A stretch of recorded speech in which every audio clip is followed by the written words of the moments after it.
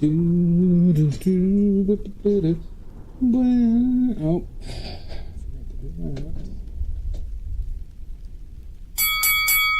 Son of a bitch! Lottie frickin' da! Son of a bitch! You like the new sounds, Maddie?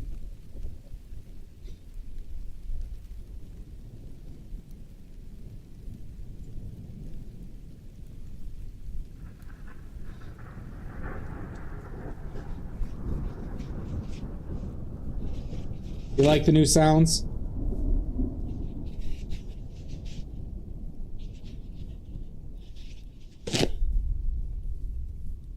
There's one other new one, I think, Maddie.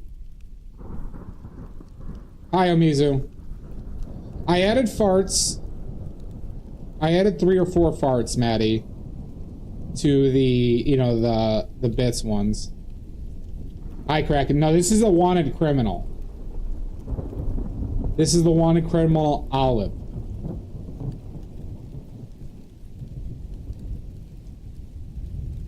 This is for a wanted poster.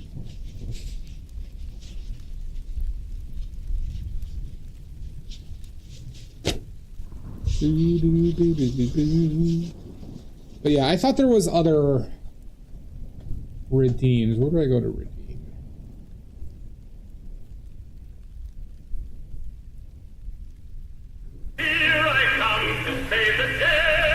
This is the other one, Maddie. Oh my god. I know that's close to oh my glob, but we added an official oh my god. We did find Sam Squatch. Hey, Sarah! We did, Mizu. Kaylin! Oh my god. Alright, Kaylin does get it first. Why did that not work? You need to add the 1 at the end. There you go. How are you, Kaylin, after your unapproved vacation from the stream? Unapproved. I'm not a taint, Kraken. How dare you? Maddie, did you hear that third one? Grab my other roll of paper towels. So there's oh my glob and oh my god now.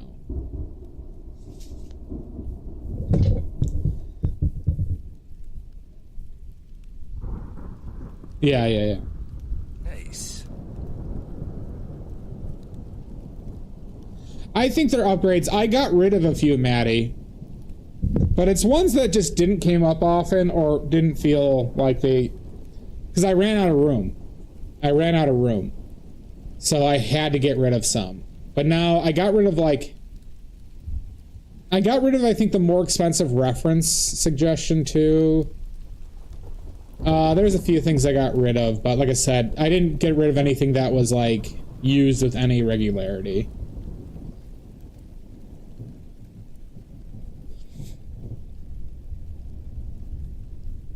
So it was about time I did some housekeeping. Oh my glob. All right, Kaylin, this one time I'll give you a break. And that's right, Kraken. Oh my glob, indeed. This one time, Kaylan. If that's your real name. All right, let me go grab my other paper towels. I've been going through paper towels like I can afford it. Because of these goddamn pastels.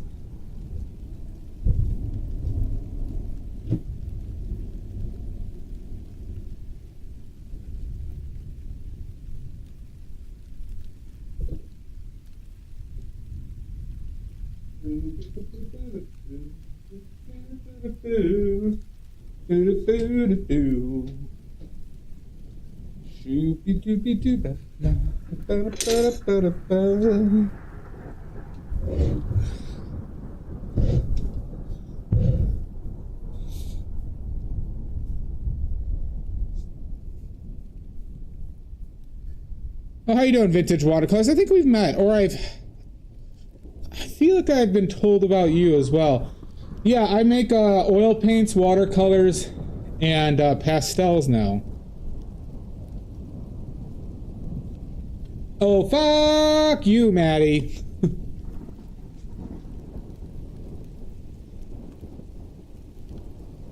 This is new person who I've never met before. This is the block of pastels, everybody. Oh, I need to make that command. This is a brick of 48 of them. This is a brick of 48.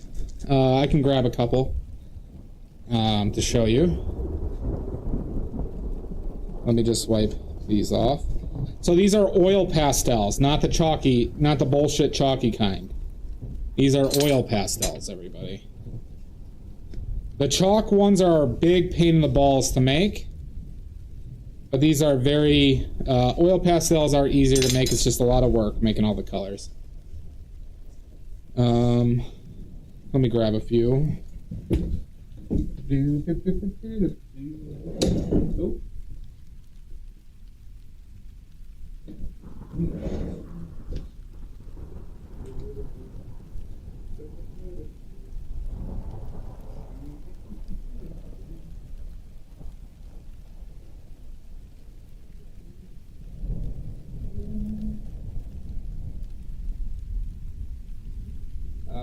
One second. Hold on.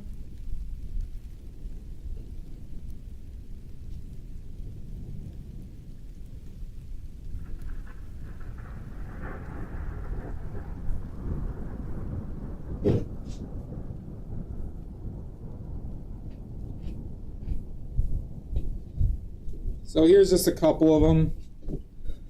This is ultramarine blue and yellow ochre.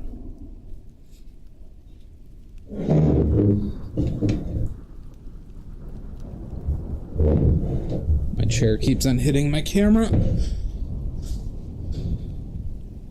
No, I haven't done it yet because I'm gonna take pictures of all of them individually, Maddie. So that's gonna take some time to do them all. If you get what I'm saying. So that's why I just made a photo so you can see all of them. Pastels are the easiest ones to make. Vintage watercolors. Hi, Pickles.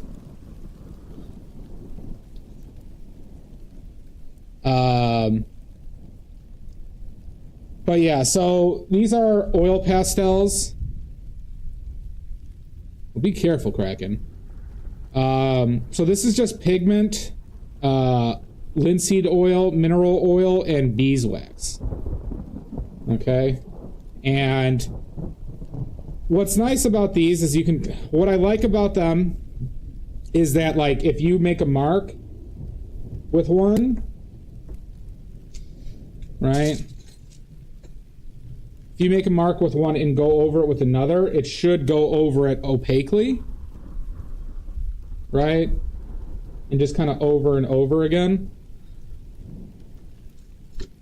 So you can kind of see what I mean by that. And wow. Well, Salt. Yeah, so, you know, these are like adult crayons. Is it, Salt? Well, this dog's a wanted criminal. Okay. And so, I made like 11 single pigment ones. Wow. Oh, thank you, bud. You two are really linked up. Thank you. Fair enough, Salt. Their name is Olive. Olive Rodrigo Pero. What is the dimension of the stick of the oil pastels? I can measure it for you. They're for sale right now, Mizu. Let me measure it. I forget what the dimensions were. Let me go grab a ruler.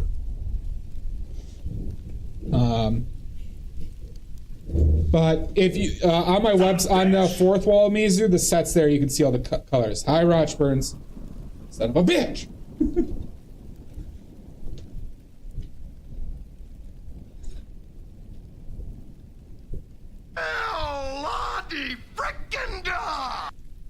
Indeed, Maddie. Ugh. So, I think they're around 2.5 to 3 inches long. They're 2 inches long. These are 2 inches by 1 inch.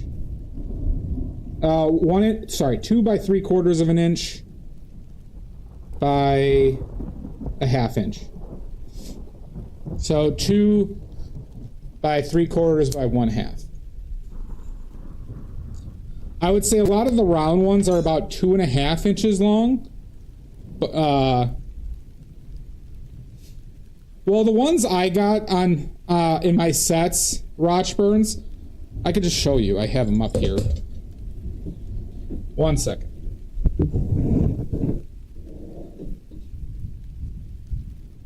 Son of a bitch!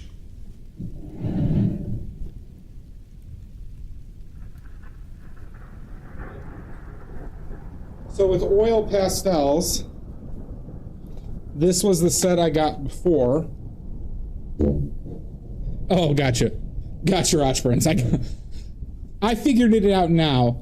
So, to give you an idea, so these are the medium ones. I'll get one that's like basically full size.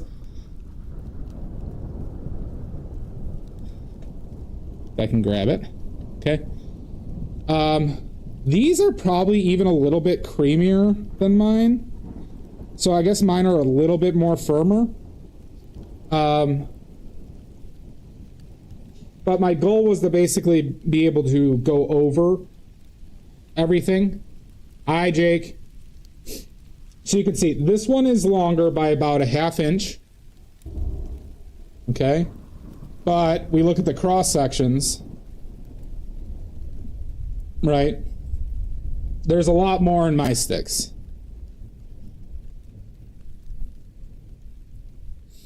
Now mine are more expensive, but it is a girthy stick.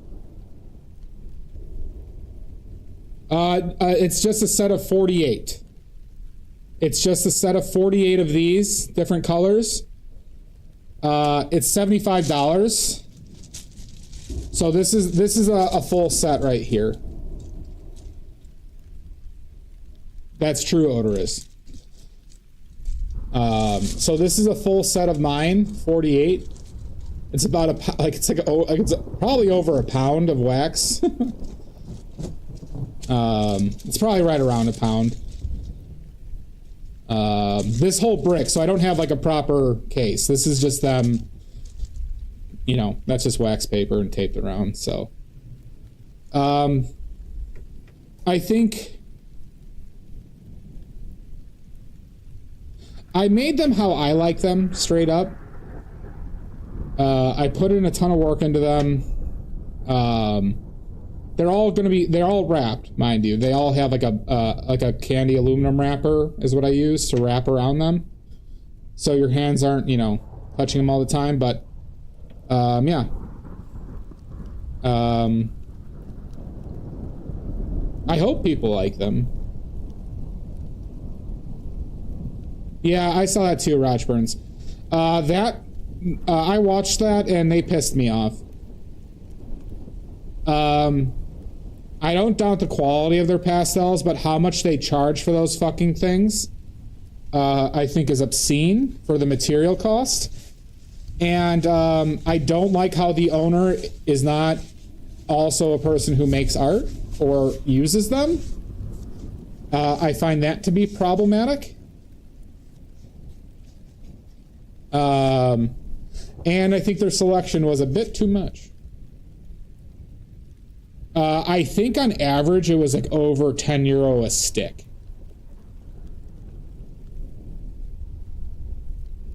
I think when they sell their whole sets.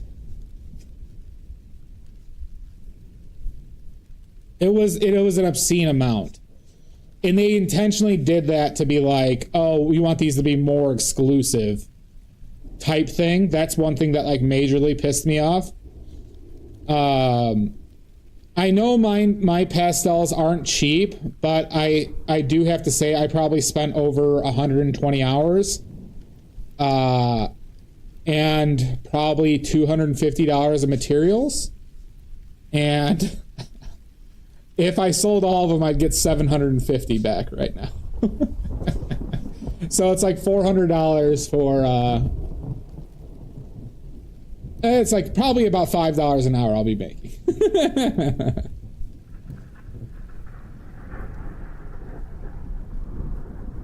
Yeah, that's what it was, Pickles. It was an obscene amount.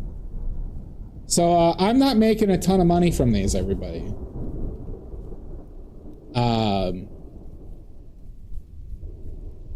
To be frank. I think if I sold everything that I made, I would probably make like maybe $10 an hour. Yeah, but it's not necessarily because of that, Rochburns. It's because they willingly chose. See, like, I also know how much pigments cost, Rochburns, and their ingredients roughly cost. And the material cost for one of their sticks is probably like 20 cents. Probably 20 cents. And I'm not embellishing that. How you doing, PB&J? So, because pigments are also incredibly cheaper in Europe than they are here. So, I did go out and buy some more pigments, everybody. Who wants to see my big bag of drug paint, or pigment that I got? Because I had to go get some more green of this here.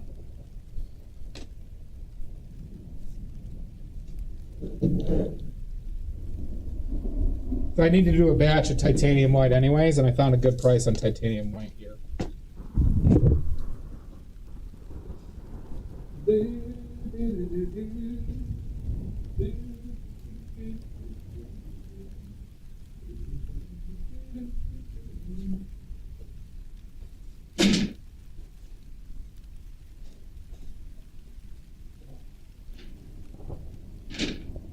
All right, we're gonna play Guess the Drugs.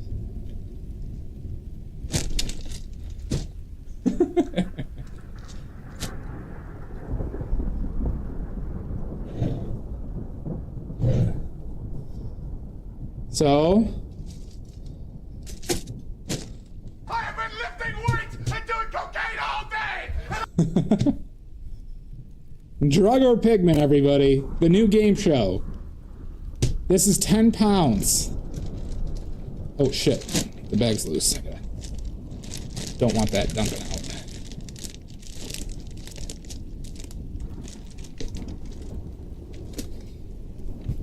I thought I had a rubber band around this.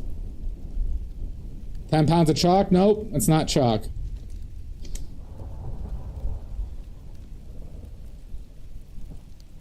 Nope, not chalk.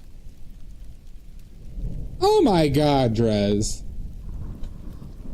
This is 10 pounds of titanium white, everybody. Titanium white pigment.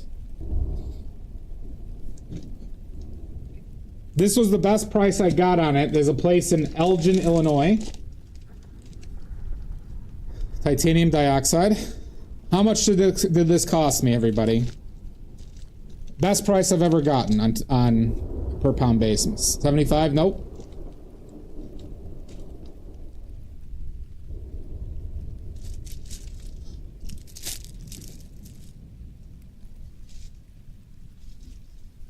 $140? Nope.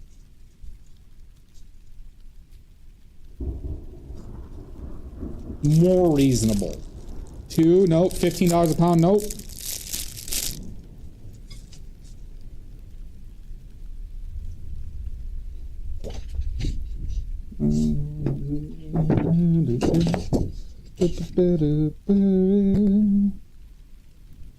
$20 a pound? Nope. I'll accept $50 from Rochburns. Rochburns gets the point. I actually got it for $47.50 because they gave me a 5% discount. Because I bought 10 pounds. So I got it for $47.50.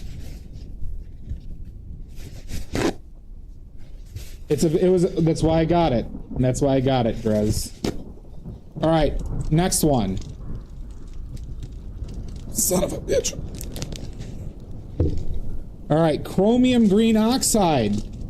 This was 5 pounds of chromium green oxide, everybody. 5 pounds of chromium green oxide. Yeah, we don't take away points. Don't take away points. Rostrins, you got 2. Chromium green oxide, everybody. 5 pounds of it. What did I pay?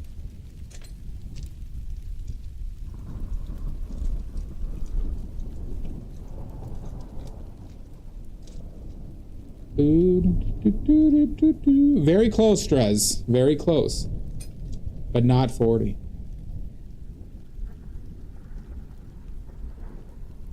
$32, nope. $35.75, nope. $37, nope. This is still the best price I've found for this. Rochburns, I'll take 46 as well again.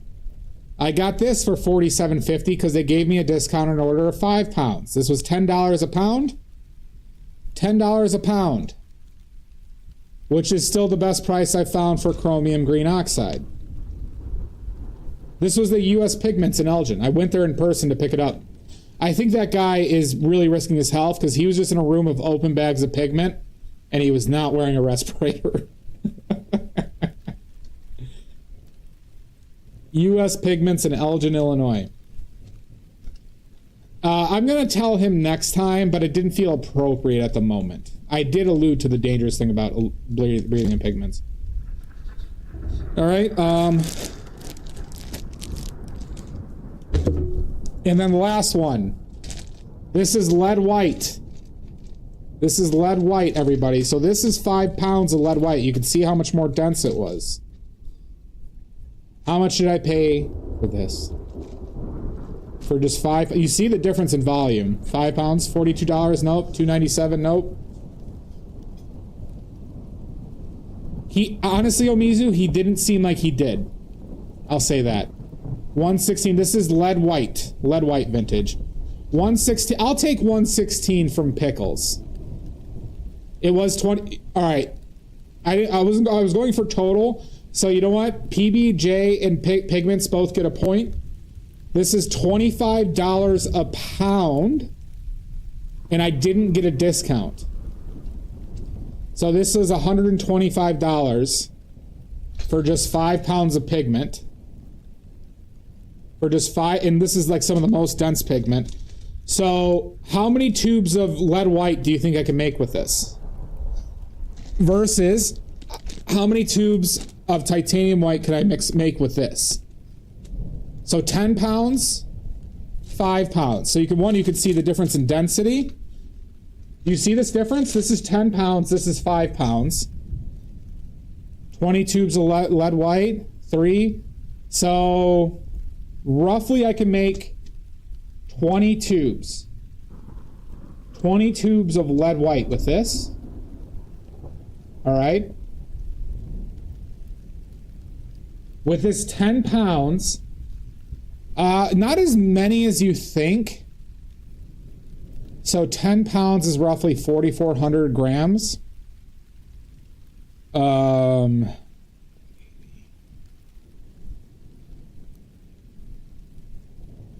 This could roughly make me, I would say 60 tubes of titanium white.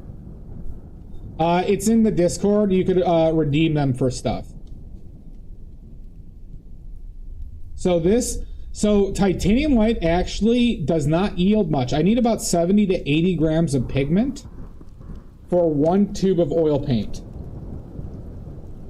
Not as much as you think. So here, watercolors. Wait here. I'll give you another example of actually how little that is relative to certain pigments.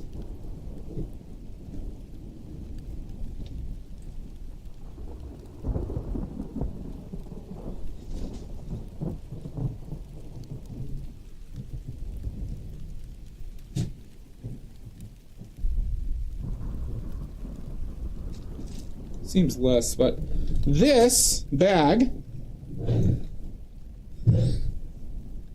this is a bag of lamp black, okay? How much do you think this bag of lamp black weighs? So lamp black, this is the soot, the pigment made from soot. You see, it's pretty big. How much do you think is in here? 7 pounds? All right, we got 2 guesses of 7 pounds.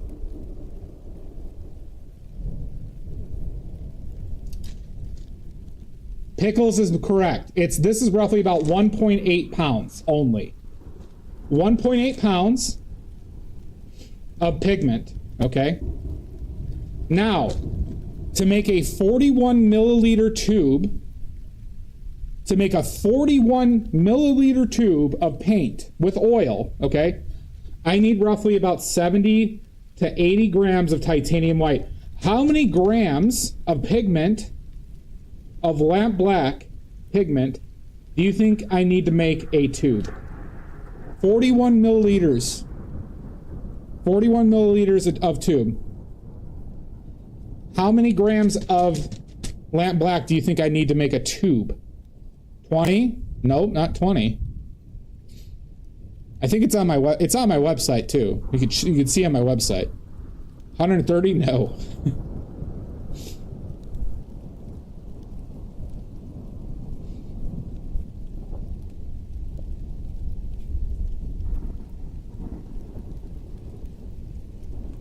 Roughly 15, Shasta. Roughly 15 grams of this, because this needs so much oil to make a tube of paint. 15. More, about 5 times less of weight of titanium white to this to make the same amount of tube, like the same amount when you add the oil. So this bag, so this bag, I got 1 kilogram of it. 1 kilogram is 1,000 grams, okay? I've used some, that's why it was less than 2.2 pounds. So, but let's just say for the sake of this math here, 1,000 grams, 15 grams per tube. Let's see, 10, 20, 30, 40. Sorry, 15. I could roughly make like 70, 80 tubes from just 1 kilogram. This is like, this is 4 to 5 kilograms, mind. So this amount makes just as much as this amount by weight. High silver grains. Yeah.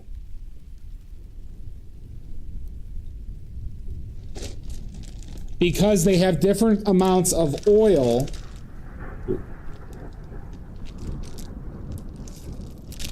that they need. Now, this one requires about 10 to 20 times the amount of oil that titanium white needs.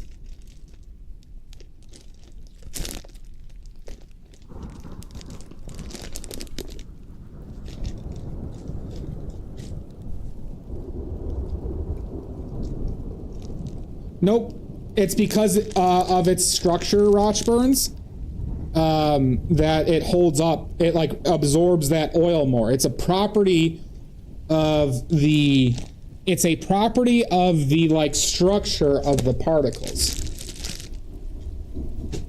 Right? Not all pigments are different. So, for example, this lead white. For a tube of lead white, I only need like, I don't know. I think it's probably as little as 10 grams of oil. Much less dense. Much less dense. And that's why making lamp black is a huge pain in the ass, because the shit's so dusty and it sticks to everything, and this one doesn't. Lead white is extremely easy to clean. It is quiz time silver. Oh shit. You gotta put it in the Discord what you want. Alright, Trez? You want an opossum? Put some photos in the Discord on the reference suggestion so we get somewhere to go with that. So this is easy because this doesn't dust up and anything, where titanium white is extremely hard to clean up, and lamp black is a nightmare to clean because it gets everywhere. It's like if you put your wiener into sand and there's sand everywhere for the next 3 weeks.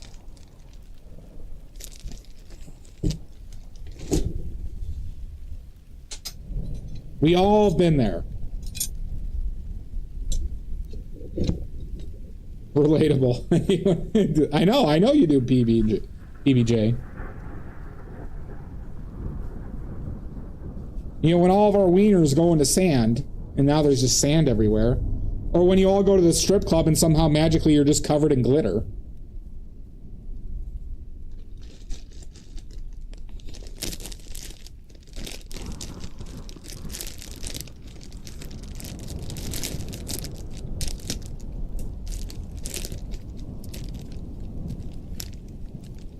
So yeah, there's a little rundown, everybody. Yes, Pickles, have you not been using the watercolors? Well, so then you know what it's like to be covered in glitter, PB&J.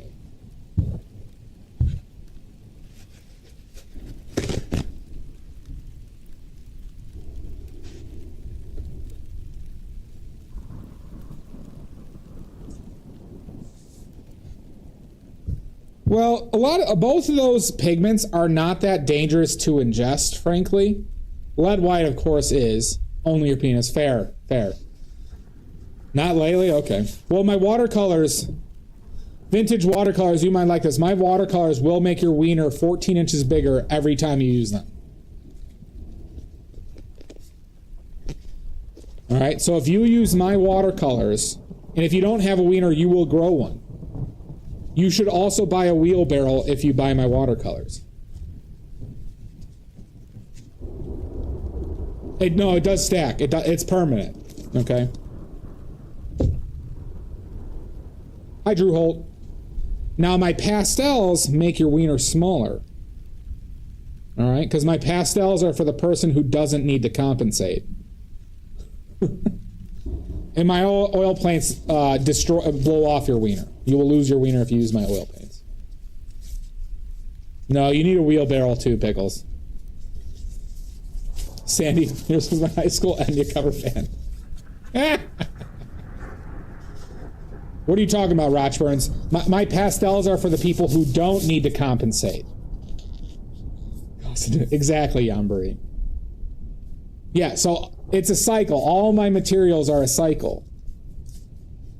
Like, you know what? I don't need this 3,000 inch wiener right now. Let's use some oil paints. Boom, gone.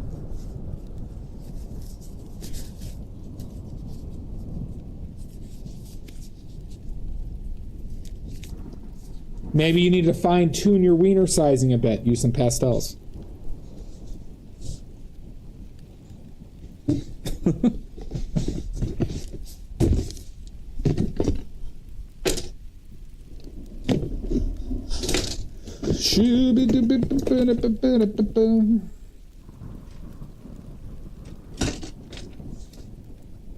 Fucker. You're a fucker. You make products for controlling the tits? Possibly. Possibly. What would that be, Shasta? What painting supply would I have to make? Sell canvases to people or paper? Oh yeah, isn't it painfully obvious why I was cursed so much, Yambari?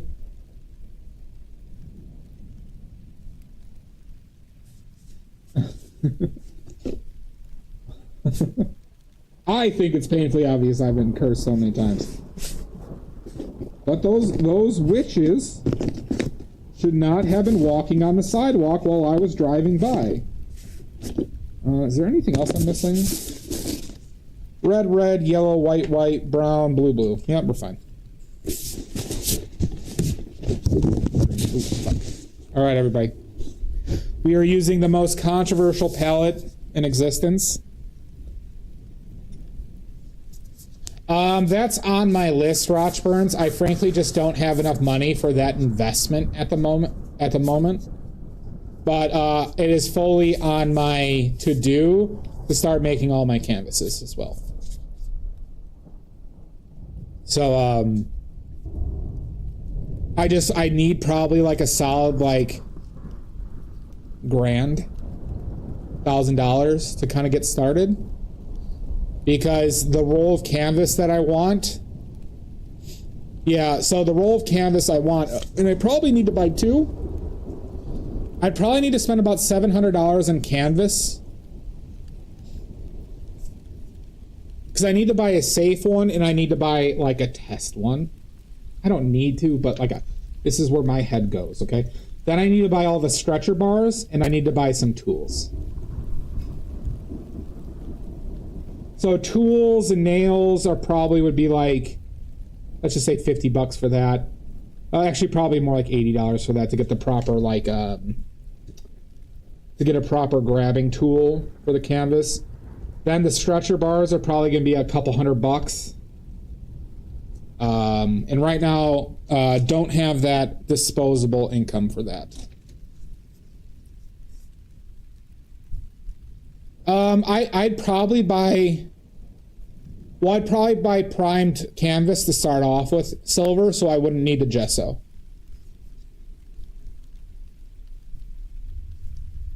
You know, you just buy pre-primed canvas, and then work towards buying a unprimed if I want to go through preparing it.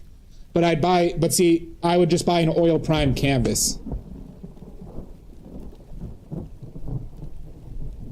Well, the stretcher bars are a little bit more complicated than that. And it doesn't use a drill. You just use a tack hammer, and I'd use brass tacks. But there's like a thing to grab onto the canvas and physically pull it and stretch it. So I would buy the stretcher bars until I could find a carpenter who would be willing to do it at more cost, mind you. I would buy like pre-made stretcher bars, but it gives me flexibility in the size of canvas I can make for what I want to do. Yeah, they're like special pliers.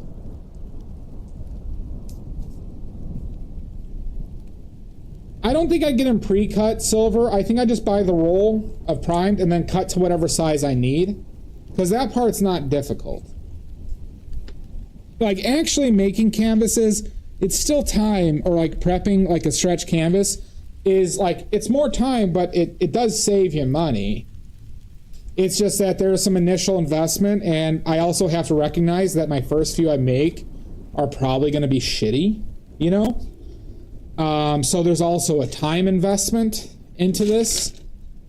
But it is fully in my plan to do it. It's just that I've had so many things, like as far as needs for, like, I'd say flexible money that I have, there are things that I needed to prioritize. Yeah, PB&J, I get it. Like, I wanted to get all the paint making stuff up and going. I needed to get like a new, like recently I had to get a new piece of glass. I needed to get a new easel. The random props and shit that I buy, I needed to buy light stuff, and you know. I don't know. No, probably just a Centurion brand Rochburns. But I want to buy a very coarse knit one, like rough, non-smooth canvas, and I think Centurion had an oil primed one that I wanted on Jerry's Artorama. Centurion is a pretty trustworthy brand as far as the quality, and I also don't want to massively overpay. So,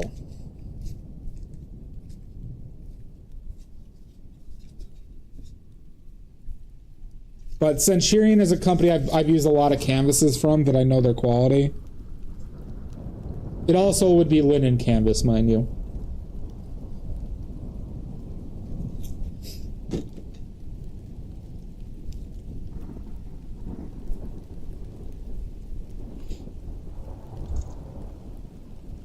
Well, that's not a bad price, but you're in Europe though, Rochburns, where a lot of that shit is made, mind you.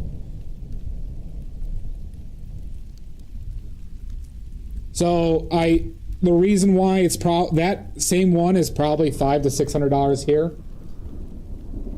Rochburns, just being frank. Like I was looking at pigment prices this weekend, Rochburns. So, and because I was looking at Kramer's European website, across the board, pigments are about 40% cheaper in Europe. than they are here. About 40% cheaper. Because even pigments are made over there. Just the only problem with... I would love to move to Europe, though, Rochburn, straight up. As we've talked before, I would love to move to Europe. A couple things, though, that holds that up. I don't think I could get a realistic living visa anywhere.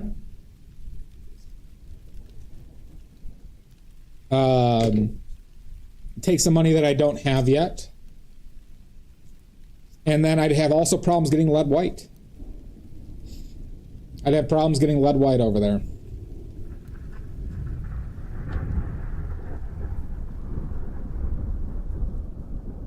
Ball fiddler.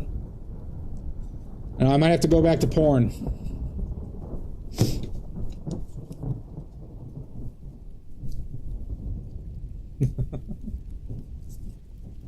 My biggest watercolor customers is the porn industry. Should have been take my money.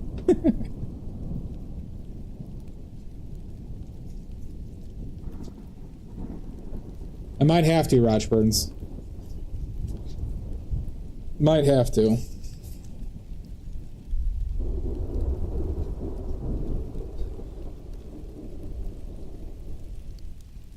I was trying to, when I was in France, I was trying to seduce a French heiress. They just kept on saying, ew, gross. And I was like, okay, all right. Next time, maybe. All right, our palette for today is...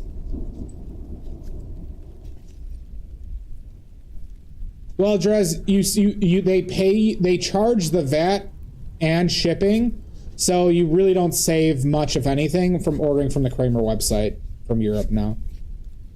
Oh, you're talking about the lead white? Yeah, yeah. Okay, so I could probably get it there. Hi, Murgy. Glad you're excited. We are this dog is the most wanted criminal in the United States. All right. Can anyone guess what crimes this dog has committed? They banned it, Rochburns, for general use of the population. The European Union is pretty overprotective when it comes to pigments. Hate crimes? Nope, not hate crimes. This dog is very tolerant.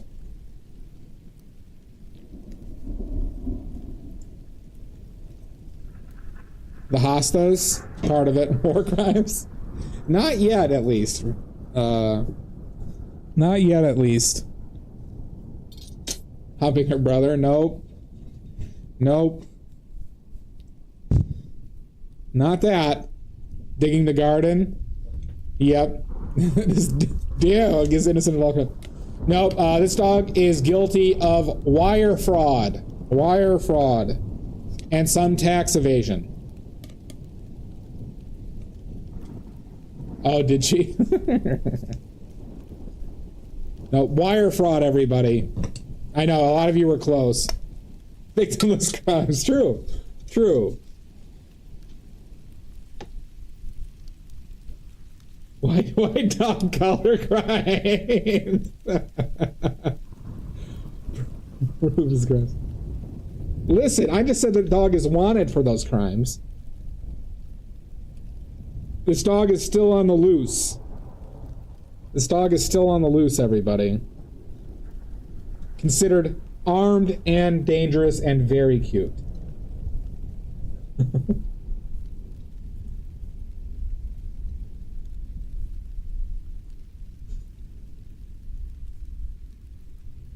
Well, you didn't see that tweet from Cash Patel on Olive here?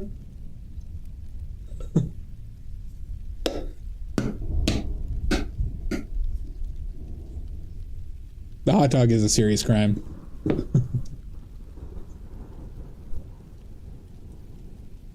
All right. Our palette for today is, everybody, very controversial. You are not going to believe what I chose for today's palette. You will not believe it.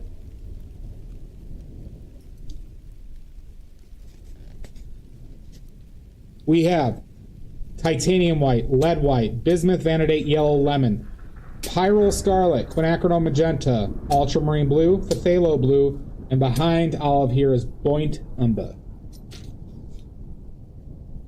All right. You know what?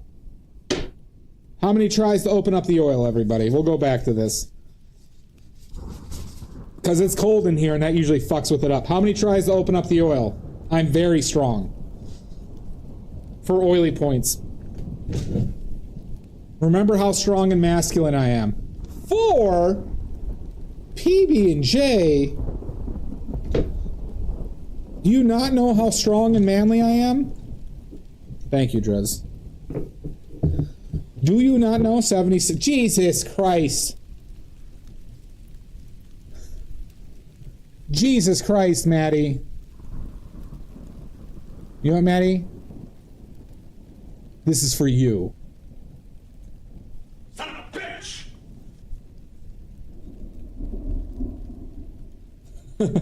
This isn't that movie, was it Powder? Is that movie Powder? Oh my god! Alright, let's see how strong and masculine I am. We're gonna go with the Nintendo Power Grip. The Nintendo Power Grip, everybody. And we do 1, 2, 3, sneak attack! Oh, we got it in one. Ooh, that was close, everybody. The ones have it. Eat shit, everybody. The ones have it.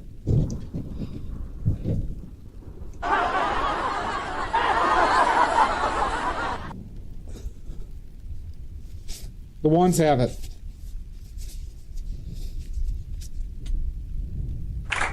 Thank you, Washburns.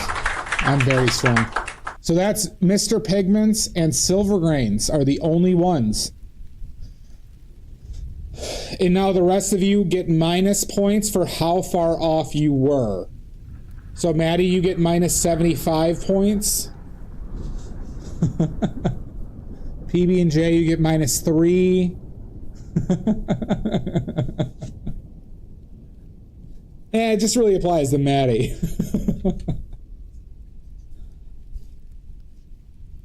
No, how far off you get minus that amount. All right. Okay, so this is just linseed oil and some stand oil, everybody. This is just linseed oil and stand oil that I mixed in there. Roughly, I tried to keep it like roughly 5%-ish 5%-ish stand oil. Okay. All right. Thank you, Maddie.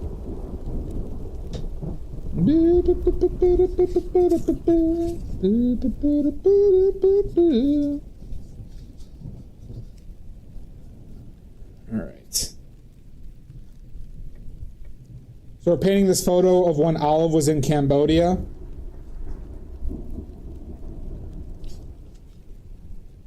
Checking up on their wire fraud. Right, Murgy? This picture was taken in Cambodia?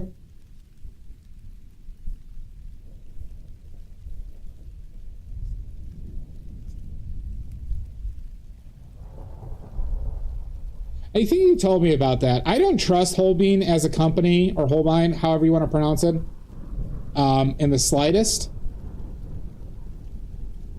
What, Nolan?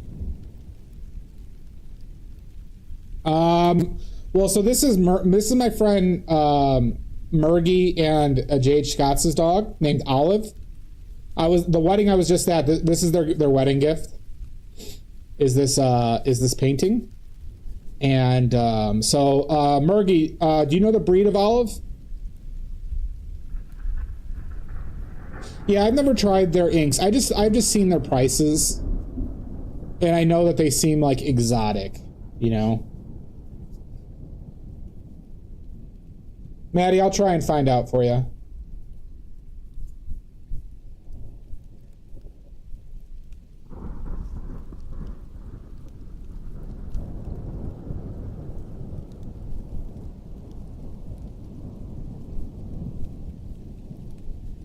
So, the reason why I haven't been streaming that much outside of the pastels is that my weather by me has been fucking terrible.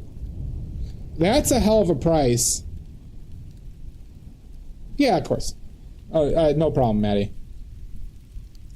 Literally, it's been cloudy every day by me, and we got 2 inches of snow yesterday, and we got 10 inches on Saturday. And it's just been cloudy every fucking day, so that's why we haven't been plein airing, everybody. The weather has not been cooperating.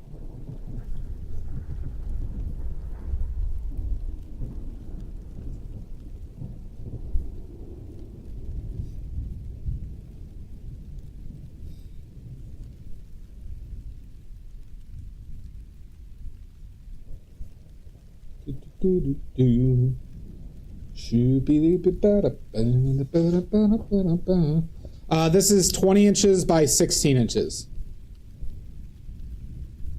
Yeah, like 6 inches overnight. What's Velatura? Not a rain? No, yeah, it's sticking here. Silver grains. It's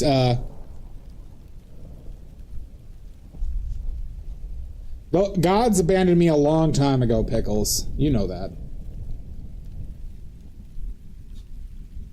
You know the gods.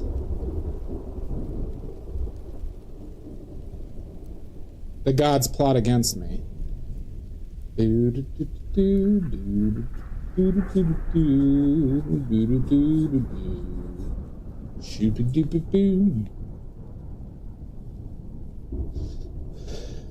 Interesting. Yeah, I mean, I would go if it was too cold, but it's like cold and cloudy here. It's supposed to be like a high of 10 degrees. I think tomorrow.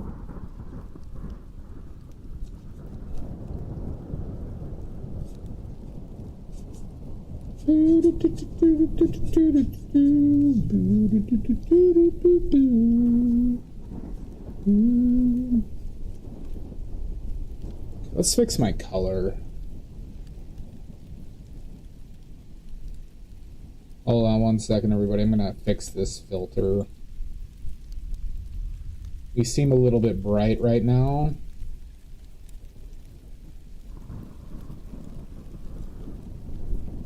Right there.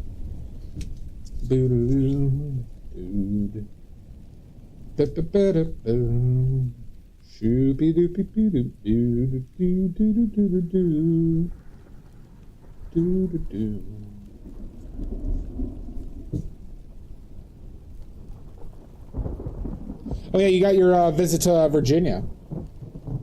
Sounds like a bunch of fun, Silver. I hope it goes well.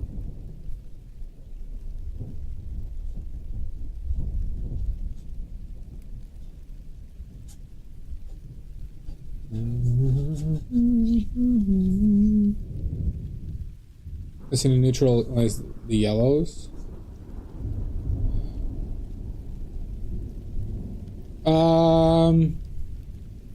What are you referencing, Shasta? Why do we need to neutralize the yellows? Oh, Velatura is a thin glaze. I see. Oh, you might go to Michigan? That'd be pretty close to me, Drez.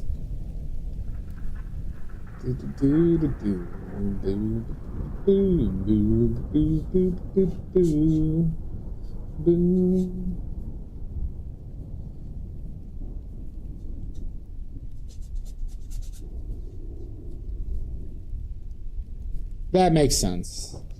But I think in the past, Shasta, yellows I believe used to come later in the glazing process. That doesn't sound like a bad deal, Maddie. If you can pull that off.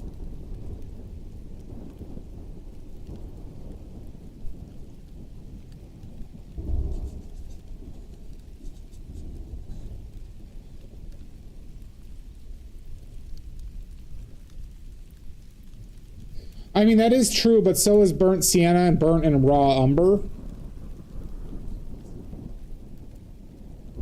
Because, well, granted, yellow ochre was opaque, so like they usually would use yellow ochre for lower layers and they glaze over it.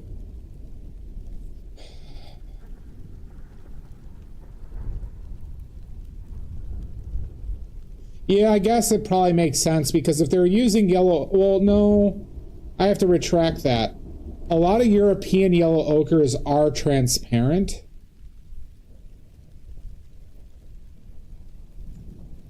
Yeah.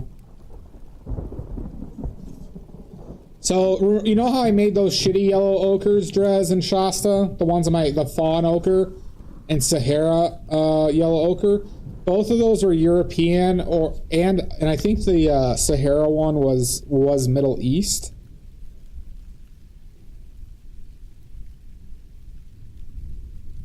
I believe. And a lot of those were way more transparent than the like American yellow ochres that were very opaque. But the annoying thing is that the opaque yellow ochres are a lot more red than a lot more red than the transparent ones. So the transparent ones seem to have less iron content. But a lot of the European yellow ochres, like French,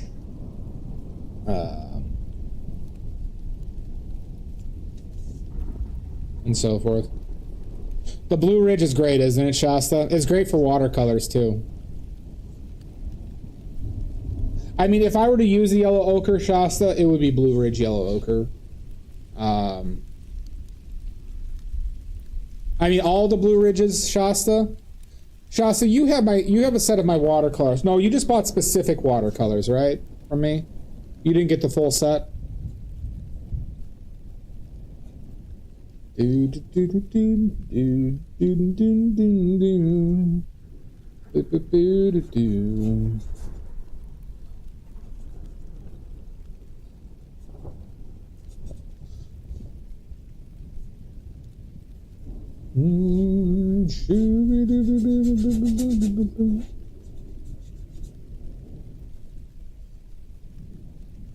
cheap ones are, yeah. So I would because I've used the Blue Ridge burnt umber, burnt sienna, and yellow ochre, and I would recommend all of them if you were using those colors. Basically, they have ruined every other version of those ochres and umbers for me since I've used them or have encountered them.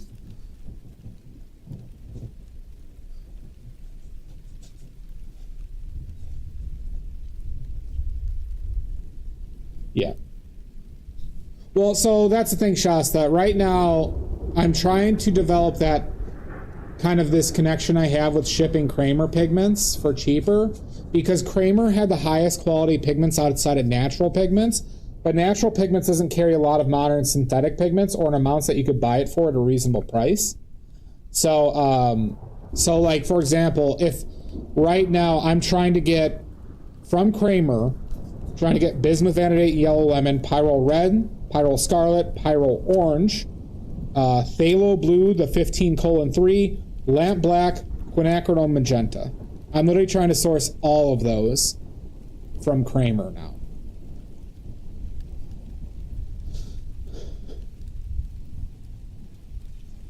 Because they're the best I've got. Now, titanium white, chromium oxide green, and lead white are probably going to be from this Elgin company. Their lead white has been fine by all accounts. I've used their lead white before. I have not used their titanium white. I've used their chromium oxide green for the pastels, and it seemed normal, which was good. Because the previous chromium green oxide I got was from Natural Pigments, but the colors seemed to be the same, and it didn't seem to be cut. As in, one thing you have to worry about for anyone who buys pigments. One thing you have to worry about is companies who are buying you pigments that they added chalk to or added something to add weight to the pigment. So obviously they don't have to give you more of the expensive shit. It is actually a thing that happens. I have gotten burned before by that when just comparing the dry form to natural pigments.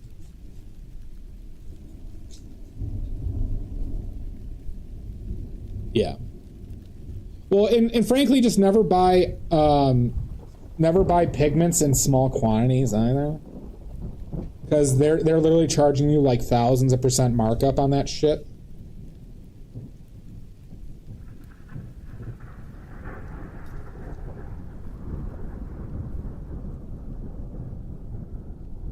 Sorry, and I get the earth pigments from natural pigments.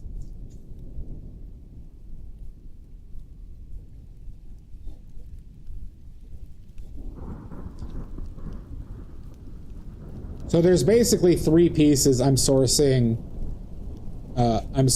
my material, my pigments from. But there could be as many as 4 to 5, even 6.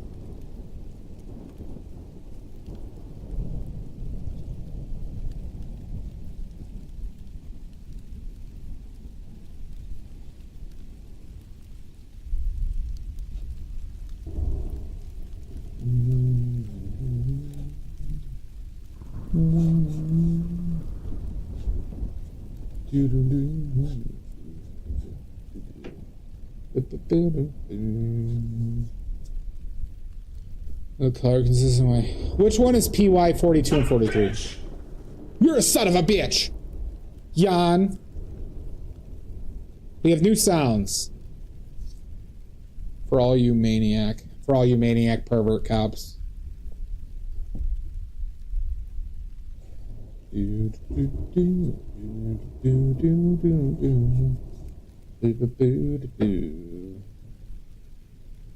Gotcha. A puck ass? Oh my god. Everybody, I'm being attacked. I'm being attacked.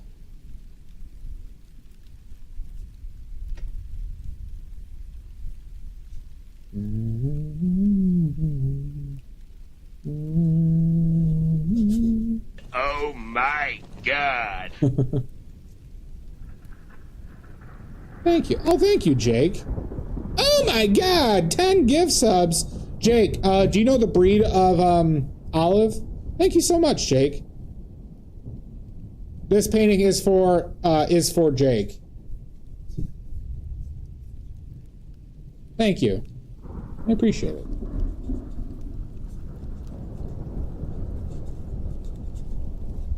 Oh my god.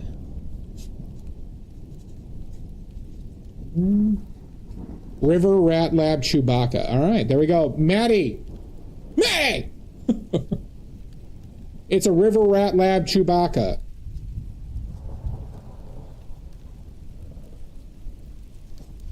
And PB&J, you just have to destroy the attackers. A Labradoodle. Hair doesn't seem... I do see I definitely see the lab in Labradoodle. I feel like the hair isn't curly enough, though, to be a full doodle, huh? This dog, frankly, kind of reminds me of Willie Nelson. Got her downriver. I feel like if Willie Nelson was a dog, this is what Willie Nelson would look like.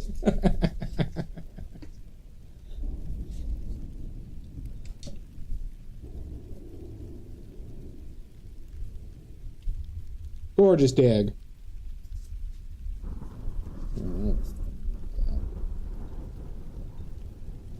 Downriver. Like the sound of a blues song. The start of a blues song.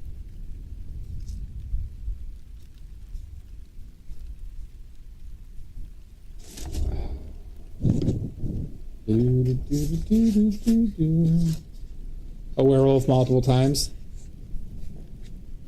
That's true, Yanbury. That's maybe how Olive gets away with their wire fraud. Allegedly. Their alleged wire fraud. Thank you again, Jake.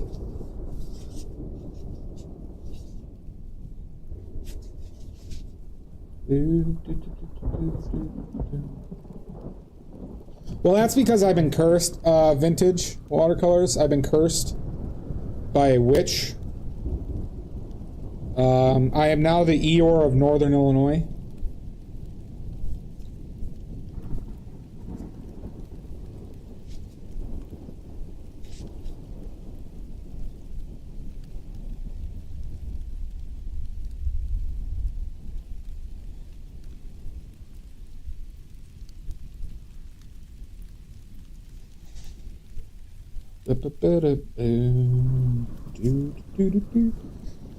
All right, so that green is a little bit... Do I start darker on this?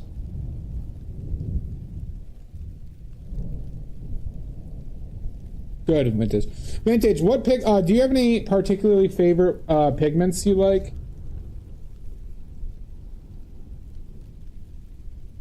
I tend to like opaque watercolor pigments, but I do understand the need for transparent ones. Plus, Phthalo Blue, if you're not using the Phthalo Blue 15:3, highly recommend.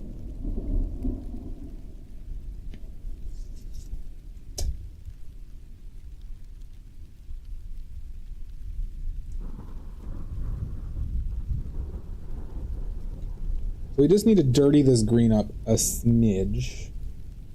We're going to do that using burnt umber, I think.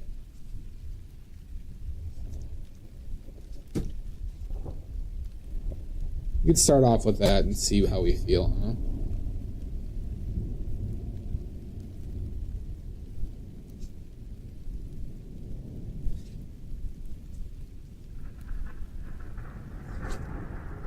Doity.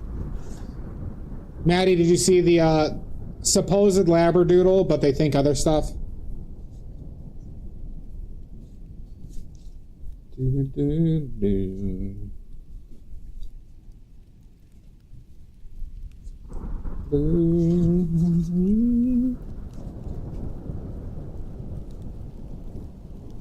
God, if anybody is familiar with Fist of the North Star, that OG anime, I got their intro song stuck in my head like a son of a bitch.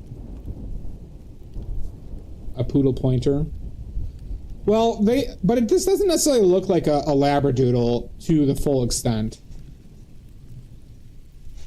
Jake, thank you for the solo hype train.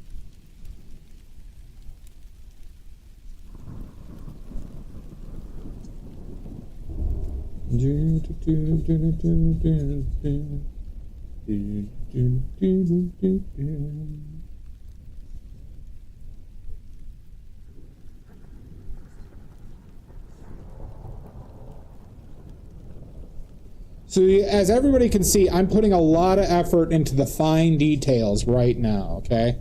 I'm not just putting a color everywhere as a generic placeholder, obviously, right? Obviously, I'm taking huge care and to paint very fine details at this portion of the painting. As you can all see, I'm just not putting color onto the canvas in a haphazard way at all. Very detailed, okay?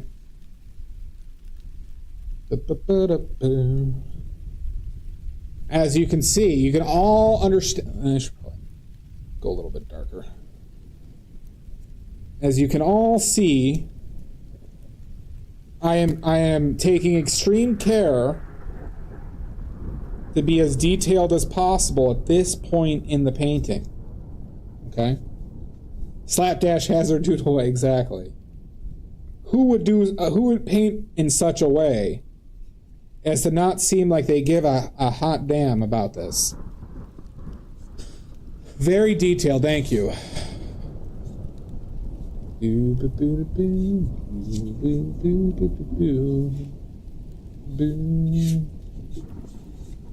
Maybe let's make that less blue.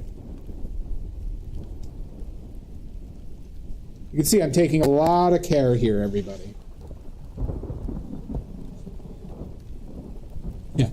I'm going to start painting like this now, just with my hand really this close, because that's...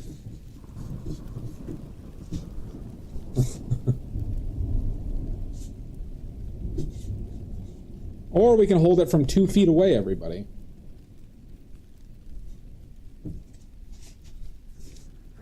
The 2-foot-long brush, everybody. The 2-foot... When I do it like this is pretty absurd how long. And you hold it from the back.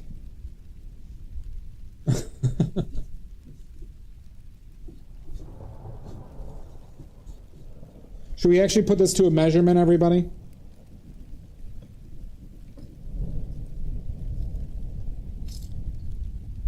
All In case.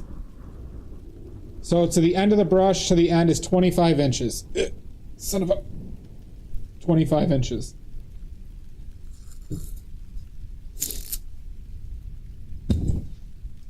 And we should all paint with 25-inch brushes, everybody. Because, once again, we are compensating for our small wieners. Unless you use the watercolors.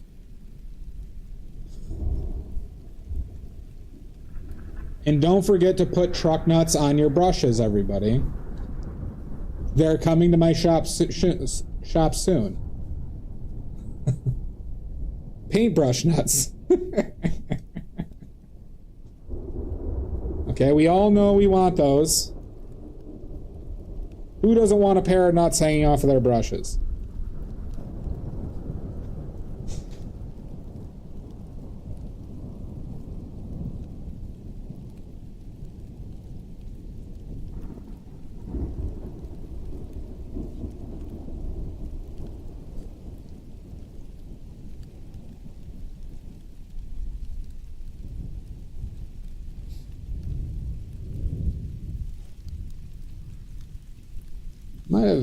Might need to come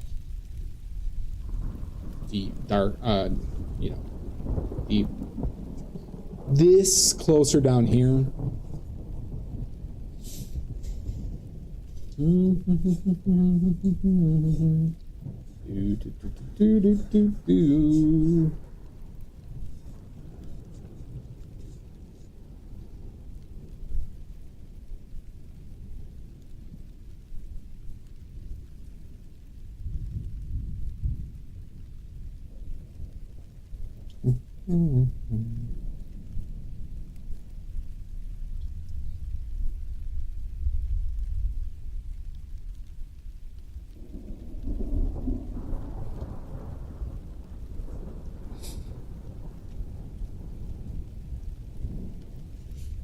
Maddie, you there? Maddie, can you hear me?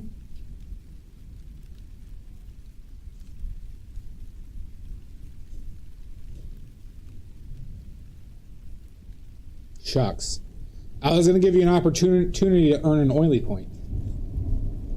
But I guess since Maddie's not here, I might have to give the opportunity to somebody else.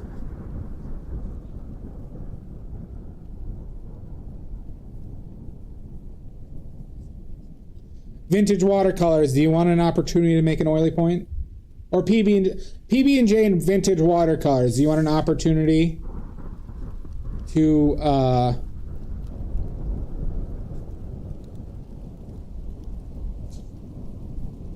make an oily point? Oily points are currency here that you can use to redeem stuff on my Discord, like have me paint Brendan Fraser. Yep. This isn't necessarily a trivia style question. Good bad paints that are all the rage these days. That's true. You like Fist of the North Star, Mizu? Sorry, it took me a while to see it. I'm in a situation where I'm not seeing it well. Alright. The opening to Fist of the North Star is fucking awesome. I don't send cheeseburgers. Okay. PB&J and vintage watercolors. Okay. You see the colors I have on my... Here, You see the colors on my palette, right? How would you mix a neutral green?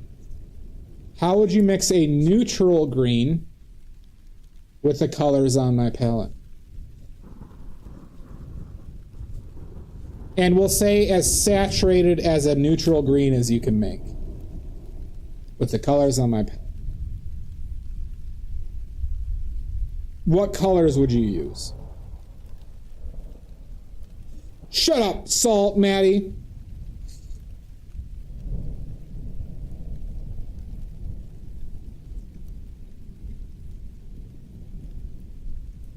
Like some of the brown from the dog. No, fresh, PB&J. Fresh. So you just add red, blue, and white? I want true neutral. True neutral and as saturated as possible.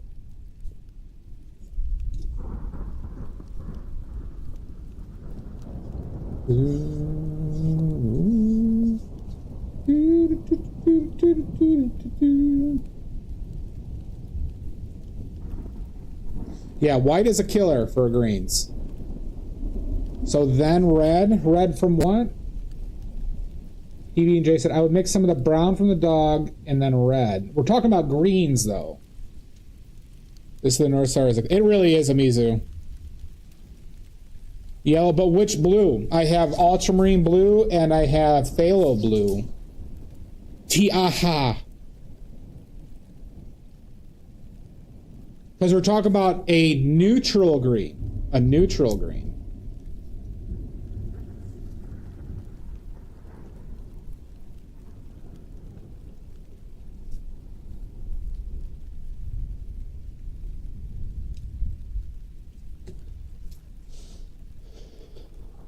Green is pretty warm. This green is very cold on here. That's how you make it less green, though. So if you make it less green, does that necessarily make it neutral?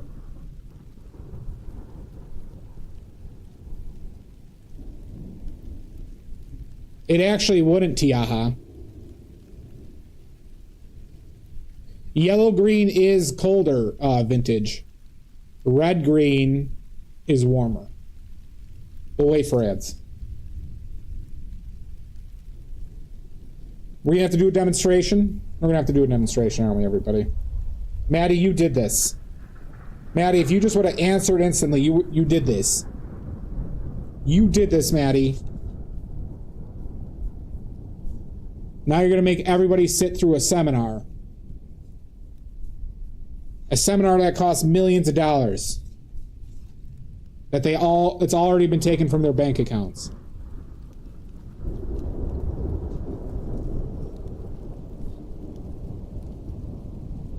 Well, PB&J, you ready for a lesson?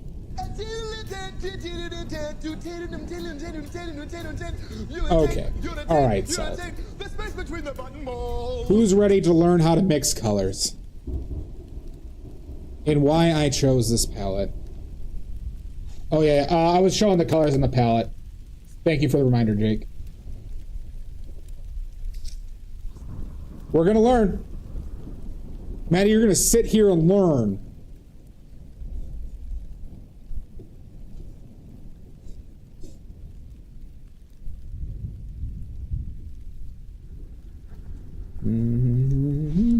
Oh, brother, this guy stinks! I don't stink, you stink.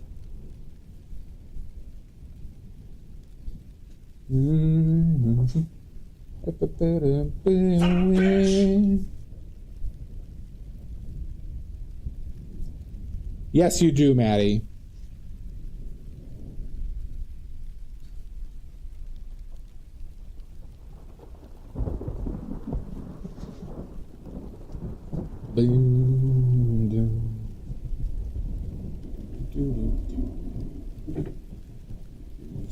Waiting for ads. Man! Son of a bitch. Do you all like that son of a bitch clip? Because I love how that guy says son of a bitch.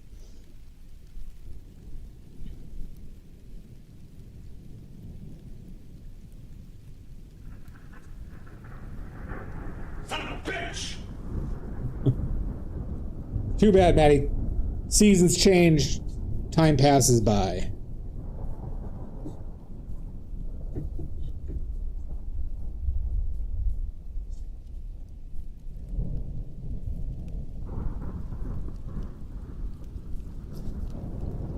All right. Is everybody back for the forced listening? For this mandatory educational period. Let me finish the block-in really quickly. Then I can do the demonstration.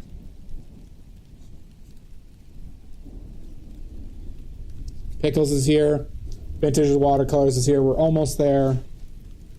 Son of a bitch! think we have a block in, everybody. I didn't do that, but who gives a shit about this area? That's fine. Okay. All right. No, PB&J. Well, then go get PBJ so we can do this demonstration. If you want to learn about colors, I suggest you stick around. Okay. So what does it mean to be a neutral green? A neutral green means that it's a balanced blue and yellow that doesn't lean red and that doesn't lean essentially like orange. It doesn't lean orange, red, or it doesn't lean blue. Like blue, I guess you'd say lean blue. Yeah, it's just blue too much, okay? So how do we know what is warm and cold? Okay. So I have two blues out here, right? I have phthalo blue PB 15:3. That's the pigment number, which is this one. Okay. And I have ultramarine blue. All right, PB&J. Do you think ultramarine blue is warm or cold? Do you think this is a warm or cold blue?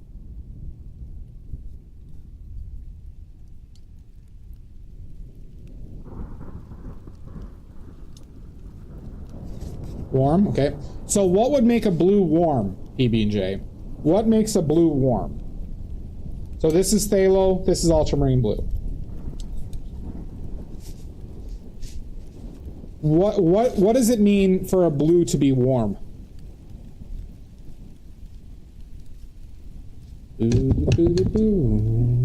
You're goddamn right you're in a test, and there's no escape. Yellow, redder, there you go. So you would say a warm blue would have more red instead of yellow, and a cold blue to have more yellow than red, or have no red, okay? Now, how do we test this out? Well, if you've noticed, I use a lemon yellow, which is a very close to as neutral yellow that exists, okay? So, we know that red is the complementary to green, okay? So if it was a warm blue, would you expect the green to be a stronger green, a more vibrant green, or a duller green? Don't eat the paint. Shut up, Jan. Son of a bitch. Would you expect it to make a better green? Would a warm blue make a better green or worse green than a colder one?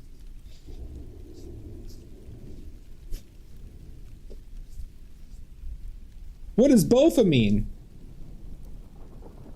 When I say neutral, I mean it does not lean a certain direction. It's the perfect mix of that of colors, or it's just the color to begin with, of the primary or of the mix. So you'd think better. Okay, so let's do a demonstration. So we're going to take some of our lemon yellow and we're going to mix it with ultramarine blue. Okay. So like I said, this is a neutral yellow, right, with ultramarine blue. And you can see we make a fine green. It's fine. Right? Not the worst, but it's green. Right? But now we have phthalo blue, PB 15:13. All right, let's see what happens when we mix yellow with this blue. Okay. Let's just see what happens when I mix this together. Holy shit! Oh my god! This is crazy! I do not use light colors. Oh my god! What's happening? Why is this so different? Oh my god! Shut up, Jan. This is crazy! And I'll get out of the shadow, right? But you can see there's a clear difference.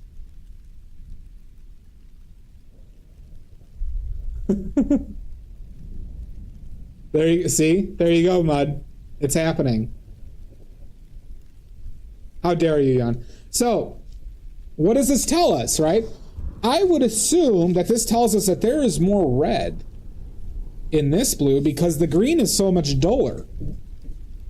It's so much duller than this one. I could now make the assumption that this blue most likely leans yellow or slightly yellow, and this blue leans slightly on the purple side. Right? Because this green is so much less saturated, right, than this green. Now this green is only blue and yellow, but this blue, right, now it depends on how much blue, because once we get to this point over here, right, now we start getting into like a green that leans blue, right, up here, right? Or if we added more yellow, we get a green that leans yellow, which would theoretically be the warmer side of this green, right, than blue. But on this one, this is a less saturated green. But when we're talking about neutral, right, it's also considering the balance, right? This green is very blue as a whole. So when we get neutral, we have to balance it. So this one is actually probably closer to neutral than this is. But you just have to go back and forth with it. So this is why I have the two reds out here, mind you. I have Pyrrole Scarlet and I have Quinacridone Magenta. Quinacridone Magenta leans blue, so it's a cold red. This red leans yellow, so this is a warm red, right? Warm, cold, warm, cold. Hi, Cody. Do we have any questions? Do we have any questions on your forest learning? I'm doing well, Cody. Idea.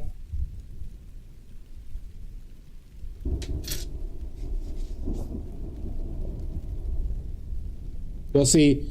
You should switch to badly made oil paints, PBJ. Badly made oil paints. And Dia, this is the full pack of pastels. I got them wrapped up.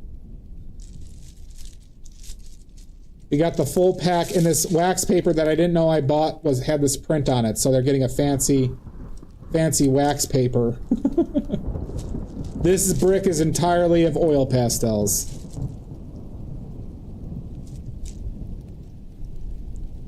They fancy.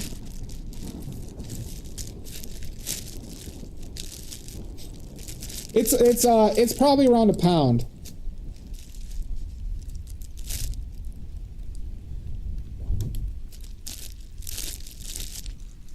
Well, I tried to get the wax paper with that kid peeing on the ground. You know that bumper sticker that everyone used to have? You know, I tried to get wax paper like that, but they didn't have it.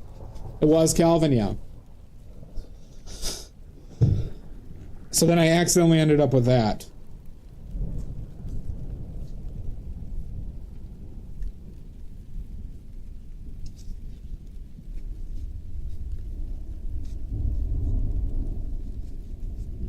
All right. Any other questions about color, though? Well, we do now, Dia. We do now. Any other questions regarding color? Sorry, Brazilian paper, Dia. Brazilian paper. That's a loose joke.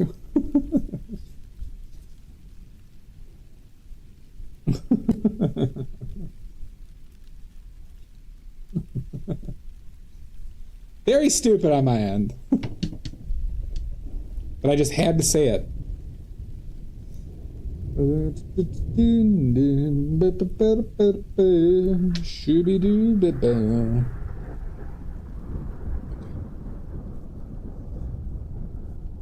Alright, we're just getting more brushes out, everybody. So now instead of oil and or linseed oil and sandalwood oil. We're using oleo gel. I can't control myself, dude. We gotta work out this dog's dimensions.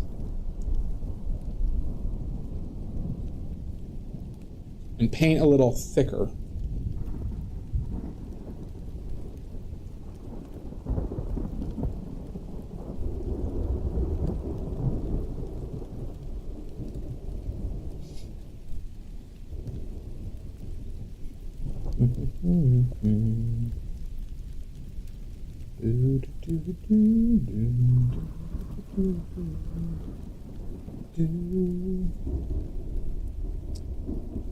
Is that just go more blue?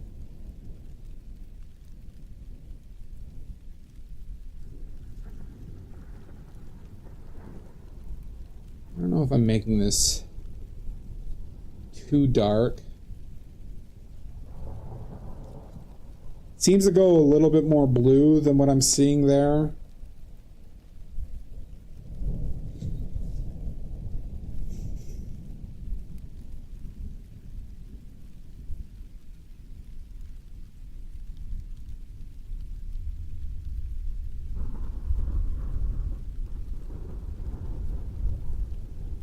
But I gotta be careful with how much blue I add to this.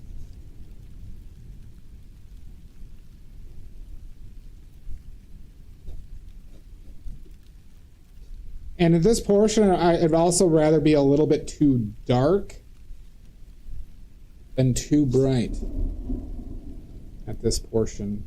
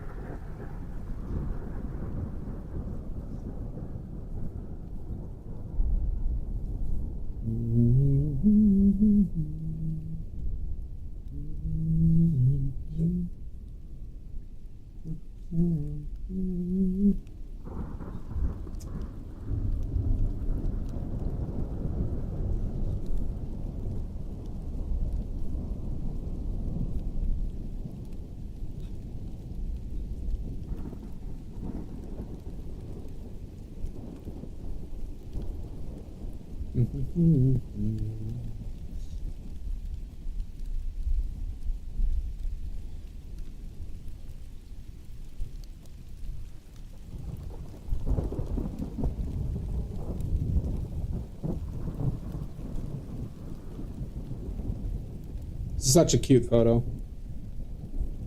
Very cute photo.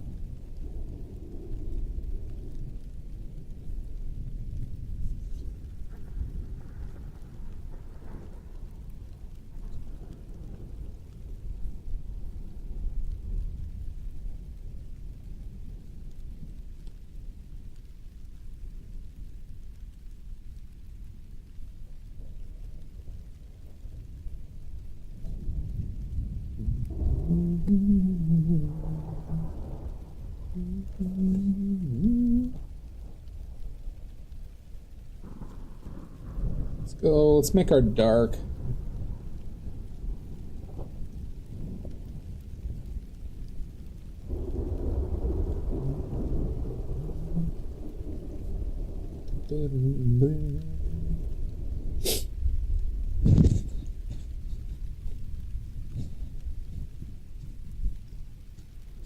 Okay.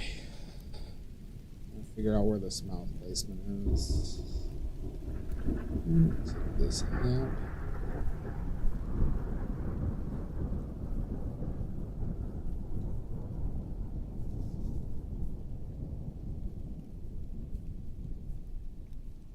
Does anyone else agree with me? This is like the Willie Nelson of dogs. Is anyone else seeing Willie Nelson here?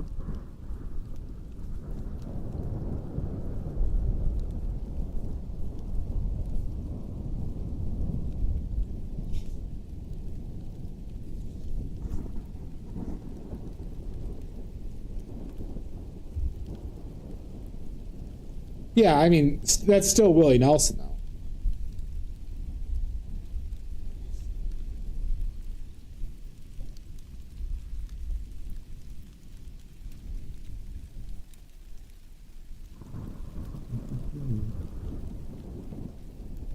Definitely a tilt.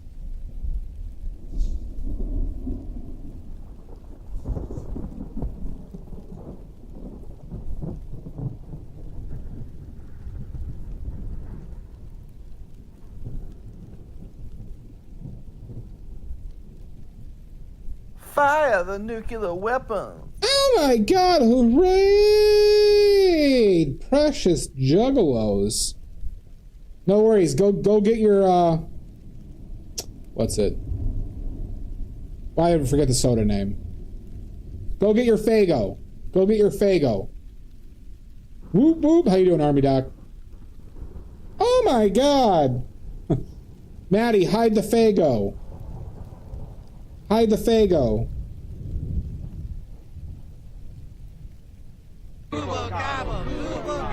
Yeah, thank you for the follow. Oh, hi Carlos. Good. Army Doc 1, thank you for the follow. I do not give out free Faygo. Alright? This is technically a carnival, though. Welcome in. Welcome in, everybody. Thank you for the raid. If you're still here, feel free to share your links. What's it? Precious Juggalos does, like, paints over, like, Hummels with Juggalo makeup, and it's awesome.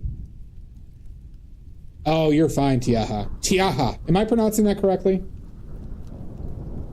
Do I need to put more emphasis anywhere?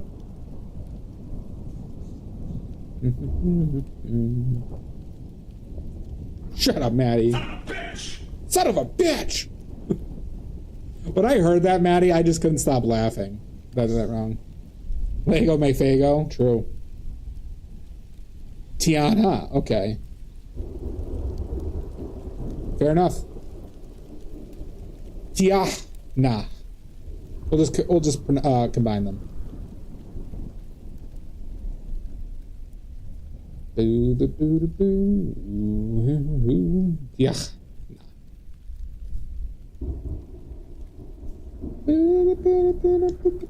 Help! Help! I'm being repressed! No, you're not, Army Doc. Just because I'm not giving you any Faygo. God damn it. Just because I'm not giving the Faygo. How dare you? How dare you just besmirch my integrity, Maddie?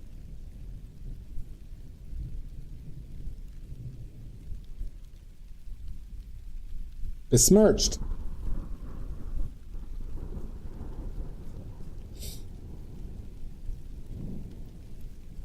Don't listen to Maddie. Maddie's a bastard. Maddie's a bastard.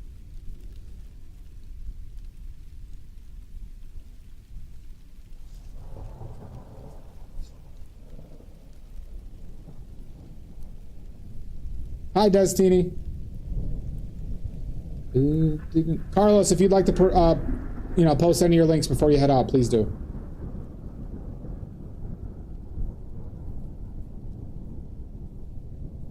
They are besmirchment if they're not facts, Jack.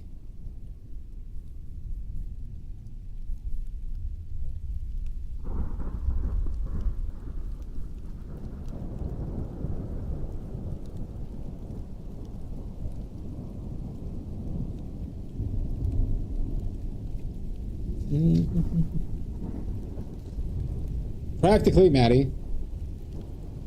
No, this is a extremely wanted criminal named Olive Rodriguez Pero.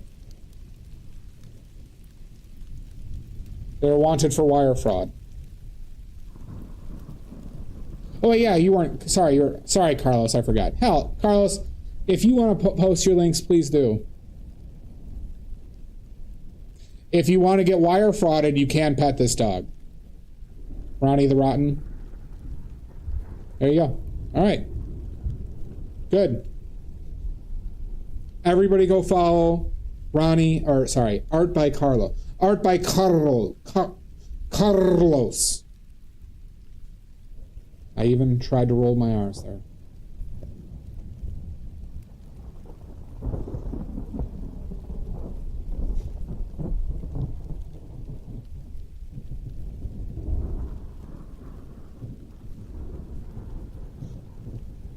And thank you, Ronnie.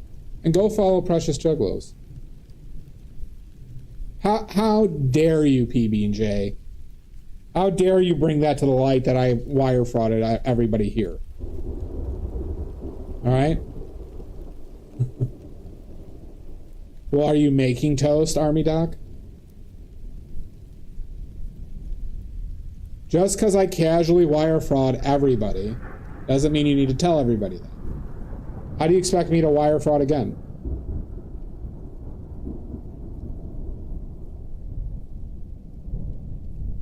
Thank you, Army Doc. Not doing anime? Oh yeah, I do not do anime. Check out my Instagram, Des. Check out the Instagram, you'll see what I do. A lot of perverted shit, but not perverted anime shit.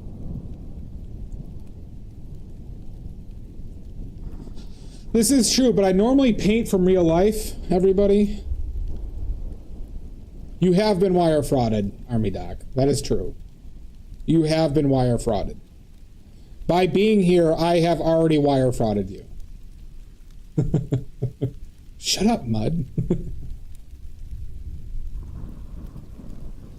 Des, I recognize your name, but you just followed... Wait, no, you didn't just follow today. I thought you just followed today. I knew I recognized your name. For some reason, I confused you with Army Doc.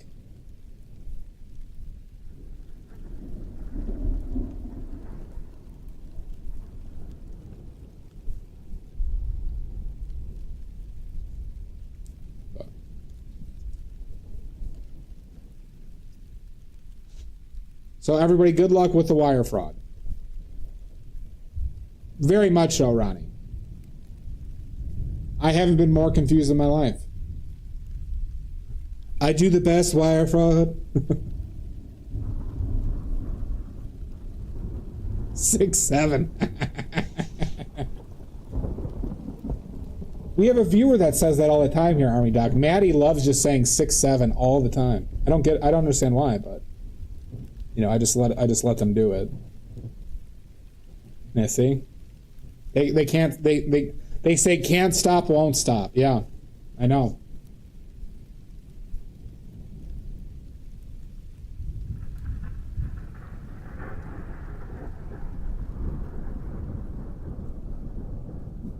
I don't know if yellow is the right way to go with this.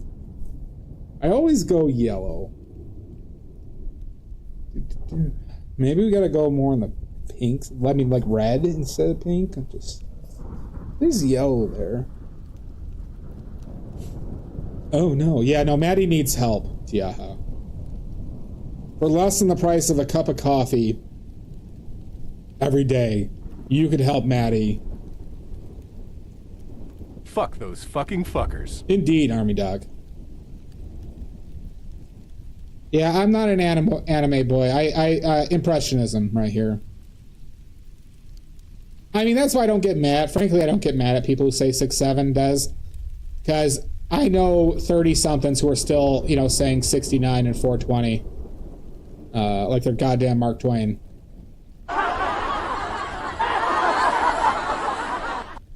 Giggity.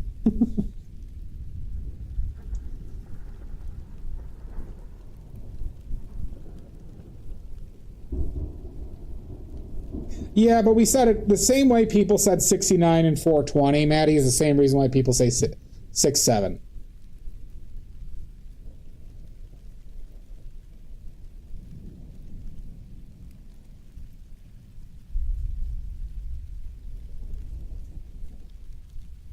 And 69 is nothing compared to the good old 37. I believe so, Tiachna. Nothing like a good old 37.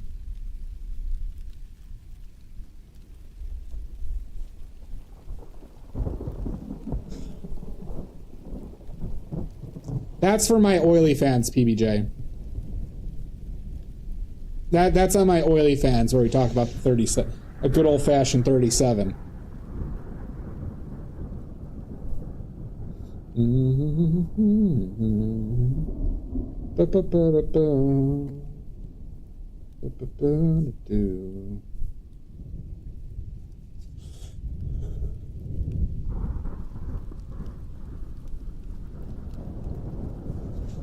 It really isn't Tiachna.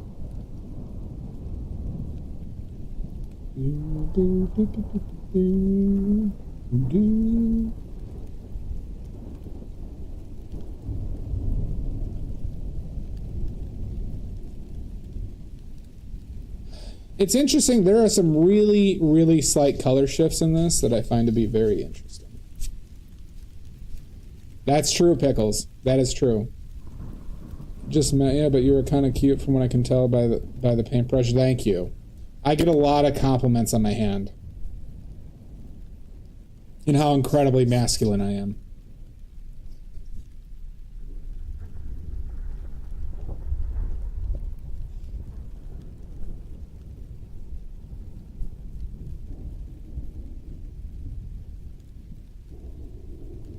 Now, what color is this Tang? Quit playing with your dinghy. Never. Over my warm dead body. Butthole is not allowed? Oh my god. Well, oh, it's already been revealed, PBJ. I have all the up, you just never see the face, but it's all the cameras from, you know, to the ground upwards. That's what's on my oily fans. It's a very butthole and taint forward broadcast.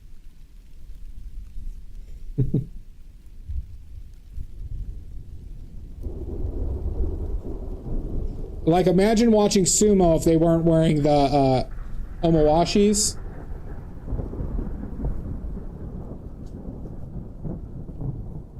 And I love it, Maddie.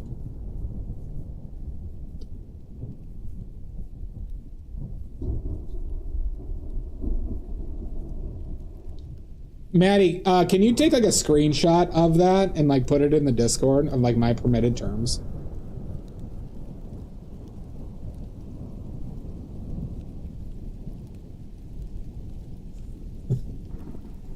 Discord just bans me immediately.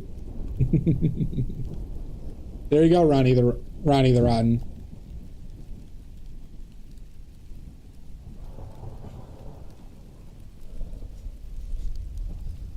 Okay, now you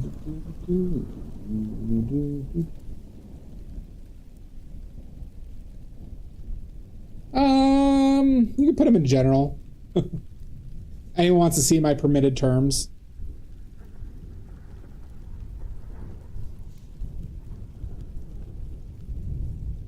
I've been told it's hilarious.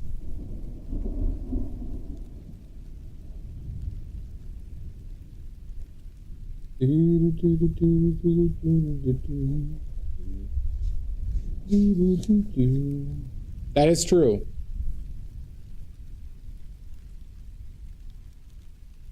Good army deck. Reversible jackets are pretty sweet. I wonder if I should go into purple with this, huh? Is it purples?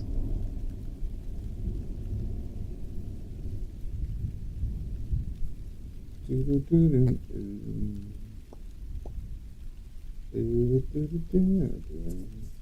the children!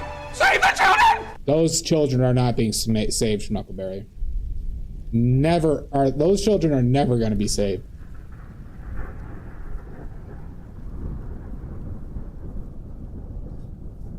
It does kind of look like a sloth.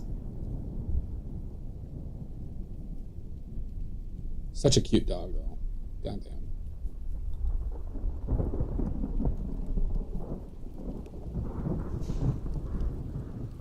Why are dogs so cute? Why are they so cute?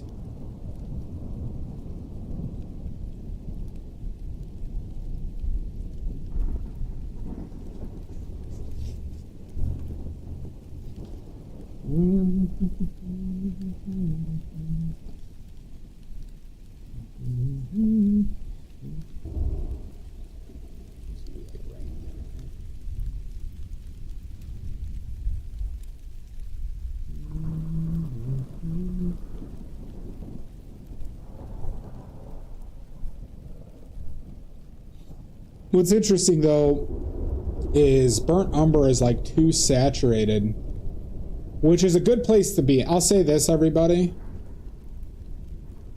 I've noticed this with realism, that it's better to start from a place of being too, like, a place of desaturation when you're kind of building up shit, than it is to be too saturated in one direction. See a monkey hanging from a vine? Very possibly. If people understand what I'm saying there. Nice Wookie, thank you, Amizu. Throw some French ultramarine in that burnt umber. You know the drill. I do. I do.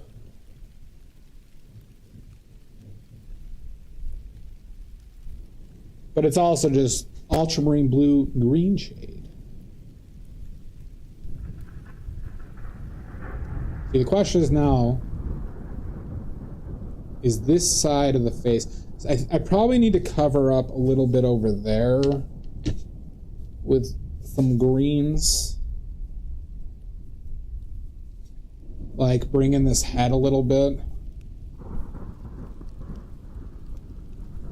I think I might have got a little out of bounds there.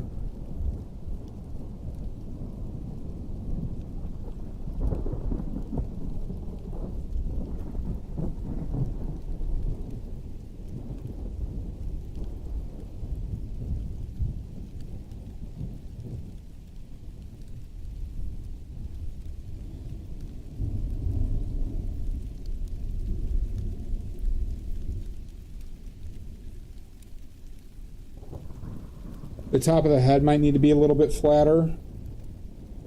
It needs to be flat like the earth. Okay, everybody, we all know it. We all know it. That this dog's head is pretty flat. The top of that is. Just like the earth that we live on.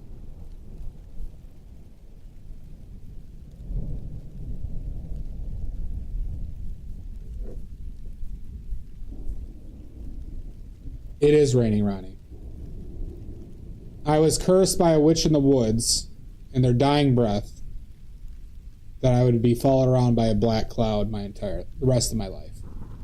They also said afterlife, but we all know that doesn't exist.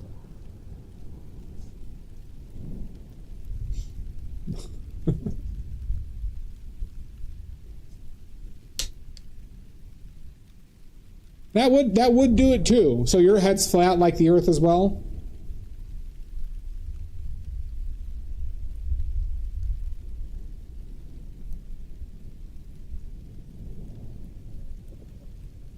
On that rapture. Yeah, well I did get raptured, right? Did get raptured. But then I was kicked out at the first rapture buffet. So I was raptured live on stream, everybody. I was raptured live on stream. The VOD's still there.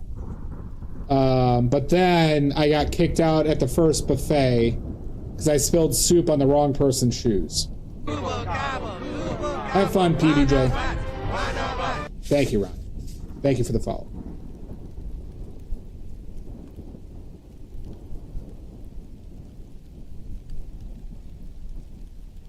So then I lost my rapture powers.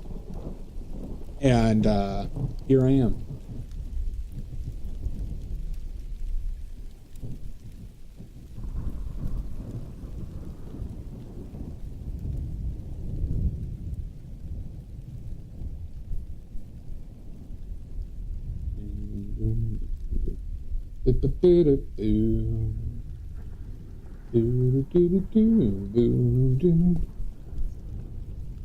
Is it? Yeah, Brie? As it should. I mean, it's evidence that the rapture did happen. Now, I don't think we were going to heaven, mind you. I mean, we were at a Sizzler buffet. All right, and they were out of orange juice.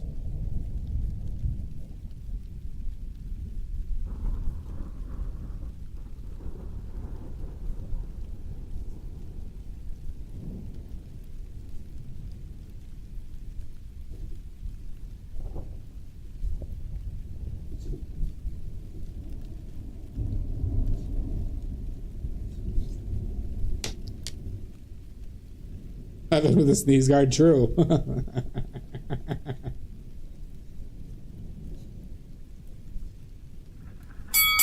Son of a bitch! Salt! Have a good one, Army Doc. Thanks for the follow and the bits. God damn it, Salt.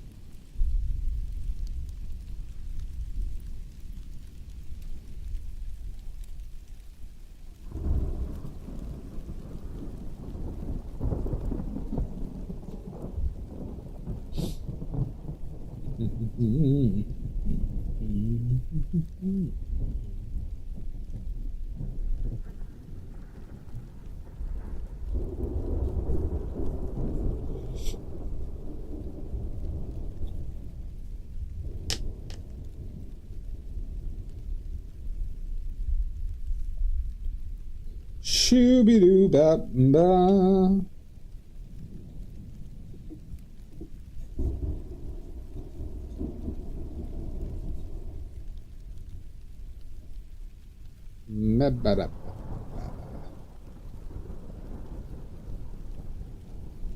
Like, I think... And that's a fact. Random historical paint fact, huh?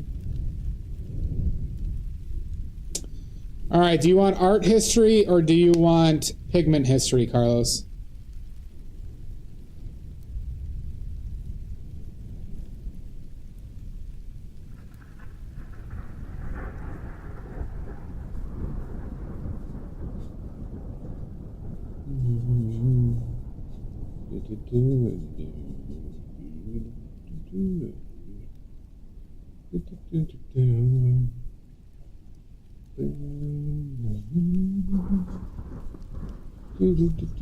Art history plots. Okay. Let's talk about the business of art and how it developed. So for those of you who are unaware,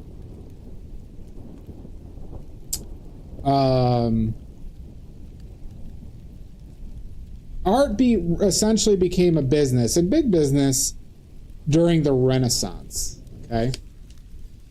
Prior to the Renaissance, there were some portrait painters and kind of like royalty and higher class people would, you know, have kind of like a painter on staff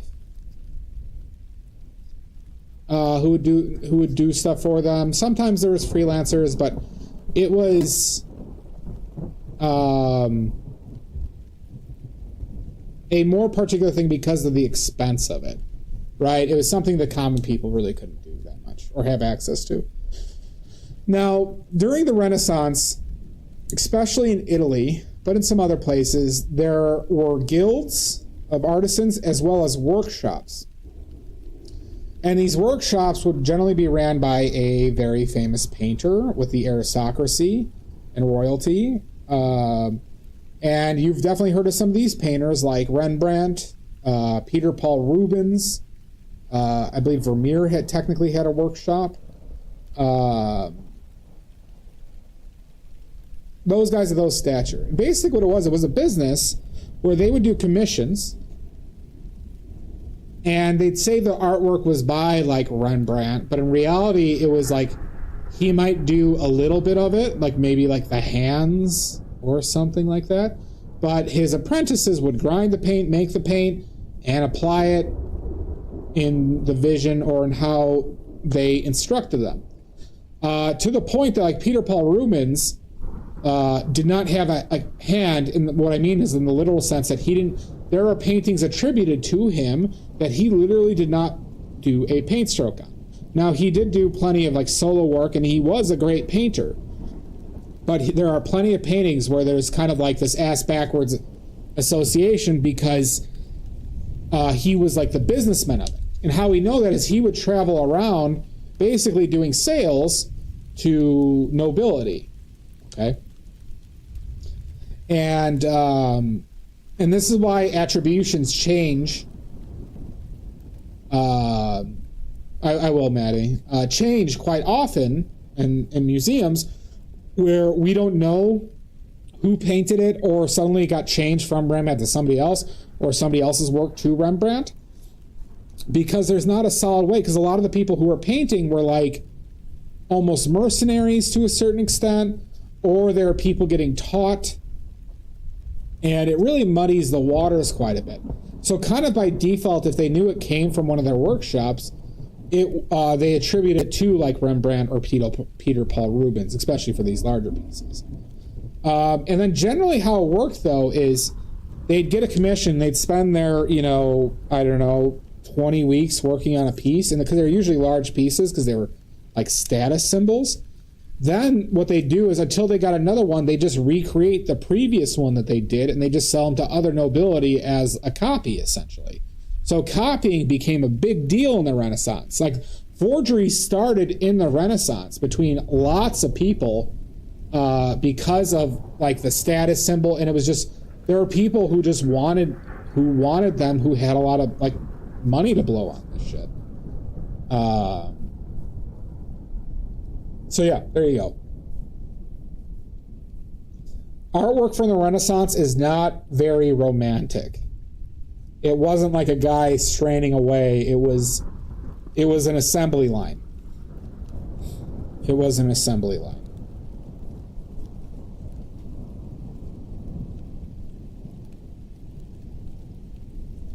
There you go, everybody.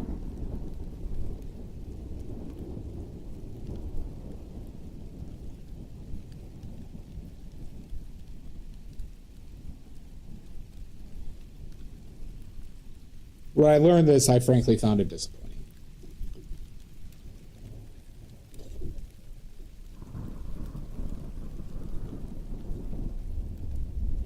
Now, a lot of the great painters, though, did do a lot of works solo. Like Rembrandt spent a lot of his later life doing just individual works. And Peter Paul Rubens still did individual works, but it is more accurate to call him a businessman than like a artist for long periods of his life.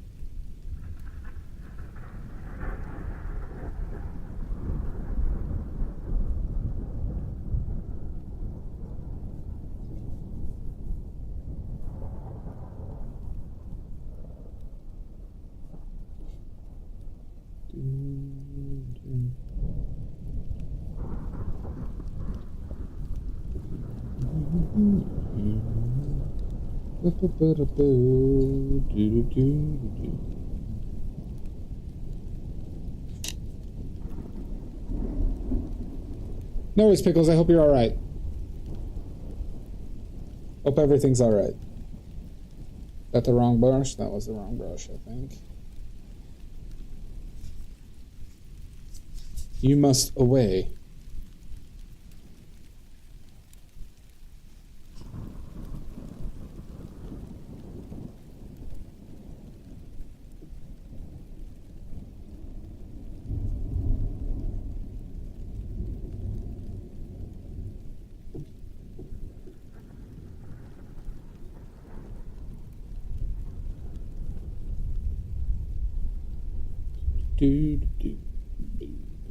Shoopy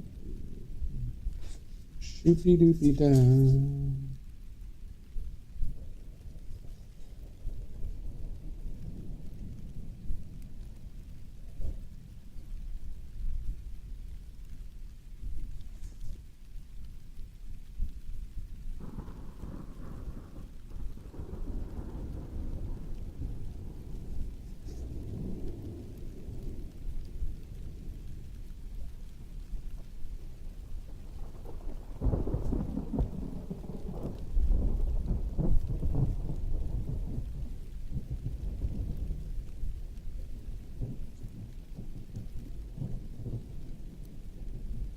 I gotta be careful with these dark spots because it can make it look weird real quickly. Okay. I think if I'm too aggressive with them.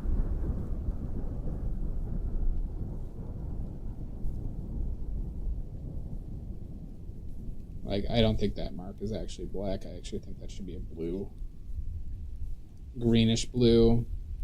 Just need to... Okay. Well, do it well, Pickles. I hope you feel better soon.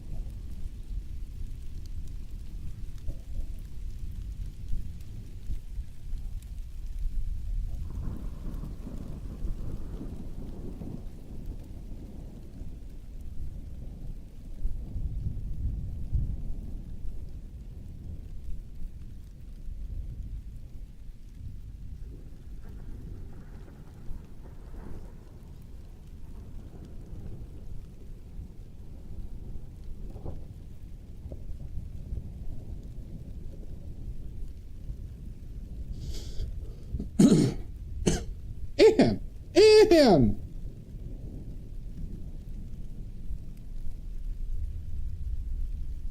Excuse me.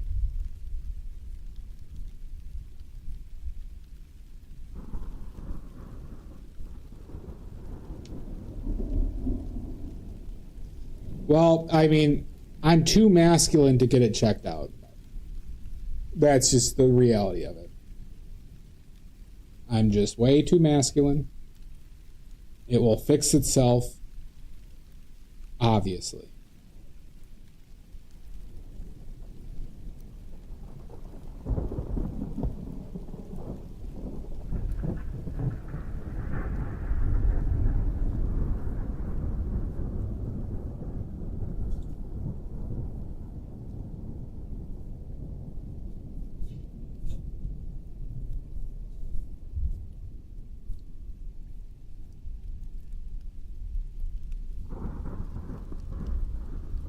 Well, that's how you know it's toxic. It's my toxic masculinity, because my toxic masculinity allowed it to try and challenge me in my mystical strength.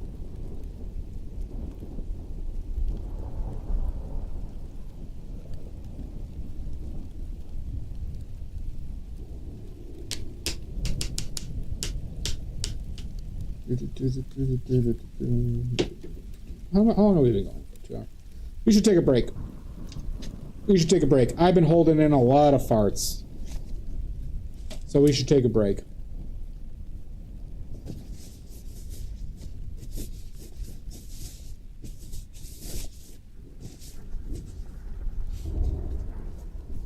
All right. We're going to take a 5-minute break.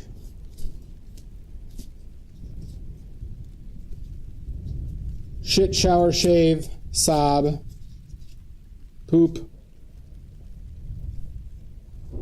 cry, eat, snack, all at the same time. And we shall reconvene in approximately 5-ish minutes.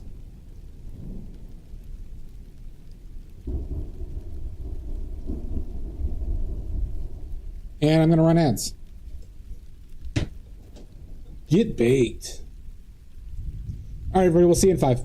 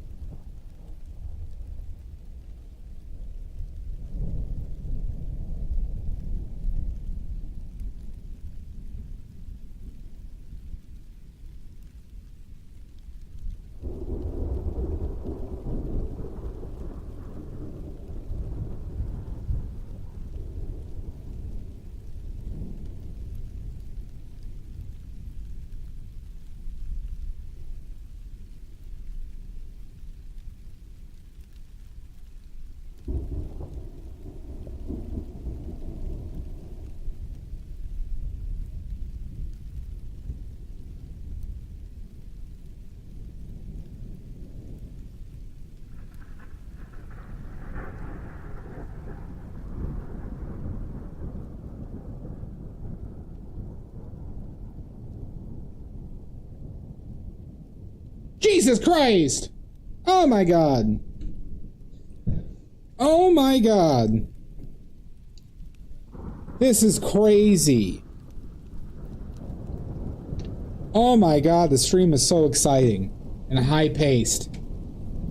Can you believe it? Oh my god. Indeed, Maddie.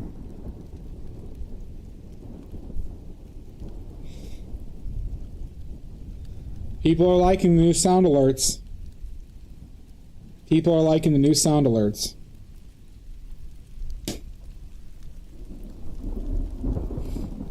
I have the best sounds.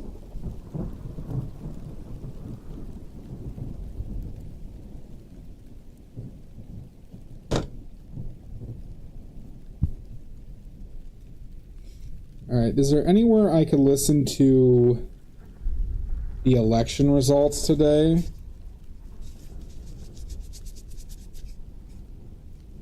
For free? Big election today, everybody.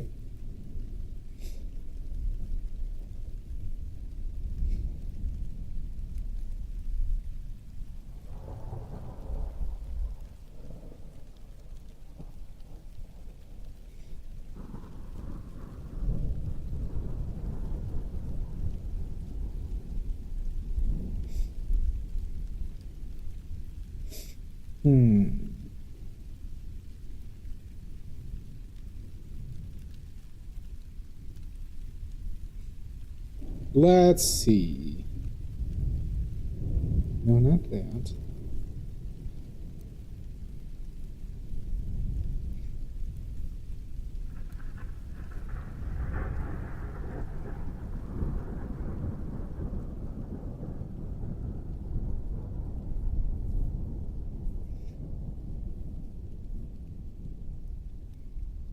Will this do?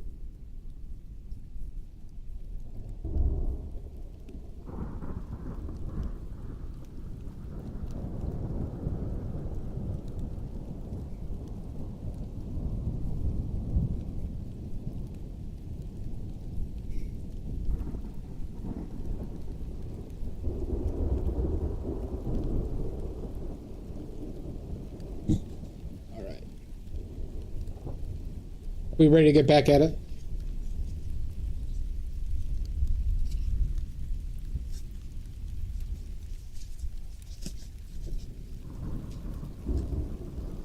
No.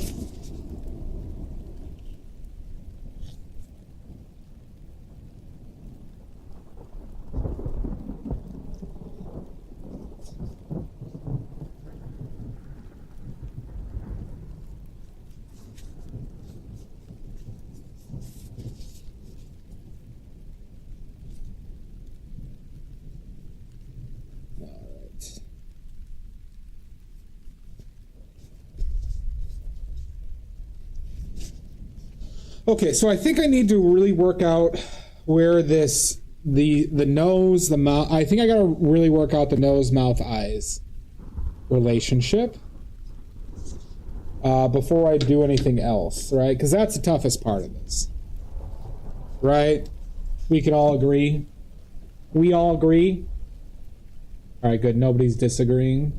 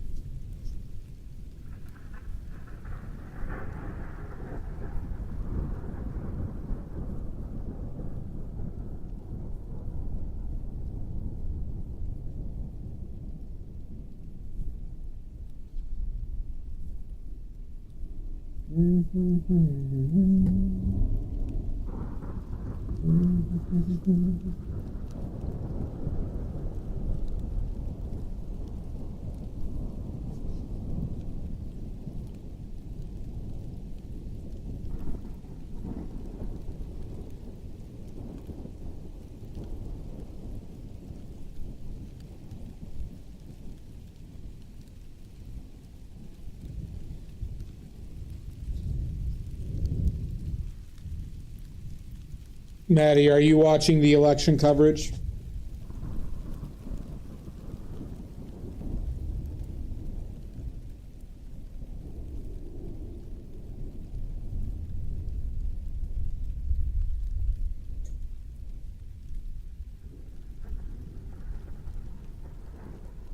Yeah, there's a special election in Tennessee. In Tennessee, that's a big deal because some people think there's going to be some surprising results.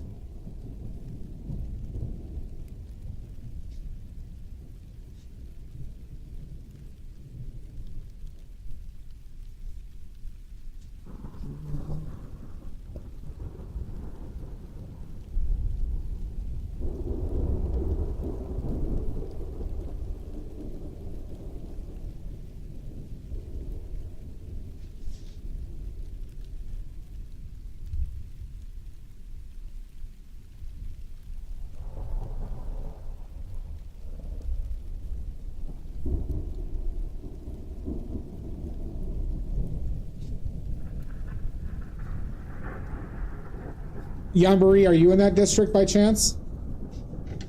I'm really hoping. The last polls were very optimistic.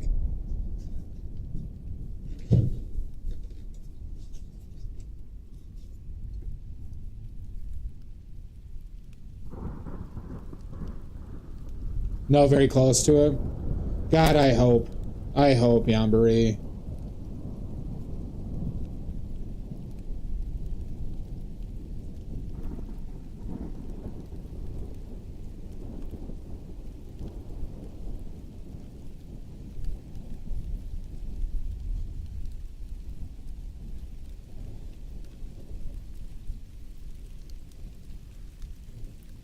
I'm afraid of, like, I have to say I'm a little afraid of, like, getting too hopeful on this one. Like, getting too... But, like, you know, frankly, even if they do lose, there's still a lot of, like, positive to take away from it. Right?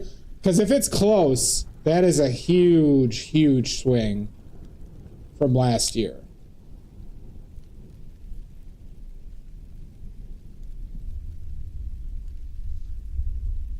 Yeah, like, you know, it really is, Jan, right? Like, because, you know, this is a race we generally, or leftists would have no business being a part of.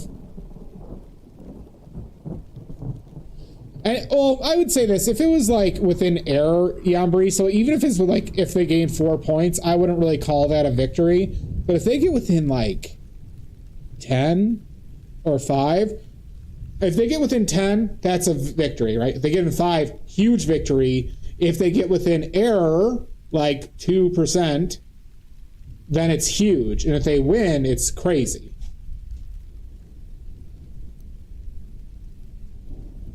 Goddamn right, Jan. Goddamn right. Hell yeah. Hell yeah, brother.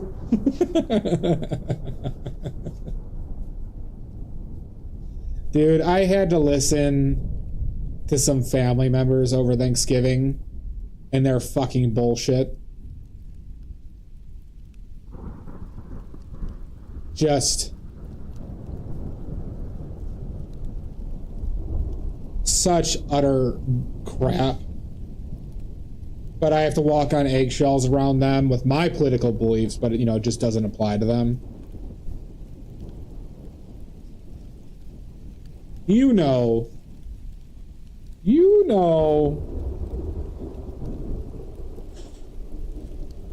bullshit that I hate.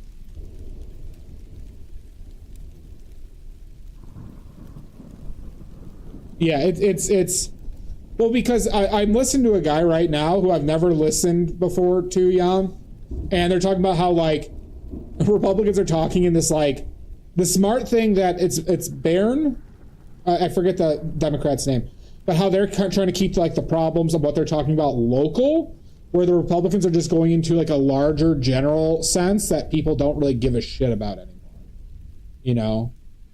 And I think that's a good point and a problem with, like, if we're just talking about political, it's Bain, or I don't know how to pronounce it. Because I thought it sounded like they pronounced it with an R in there at times.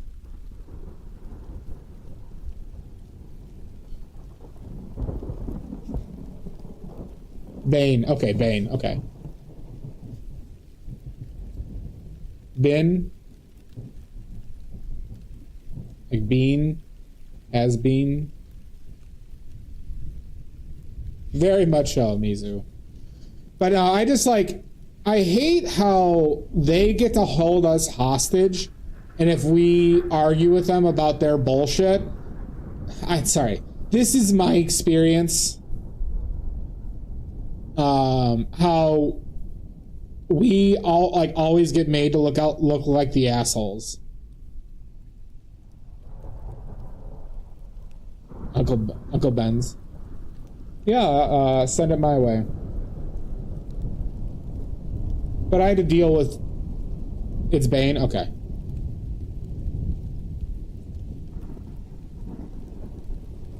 I don't know how many of you have to deal with that horse shit, but boy, I have multiple people. I have to talk like I'm a jagoff.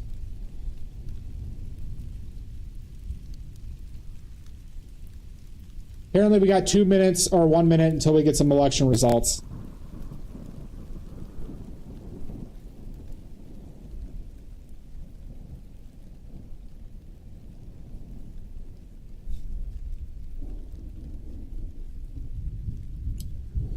Yeah, you know, and it could be a difference in like, you know... So I have this issue, Jan, of being the youngest in the family and people like don't...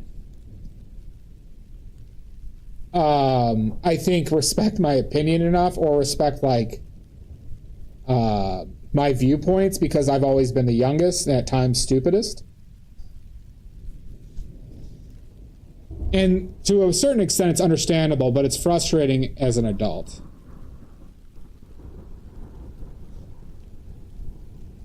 Your opinion is shit. Oh, fuck you!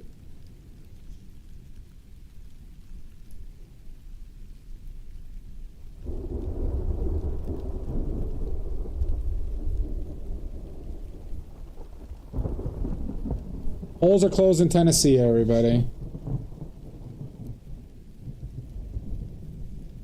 Well, obviously, Mud. F you, Pizza Knob. Snob. Pizza Knob actually works as well. Mud, you were middle of the pack, right? Maddie, though, like, you know, I know you're not as into that sphere as I am, but this could be a huge fucking deal today. If the Democrat wins... Oh, I'm nowhere close to center. Yeah, 100... Okay, yeah, so you're middle of the pack.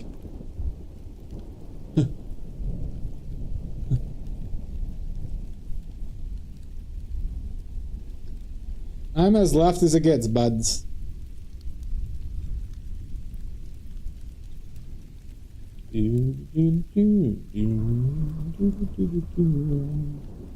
If you couldn't tell, everybody, my politics run very left.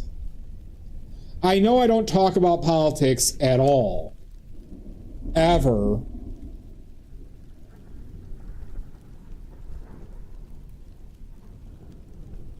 Therefore, that's, you know, Mud, that makes sense.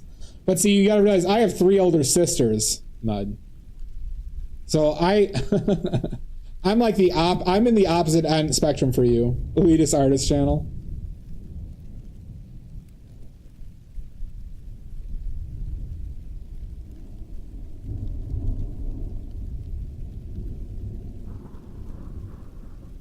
I did have an older brother, though, as well.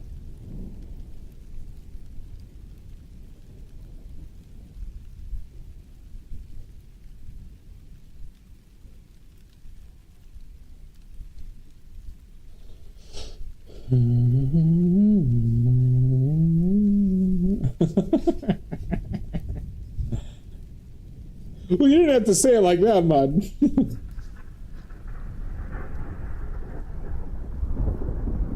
I know you would never, Jan. Didn't you brag to me about your stereo setup one point? I think you did.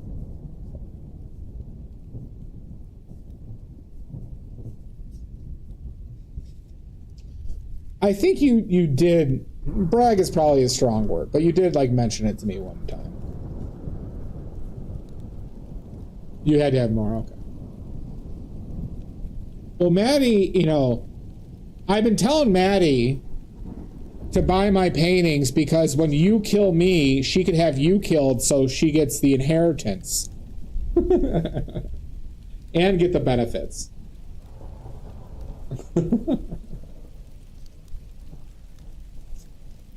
The old, yeah, exactly. It could be like an Agatha Christie novel. No, it'd be like you know what? It would be a Coen Brothers movie. It'd be a goddamn Coen Brothers movie.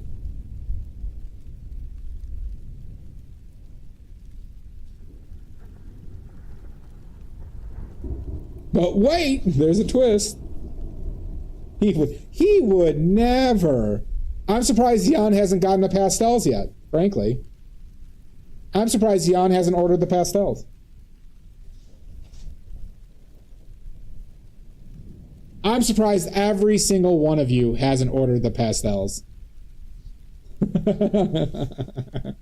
Well, yeah, Jan, I have to do that.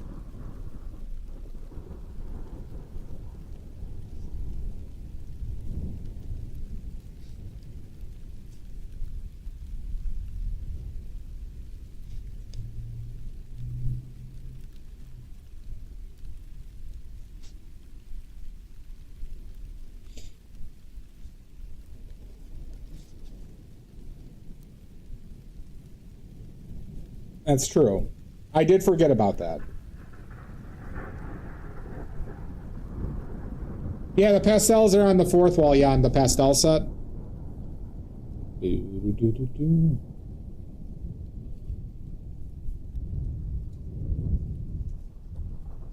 No, those are oil pastels. Oil pastels.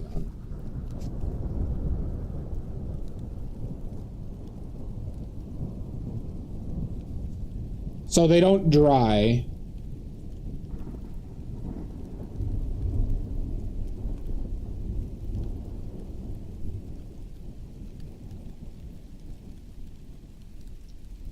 And with the tagline, for the artist who doesn't need to compensate for their wiener size. Like the chalk. These are oil, not chalk, though. You should, Jan.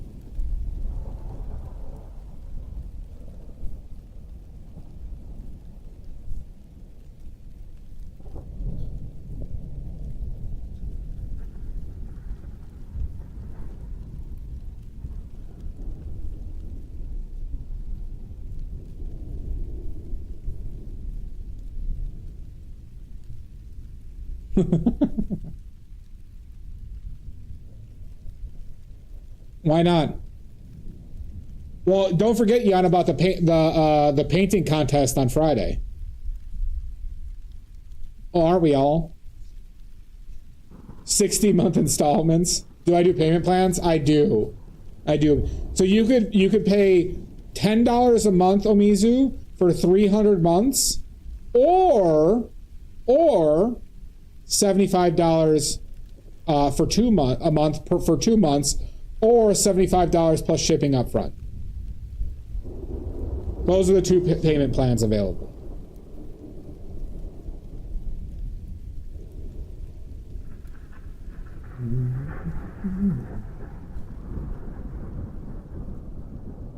That is true, but you didn't read the rules, Jan. It states that you must start it after I start my painting on Friday. After rules, F you!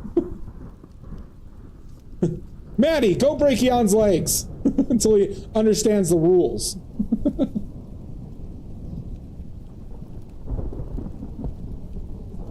No, you have to start it. Goddamn pervert. Good. Good. Yeah, Maddie's gonna go break your legs.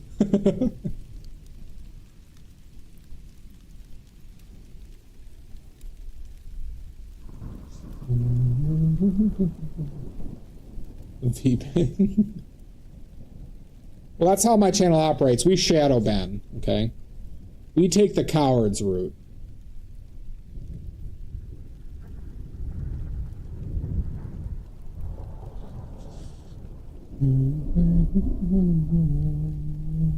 Oh, lifetime supply? Then quadruple those numbers, Mizu. Mizu, you have worked a lot with pastels in your past, right? And I do have, like, you know, I'm sorry, not sorry about the price, but, you know, this is kind of, basically, with the amount of work I paid for and materials I paid, I kind of made them as cheap as I could and reasonably without, like, taking advantage of myself. But I do understand that they're expensive. Did you? I know, I know it's like, it's not expensive, and I don't know, I always feel weird.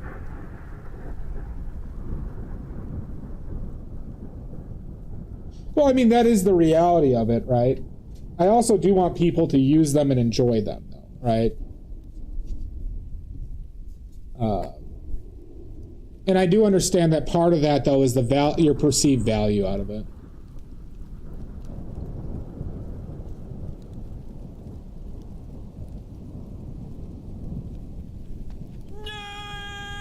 Oh, fuck you! Your mom stops texting me. That's a shame, Jan. That's a shame.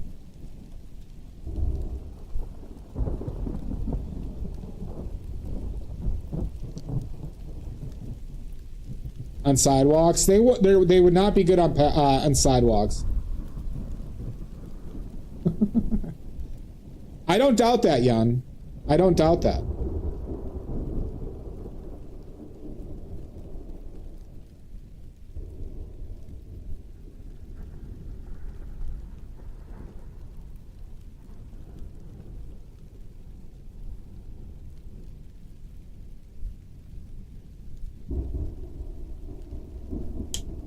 Oh, my mom. Then you're being catfished, Jan. My mom would never say that.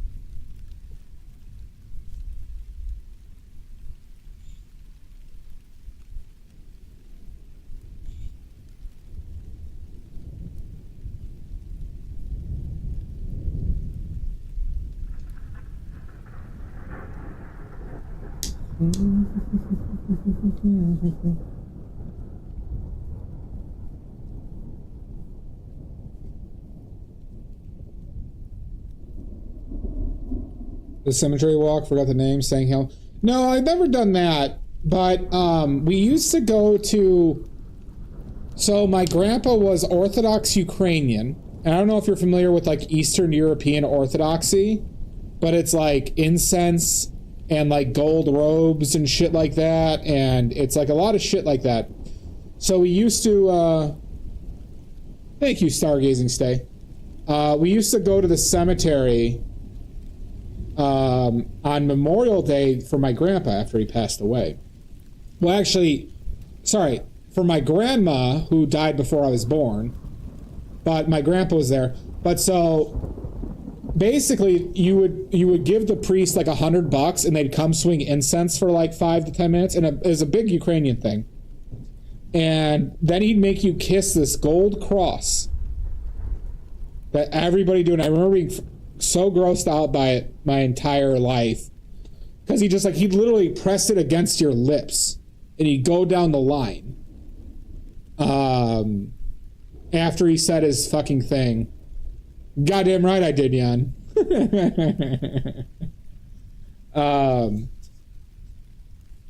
And that's what that reminded me of. Stargazing, welcome in. Feel free to ask any question you might want to. This is a tutorial on how not to do a pet portrait. On how not to, okay? So consider whatever I'm doing here is garbage. All right?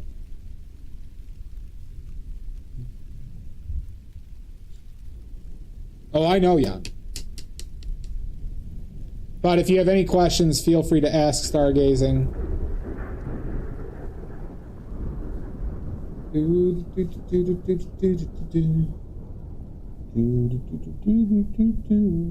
I don't mind any question you may want to ask, I'll answer. And I'm never wrong. Never wrong. Thank you, Jan. I'm glad you like it. I'm glad you like it.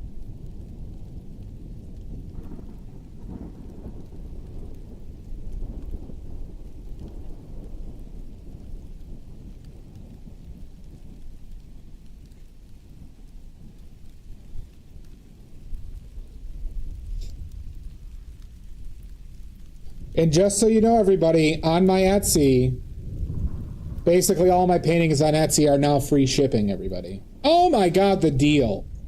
What a deal for my overpriced Etsy paintings. But if anybody wants a painting on Etsy, just let me know and I'll give you a discount from Etsy. Good value.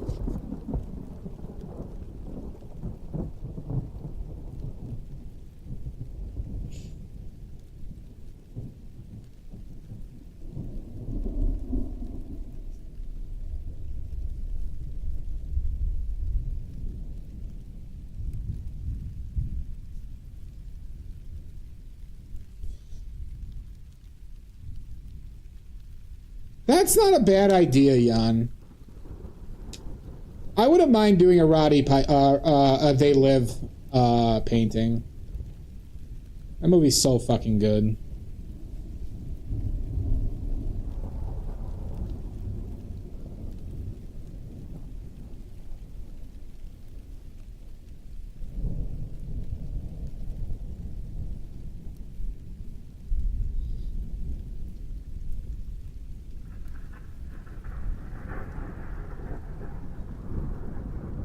Of the that could be good, but that would be so.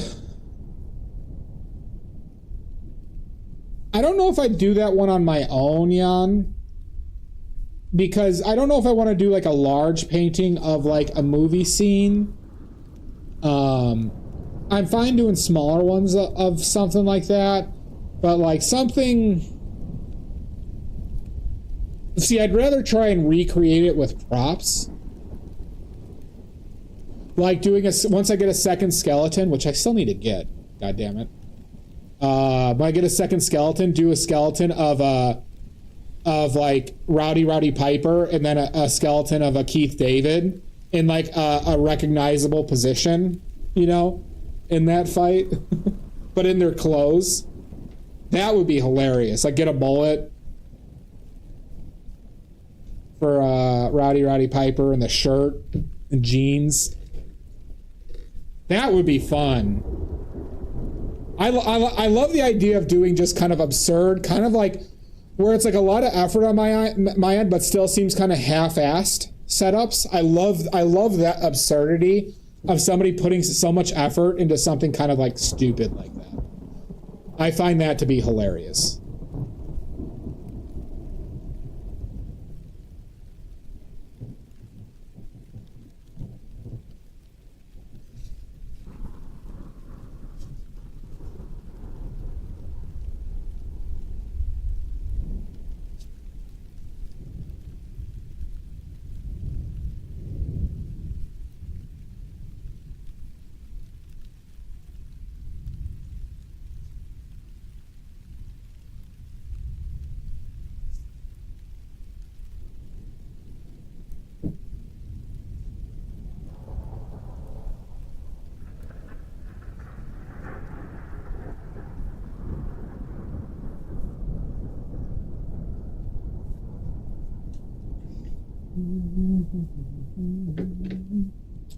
But what props would I need for that?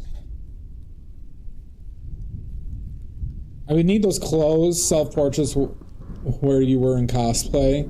See, that would be kind of a funny thing, Amiza, where it's like, I interject myself into like a skeleton scene, right? So like, for example, I want to do a sumo one now. I want to do the skeletons sumo fighting each other, right? With the ring. But it'd be funny to interject myself as like the referee. I forget the name of the refs in sumo, but in like the full outfit, like standing in between the two skeletons. I think something like that would be fucking hilarious. Gyoji, thank you. It's like, Mud, imagine me as the Gyoji and my two skeletons like sumo wrestling, and I'm just like off to the side. And you know what? If I had other people able to like sit in the background as like audience members, oh my god, that would be so fun.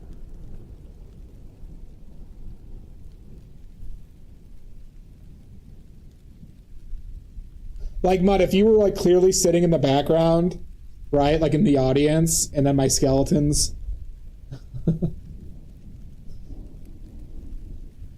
My skeleton's sumoing.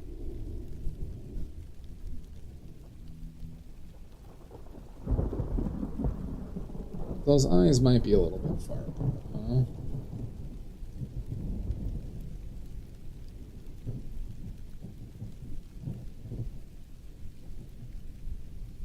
Fucker. You're a fucker. Well, I'm now looking for Mawashis. Because I still want to do sumo-related paintings with my skeletons. And if I like them enough, I might even send one to Midnight Sumo.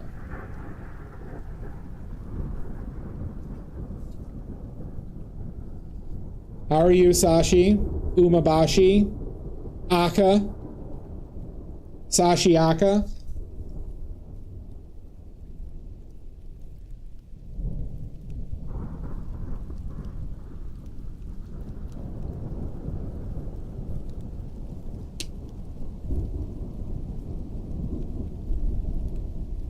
That would be a fun redundancy, and I literally thought about that.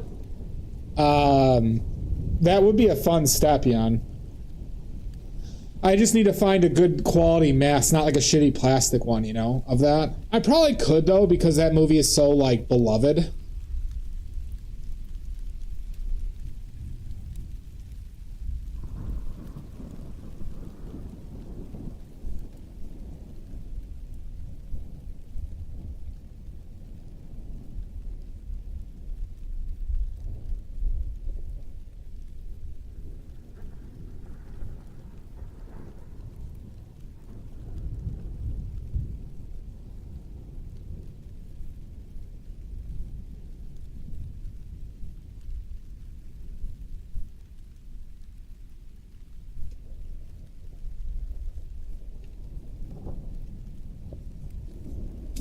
I mean, that's the thing, Jan. A lot of these, like, things I have in my head, it's like I need the right prop to kind of finally do it.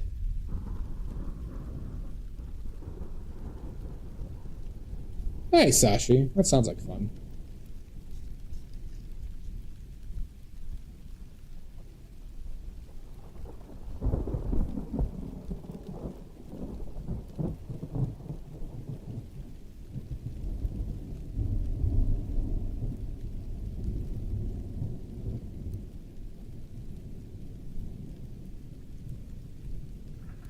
I also, frankly, Jan, need a larger space to do some of the fucking things I want to do. And my space is not like... It's frankly just not large enough with how my ceilings are to do the stuff I want to do. So that's also an issue I gotta fight. 500's a lot.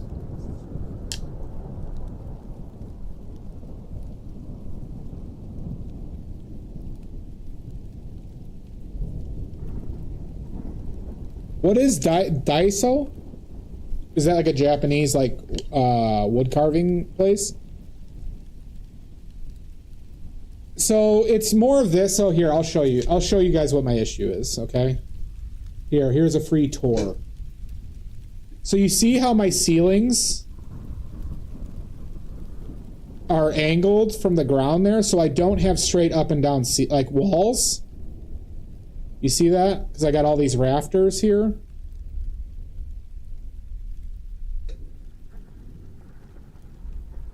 I'm not crying, I'm just,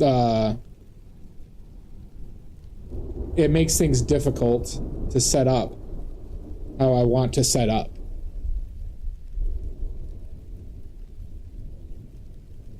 Hi, the jack of some trades. Right.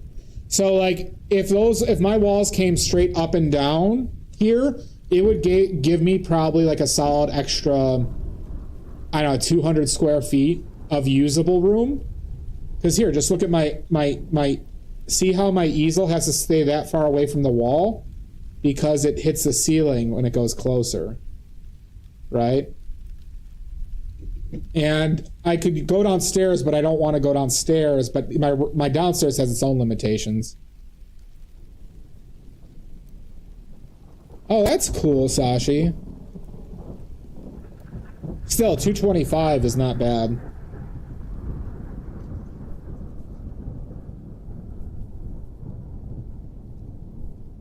So that needs to come down.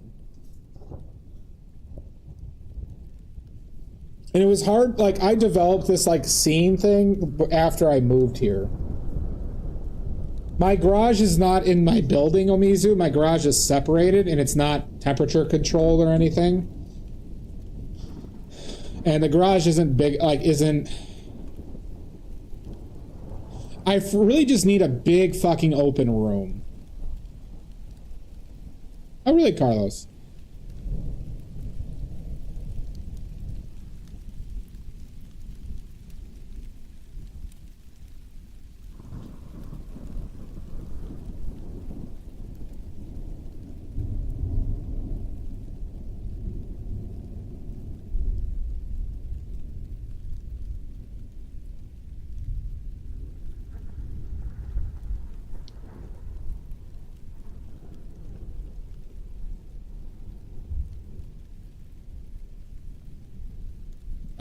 I could. It just depends on if I want to be somewhere.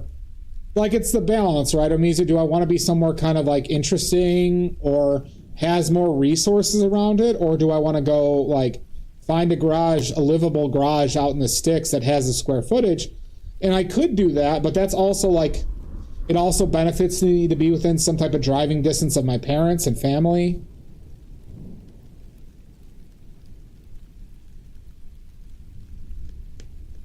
Oh, interesting. I wish I had one by me. That'd be cool. Because frankly, like, yeah, like, I get why having like a big loft, a big square loft it would help me out so much. But, you know, part of this is being creative with the space I have. Son of a bitch! King! Son of a bitch!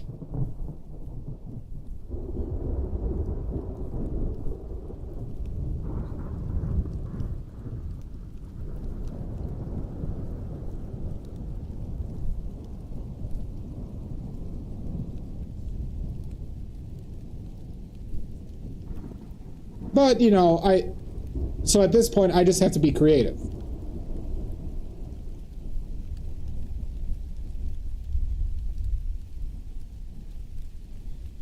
That's...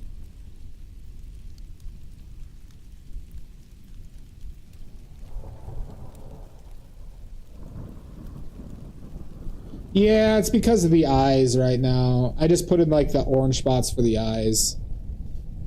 And I'm going a little bit too blue.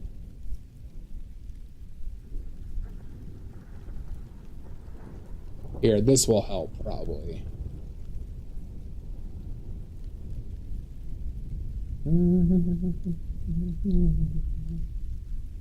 And I think the head's a bit off at the moment. The top of the head again. Yeah, that's true, Mud. For what it's worth, when I ever kill you in my heart. Yeah, but see, you caused internal bleeding that eventually killed me, King. Kind of, but it sucks when you want to do the larger stuff, Omizu, but you don't like. I can't make it happen exactly like how I want to. But then I just have to be, once again, I have to be creative. And everybody, I signed up for 6 art fairs. I signed up for 6. For next year, for 2026, I signed up for 6 art fairs. Everybody, that all of you are going to have to travel here and attend to.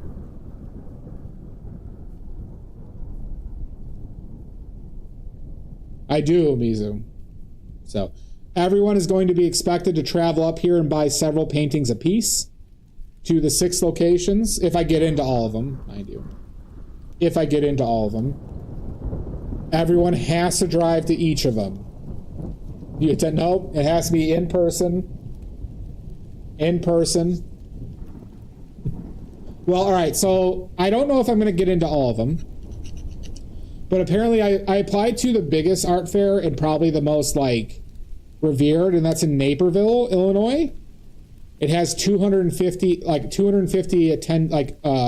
booths, and it's like a bigger art competition, it seems like, because it's juried art, so I applied to that one. I applied to one in downtown Chicago. I applied to one in Wisconsin.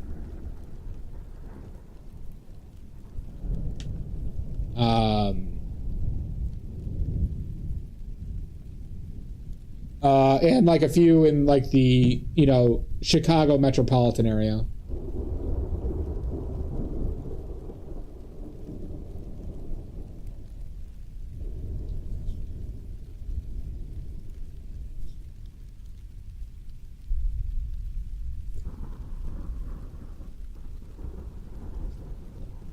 So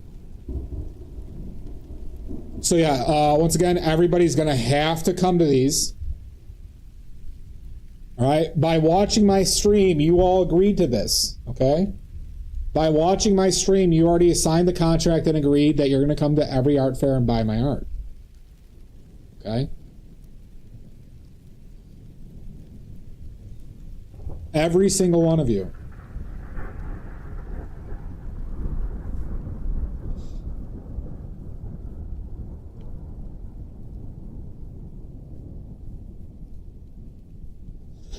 I actually ordered a new shelf, Yambri, for storage. I ordered a new shelf on Cyber Monday. Oh, fuck. Okay, I just disconnected from chat. Okay, good.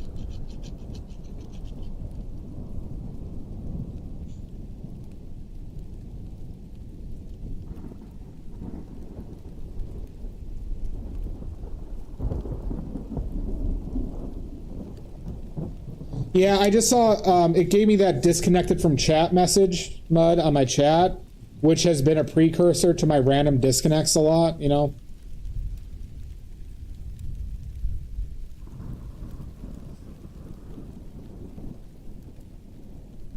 But then it reconnected, so I think we're all right.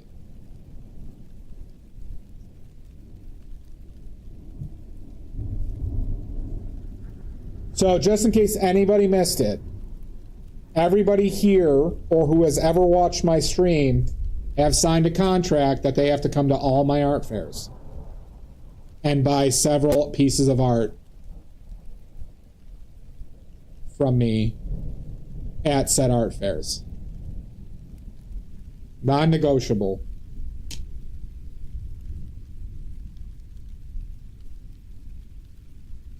Oh, was that the guy I just murdered outside, Maddie?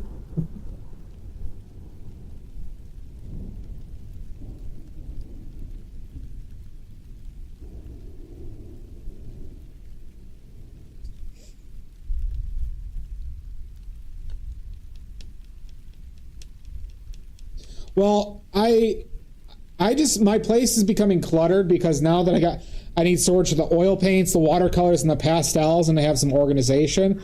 And I have all these random ass props, and then I got an area with my packaging material. I got an area with my unused canvases. I have my painting area. I have my paint machine area, right? And then I have the area where I set up my props. It's like I'm running out of I need to organize to gain room. You know what I'm saying?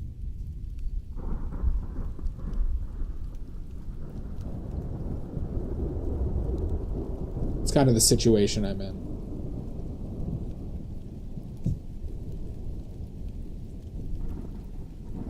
Exactly.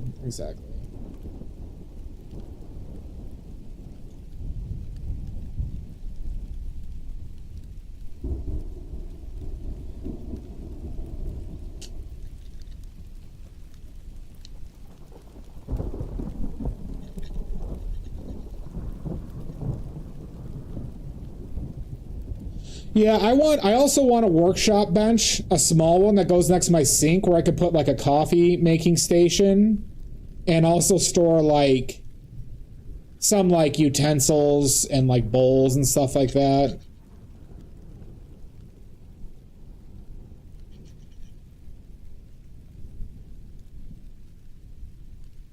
Well, I don't have a, unless I bring that shed inside of my place, which I don't think I'm going to do.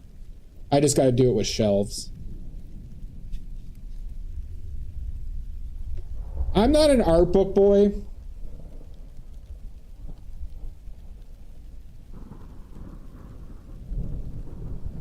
I have some, but not enough to, like, where storage is an issue. Welcome back, Cody.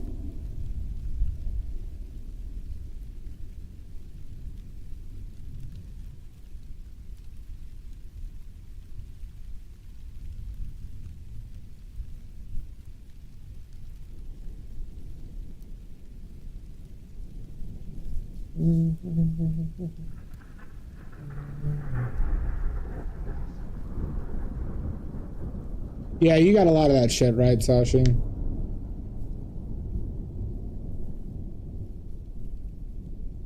Well, good. I would love to paint like Morissette. Morissette is one of the better impressionists. All right, who wants to play a game then? Let's say, which impressionist would you rather paint like? Okay. There are correct answers. There are correct answers. Okay.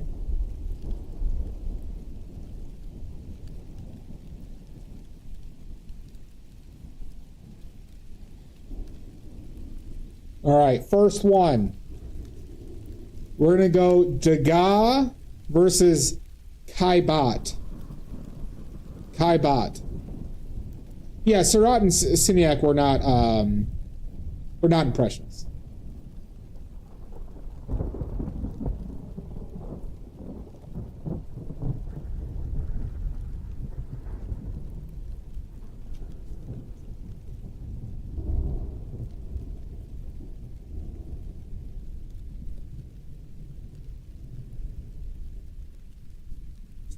Caillebotte or Degas? You should check out Caillebotte, because Caillebotte's a fucking stud.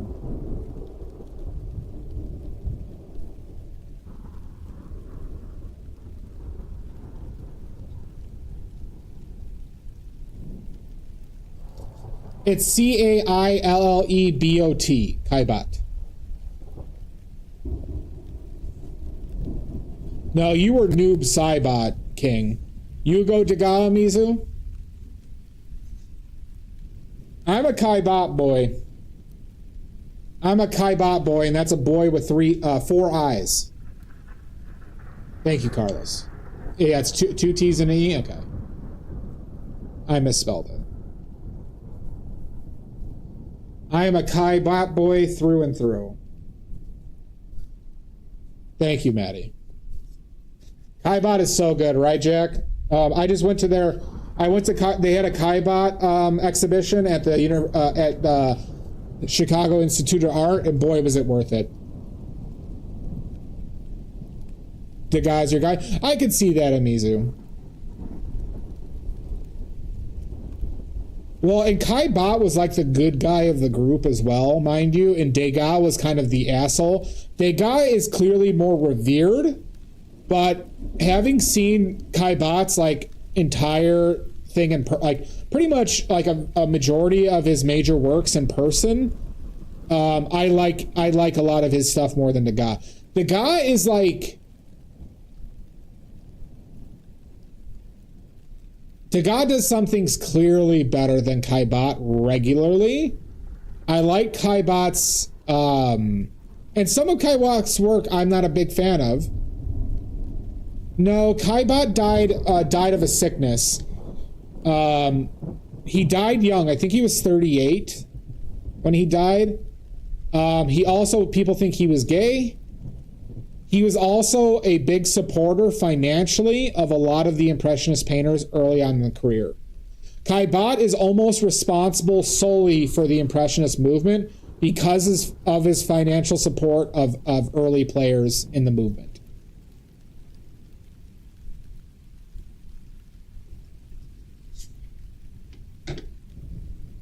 But Degas he did something like Degas influenced the philosophy of impressionistic painting more so than Caillebott.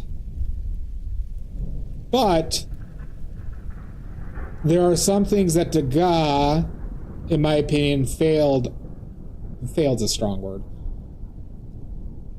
did not adhere to necessarily his own philosophy. Like, Degas was like an early adapter of photography. He was big into drafting and kind of drawing in a non-impressionistic way, right? But then his block-ins and his color usage and things like that were very, very impressionistic. So, yeah. All right, next one. Would you rather paint like Renoir or Morisot? Morisot.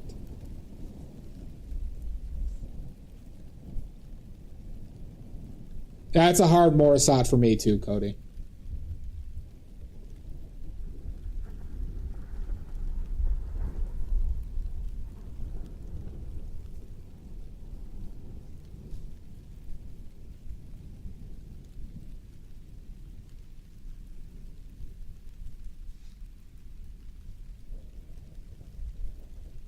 Take a look at this stuff, Sashi. You Morisot too, Umizu? Morisot was a G. Morisot was one of the good ones too. Frankly, you can make an argument she was also one of the best ones. I think, like, as far as people are concerned, from what I have gathered, obviously this is a subjective thing, but Manet, both Manets seem to be like decent dudes, but the Manet, especially the Manet married to Berthe Morisot, then Berthe Morisot, Caillebott, and Monet seem to be like decent people or good people. Renoir, big misogynist. Renoir, I do appreciate the aggressive use, especially of blues by Renoir. But yeah, I agree, too soft on a lot of his shit. But I would also look at their work, Sashi, too. We can forgive misogyny if they're a great painter, Sashi. God. Come on, next you're going to tell me you don't like Picasso. Puh. Puh. Puh. Puh.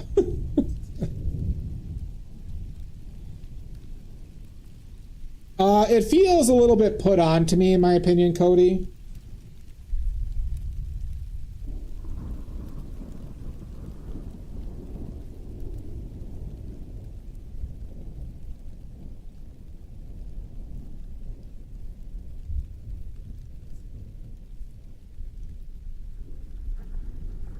Yeah, Degas was legitimately a documented shithead. Matisse or Picasso? I don't know Matisse's work enough, but I'm just going to say Matisse over Picasso. Because fuck Picasso.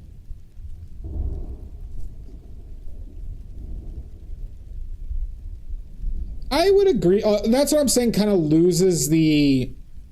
So when I talk about the philosophy of Impressionism, there's a lot of Impressionists who kind of lose the vibe, if that makes sense, Jack. Where, like, for example, I said Caillebott. Caillebott has a few paintings where he kind of loses, in some of his more famous paintings, lose kind of like what Impressionism is philosophically. I think it happens most. Manet too. Manet as well. But the one that sticks out in my head is Renoir loses it quite a bit.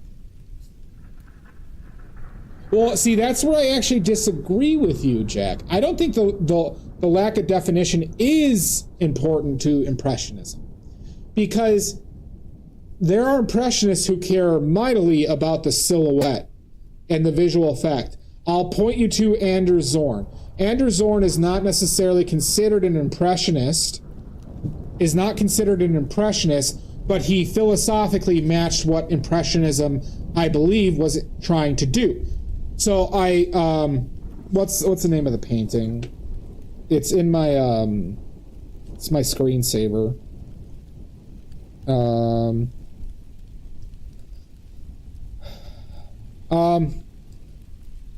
Let me try and find it really quickly.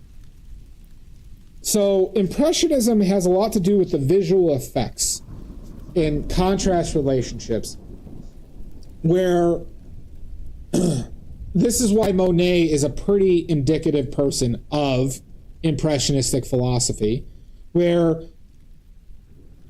he wasn't big in silhouettes. He was on some, but he cared about the visual effect relational to color contrast relationships. Okay. Renoir, why I say Renoir loses it is because, in my opinion, he loses that concept of relationship and realism to push something more aggressive that seems more of a stylistic choice.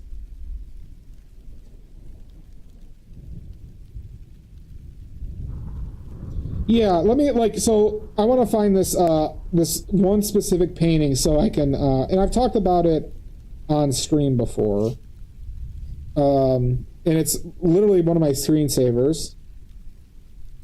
This painting, it's called Isabella Gardner in Venice. Isabella Gardner, no. This painting, if you could find this, Anders Zorn paintings. Anders Zorn paintings, if you could find this one, Jack. Jack of some trades.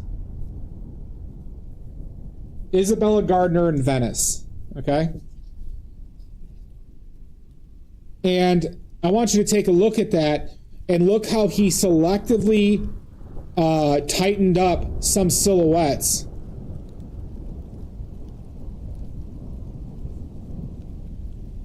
Interesting, Cody. I think... but see, Monet doesn't... Monet, I think, in that context would be a neo-impressionist, where I consider him to still be impressionist. Because visual effects are more than just silhouettes or colors. It's a combination of everything, right? But this Anders Zorn painting, to me, is the epitome of a combination of visual effects due to color, due to silhouette, but hard changes in contrast, right? In certain areas that create the effect, and also realism of it, right? I consider this painting to be outstanding, but that's because Zorn is just fucking amazing. We got ads, so I'll stop talking until ads are done. Thank God.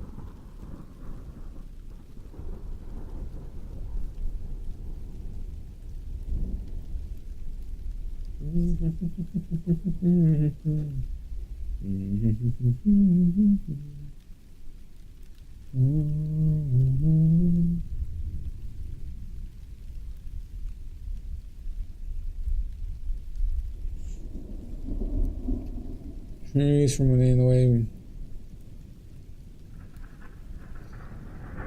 Well, Cody, no ads on YouTube. No ads on YouTube.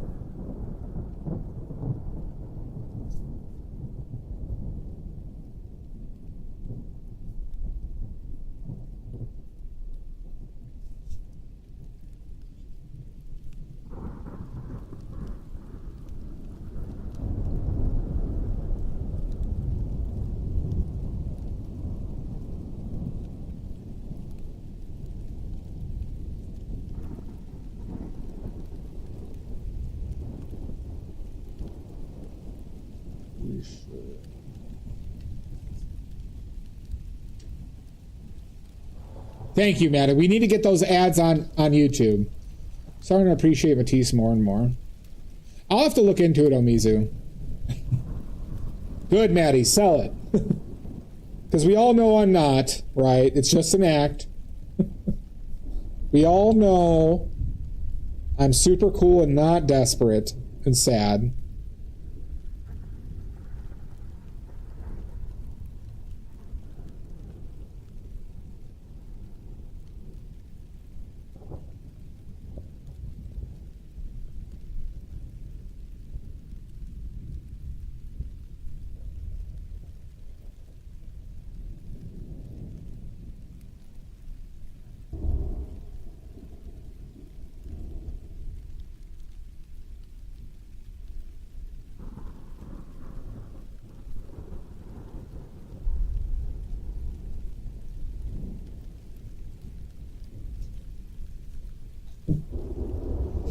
Besides yourself, are there any contemporary painters painting an impressionist center that you're into? Yes. Karen Offit is, in my opinion, the best living painter that I've seen. Karen Offit, Offut. Morgan Weisling is more, I'd say, can go towards pointillism, but he does do like impressionistic, a good amount of impressionistic work as well. There's a Trumper asshole who I unfollowed on Instagram, but he's a fantastic painter.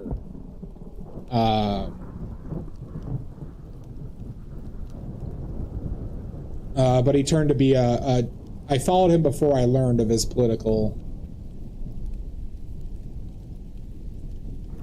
but he's very, like, he's empirically just a very good painter.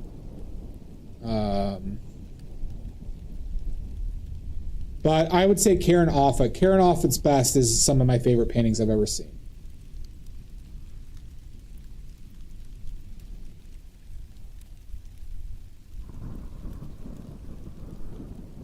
Okay. Is everybody back? We all back? All right, good. All right.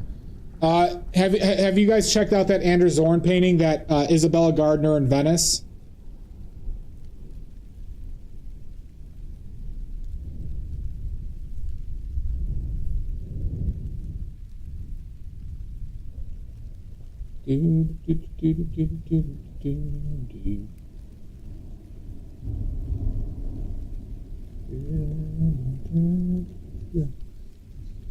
So do you get what I mean by that, Jack? Where, right, we have hard silhouettes, we have aggressive use of green, orange, value, right? Every type of contrast is displayed in that painting, right? Well, see, I think he did push his chroma quite a bit. That, you got to realize, Cody, like, remember that what you're seeing, especially with older paintings, are going to seem less contrasty than like what you see from people modern, because when people are editing their photos, these were photographed to be as realistic to life and not enhanced in any way. So keep that in mind when you're looking at older paintings, that their visual effects are not going to be as striking as like the bullshit we see on Instagram or on a Google search, because of how heavily edited pretty much everything we see is. Okay? But when you're getting these photos that are from like a museum, they're trying to make it as accurate as possible. So like generally are trying to make it as accurate as possible. So keep that in mind when viewing.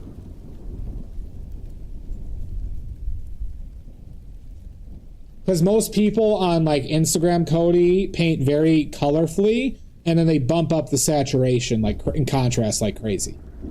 Because people like that. Isn't that really good, Omizu? It's one of my favorite paintings ever. And I'm not to say that every painting does that, but it's something you do need to account for. And also, mind you, Cody, he's also going for realism. He's going for realism, not, you know, not something else. I'm not familiar with Jaleo. I think I've heard the name, but I couldn't tell you, like, you know, I couldn't reference anything.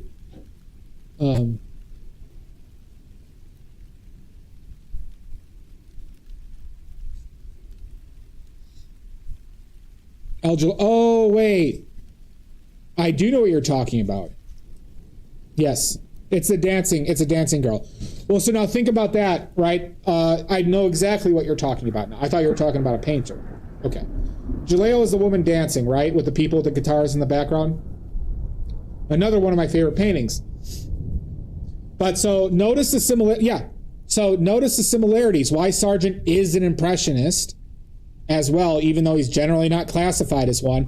Visual effects. The white of the dress, the red on the right of the painting, right? The saturated red, right? Not to mention now other value contrast. This was a critique that you can make of Sargent, especially in a lot of his earlier pieces. What had happened is he was not aggressive with color a lot, right? He was more dependent on value as a contrast difference versus using value, color, right? But this is why I think he improved a lot after his stay in France, is because he started to understand the different ways of creating visual effects outside of value. It's really good, isn't it, Omizu? That painting is my screensaver.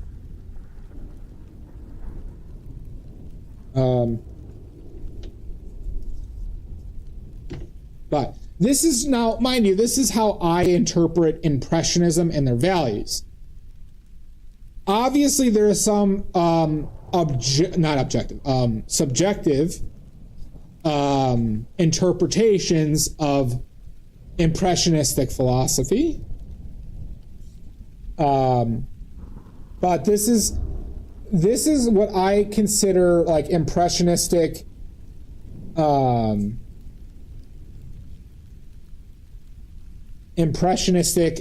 philosophy and concepts to be, right? And I think it's rooted in the visual effects.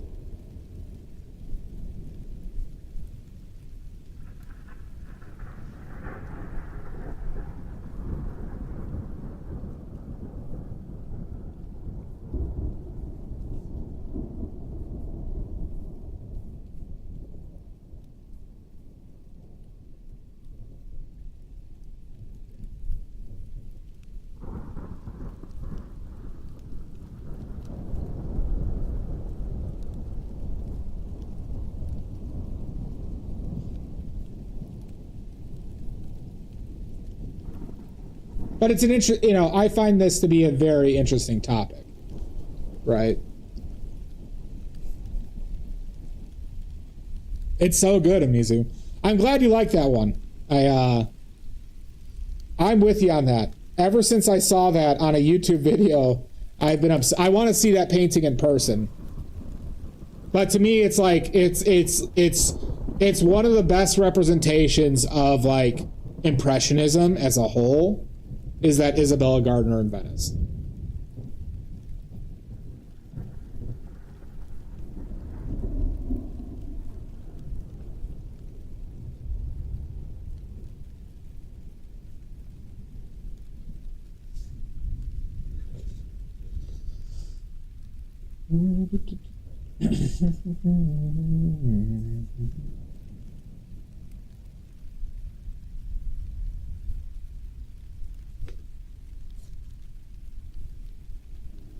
It would be. I wish Anders Zorn was more well known in the United States.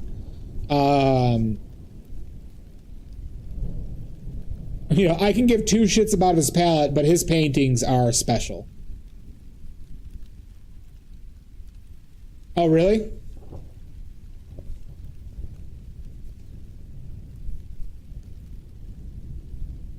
That eye might need to come down a little bit.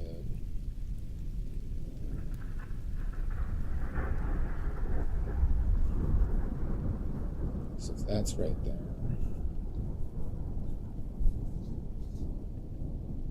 I think this eye's too high now. Yeah. I figured it was there, and I believe that's the museum, Cody, that Singer Sargent helped curate. It was either that or the other big one in Boston. Well, and, you know, Mizu, he's not afraid to do a hard silhouette either. Look at her left arm on our right. Notice how that is a very, like, hard silhouette, right? So he's not relying on just, like, soft edges or anything like that. And I do believe his use of that silhouette, or, like, I have found that there are some impressionists who lean into like soft edges, more so as I believe intentional, right? Where I think it would benefit for them to embrace some of those harder silhouettes.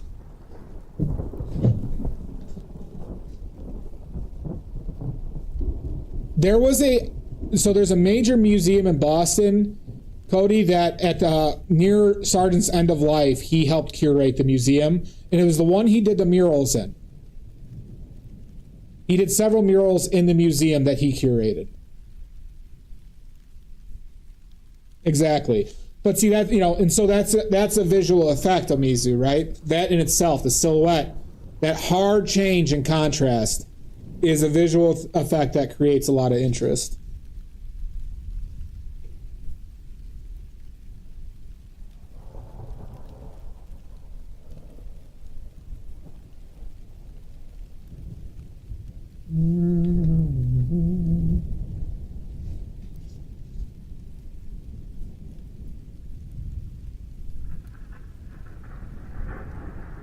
On Finley, or you're talking about that painting I suggested?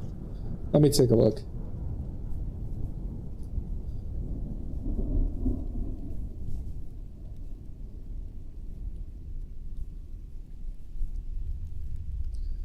That could be cracking. That looks like cracking to me, Snark. And maybe not cracking. It could be cracking. He was painting thick. Maybe it is cracking.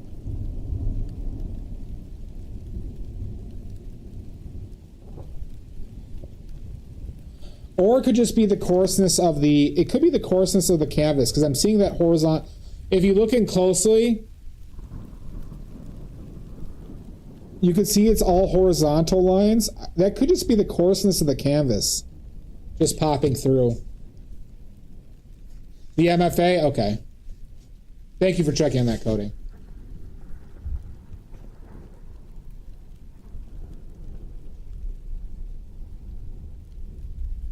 Because them, so, Zorn is like the king of just letting a brushstroke lie. Same with Sargent. But Zorn has some really aggressive, big brushstrokes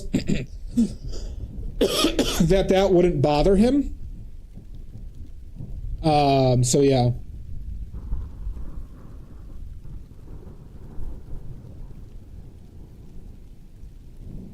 Well, also the face of Mizu. Van Gogh enters the chat. Well, Van Gogh is... I don't know... what's a good way of saying this? Van Gogh did. I agree with that. Obviously, like Starry Night and like some of his paintings over the Rhine. I would actually disagree with some of Van Gogh. Van Gogh definitely did do realism. Here, I'll pull out a Van Gogh. I'll pull out my favorite Van Gogh that I think is rooted in realism.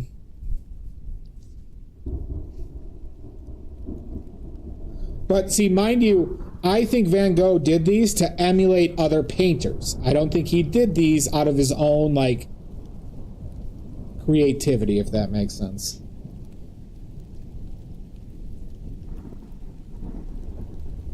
I'm a son of a bitch when it comes to Van Gogh.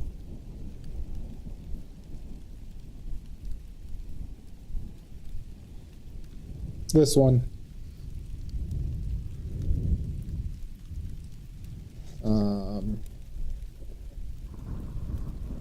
This one, in my opinion, is one of Van Gogh's best.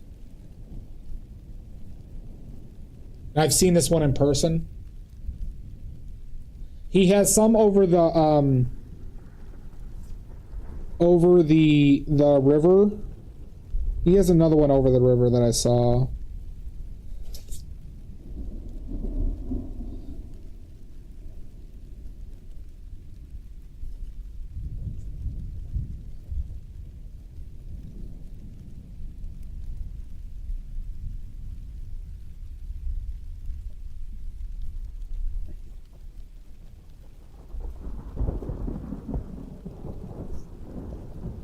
Is that where it's at? Okay. Yeah, sorry, no, over the Rhone. Rhone was the word I was looking for.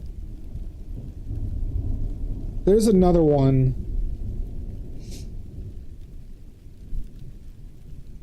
That was at the,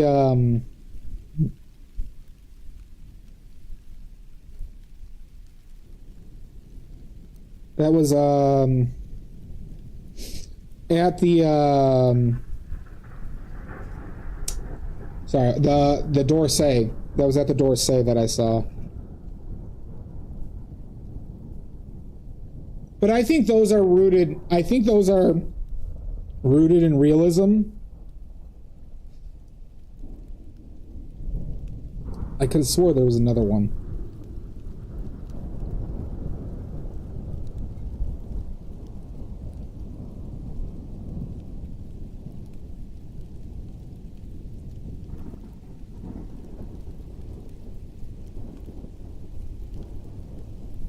I can't find it, but you get what I'm saying. It was just like that over the river Rhone, but it was a little bit more deliberate, I'll say. And I'll say not as forced in the Starry Night vibe.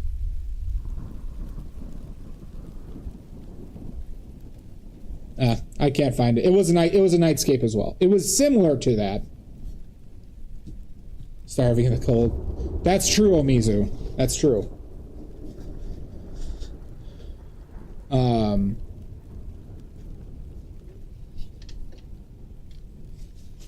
You know, Cody, I'm going to be doing some nighttime painting soon. You know that? We're going to have my Cloudy Night series, where it's just a one-color night sky because I don't have... It's just infinite clouds right now by me. Was there only one? Maybe it was that one. I saw one in person that did not... That one didn't remind me of it. No, it wasn't Cafe Terrace. It was over a river. So then maybe it was that one that I saw in person.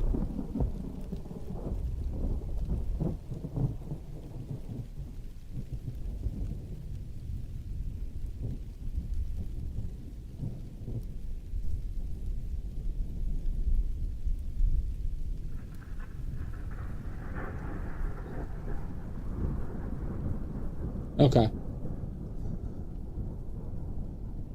I forgot, Cody. You're a big Van Gogh. You're a big Van Gogh guy, right?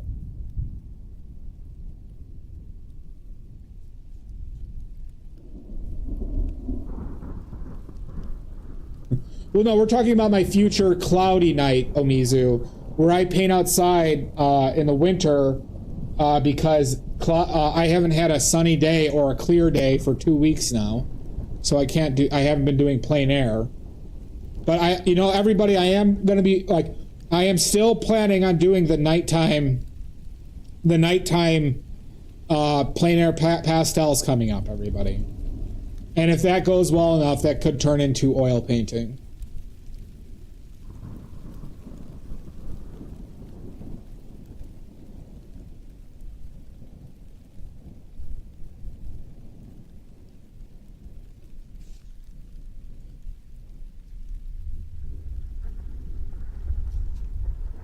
Yeah. So yeah, we're gonna do my series, everybody, called the Cloudy Shitty Night.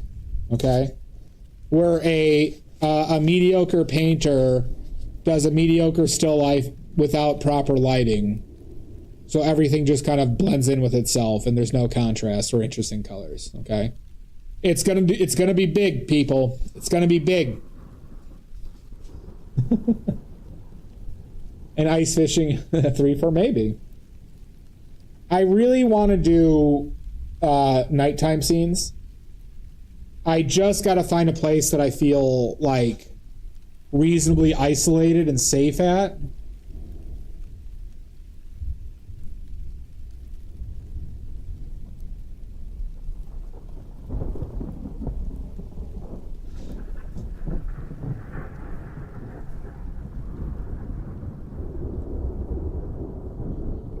Yeah, I won't, but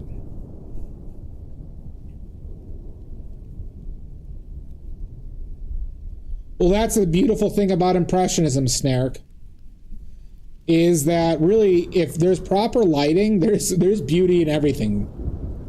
A good car wash, yeah. There's beauty in anything, Snark. There's a famous anecdote. I don't know famous. Famous is an embellishment. There's an anecdote I heard about John Singer Sargent. So, when John Singer Sargent was done with the portrait painting, he did a lot of he started to do more plein air stuff, especially with watercolors. And so I believe it was in Italy for a portion of time, where there was this town with artists where it's like every morning the artists would all go out to find their spots to paint. And it would be like 20 artists looking for spots out and about to try and find that perfect spot. And John Singer Sargent was notorious for finding spots in 5 minutes and just doing it. Understanding that the what's important isn't that your subjects are perfect or your everything is just right. If you had the lighting, that anything can be beautifully painted.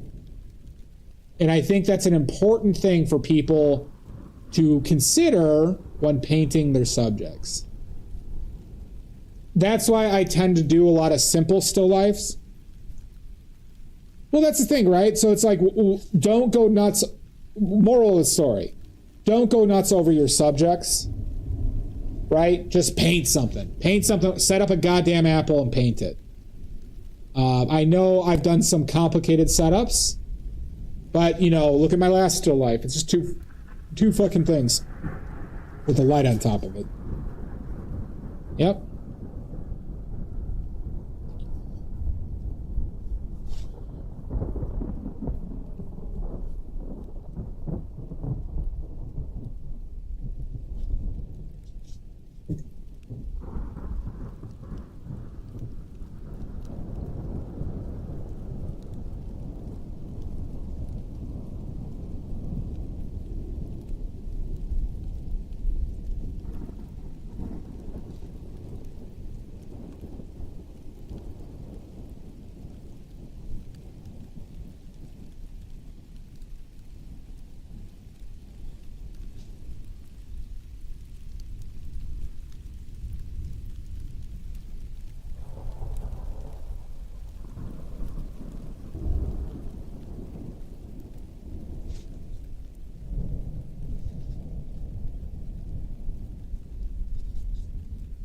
Have a good one, Mud.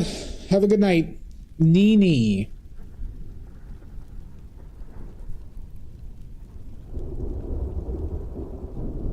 Well, and understand, though, that lighting is still important, right?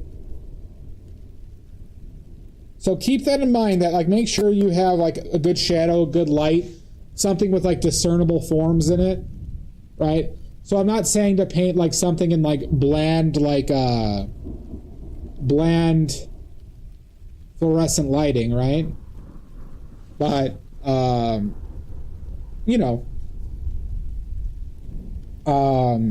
but your subject matter doesn't have to go nuts. I've only done one actual plein air in a park in downtown Minneapolis. You should try it again, Omizu. I have enjoyed it quite a bit with pastels. I've enjoyed plein airing with pastels quite a bit because it takes a lot of the work out of it while getting, I think, similar results to what I want.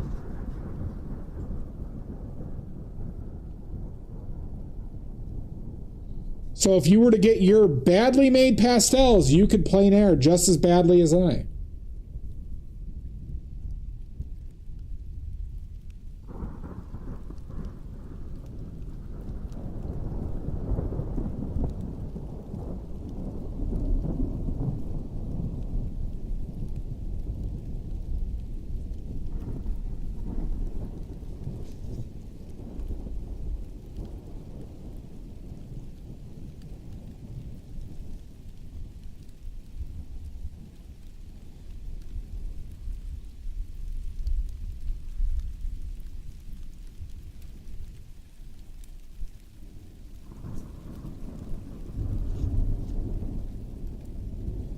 Yeah, I'm listening to it. I didn't... The guy's talking like it's not going to happen. I don't know how close it is, though. I heard it started off pretty good and then fell off.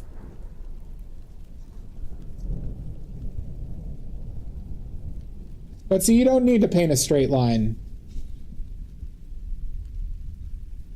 You know, just keep in mind that those tropes that people say that they have no talent, can't draw a straight line, is just like it's small talk, right? Like, because that's not what this is about, Snark, you know? Hi, Liarna. Tappa, tappa, tappa. How are you doing, Liarna? That's a little bit disappointing. It's a little bit disappointing. I would...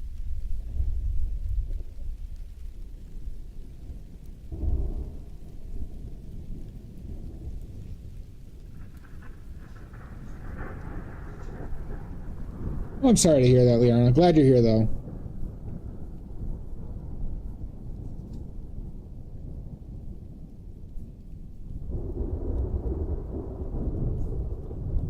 It's all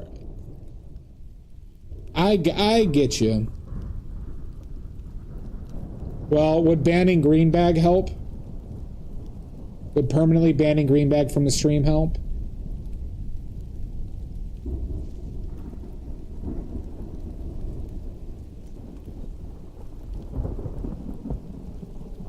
Both would help, Leon.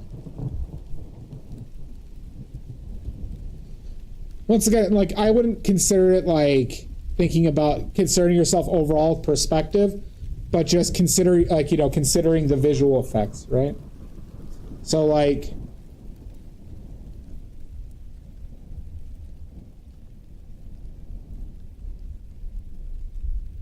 keep in mind, like, what's important.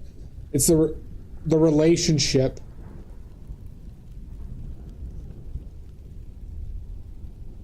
of the colors of the form that you're seeing, right? And just work on that. Don't be preoccupied with getting a perfect perspective. Work on getting the color, like the relationships correct. And the perspective and drawing skill will come through time.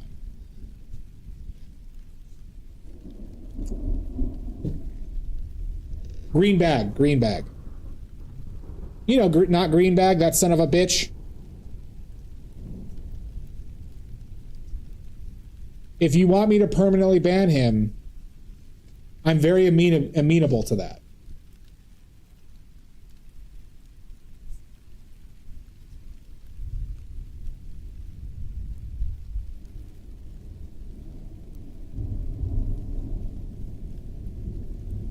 No, it's not. Snark, it's not. It just makes it a little bit tougher, you know? Just makes it a little bit tougher.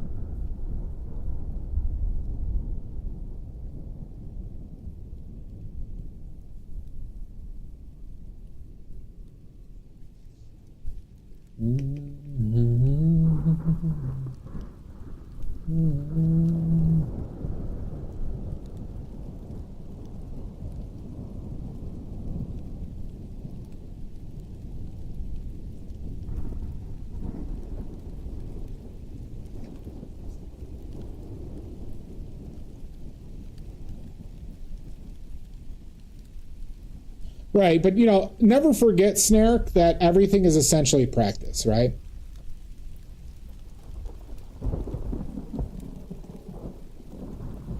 Good, Liana, good. Good. Well, that's the thing, right? Omizu, expect the best, prepare for the worst, right? Understand that you're going to struggle, but understand that we're not here to make masterpieces, we're here to enjoy painting.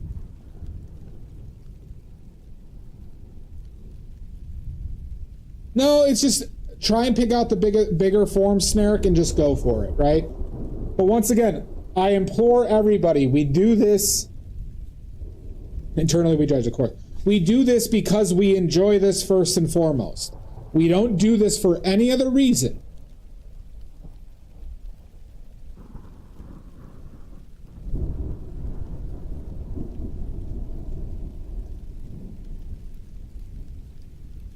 Exactly. We enjoy. So why I say that, Snark, is the results matter less when you enjoy it. But obviously practice with intent. I go about this with every time I'm painting, I'm trying to get better. Straight up, no doubt. Right? But it's okay. If stuff is bad. Oh, we have fun. Yeah.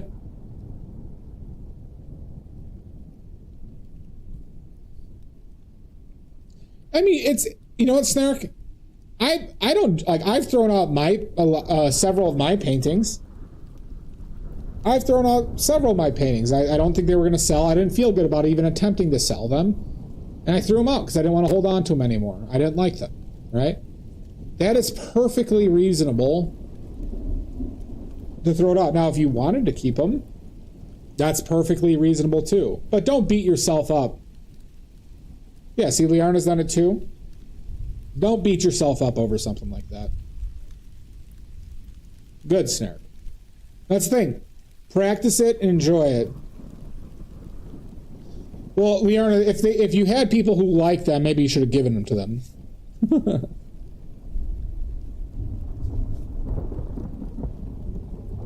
But maybe they didn't want them, and they're just saying that to cheer you up. Who knows?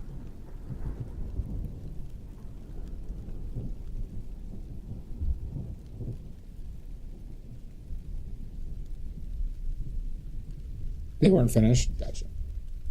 Well, you could still give it to them if they're not finished.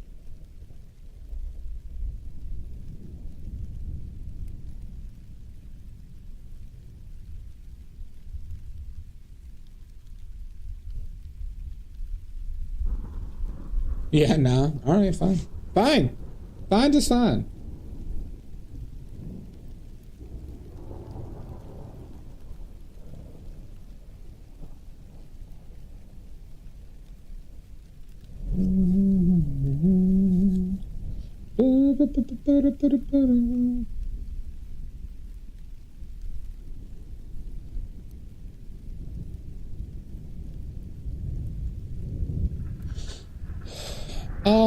As long as it covers what you're painting and your palette, and you don't have ambient light, I would consider blocking out other lighting that you have, Snark, so it doesn't like corrupt your vision.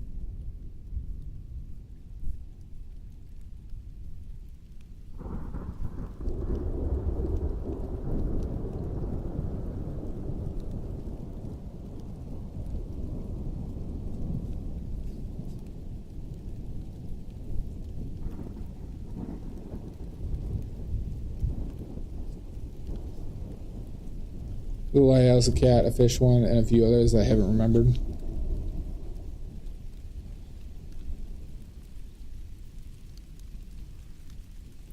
Do do do do do.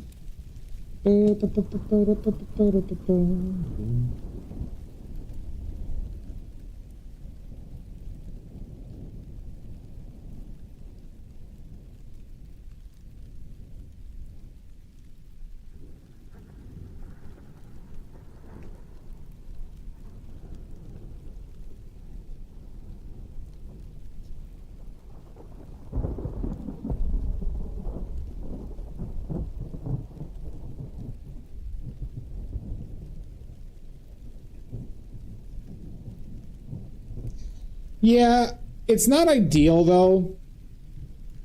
I will always warn about the perils of painting from photos. I'm doing it right now. But you learn a lot less. You learn a lot less.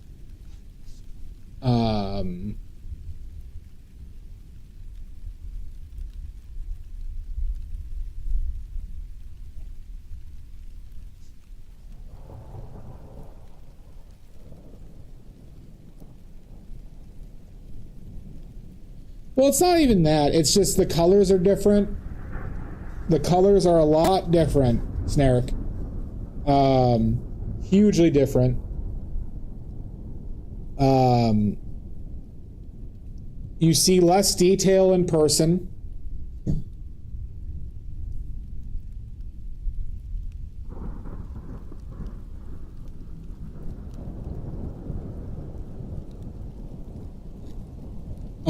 and you're recreating a photograph versus painting real life. That's just straight up what it is. Like a seashell.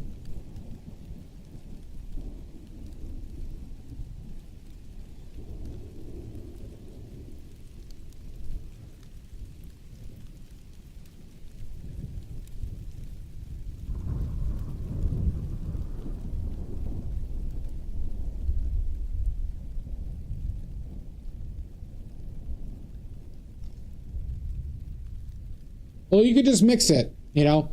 There's not a great single pigment pink that I'm aware of. Like fluorescent pigments are dog shit.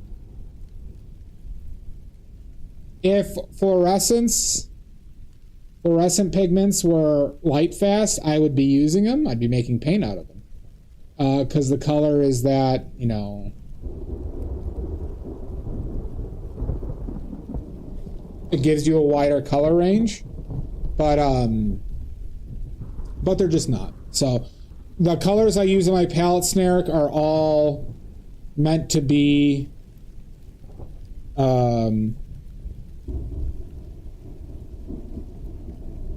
as saturated as possible while being reliable pigments.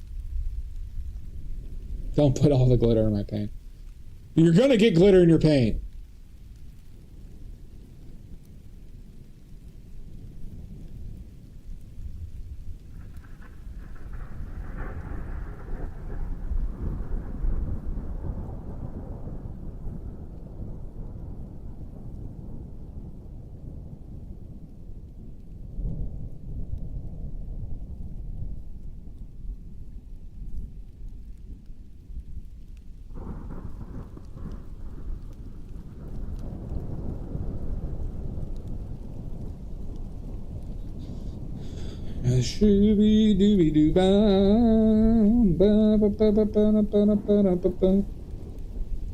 My colors look a little bit more yellow and orange. Let's see if I can tone this down a little bit.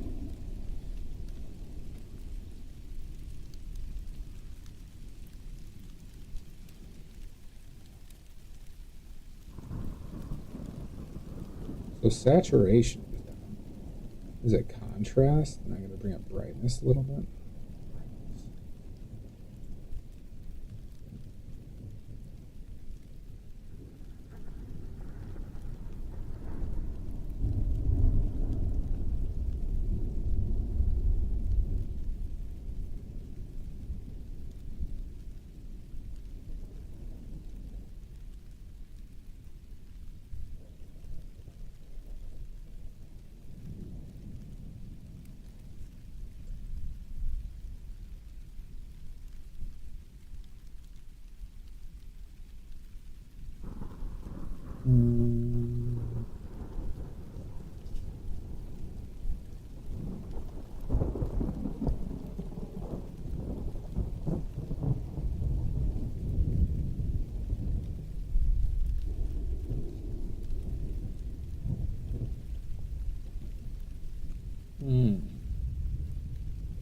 No worries, Richards. How you doing, bud?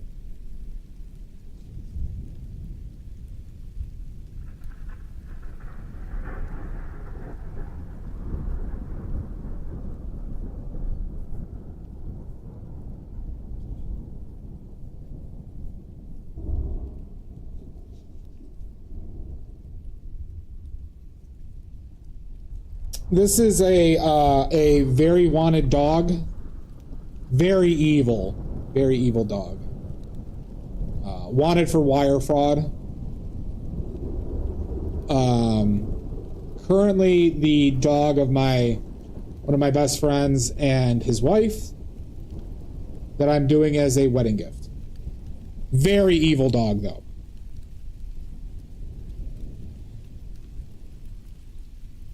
Well, it's a good exercise to do, Liarna. Liarna, if you want to practice seeing color, look at something in real life, and it works better outside, mind you. Look at something outside, take a photo of it, Liarna, and then look at them next to each other, and you'll see that difference and how much photos affect the color that you see. Very snark. This dog has killed tons of people.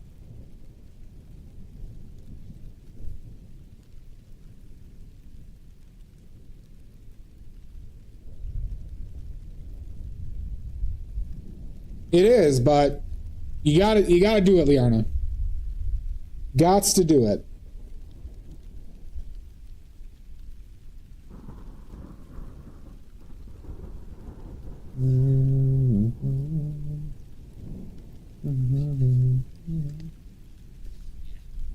No, for pleasure. For pleasure, Maddie.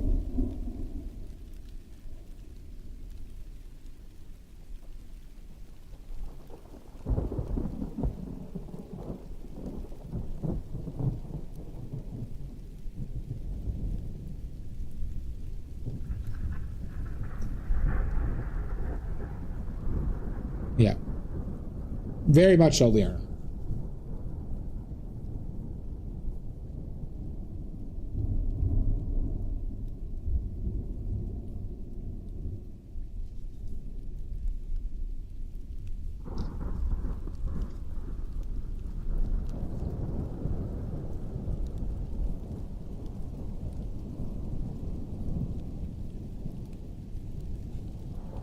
You could do this with...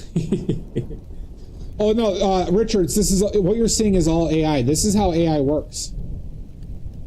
You didn't know this is how AI works, Richards?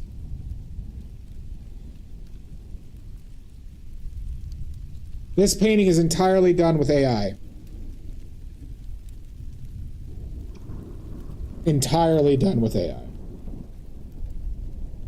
Yep, this painter is AI too. Yep.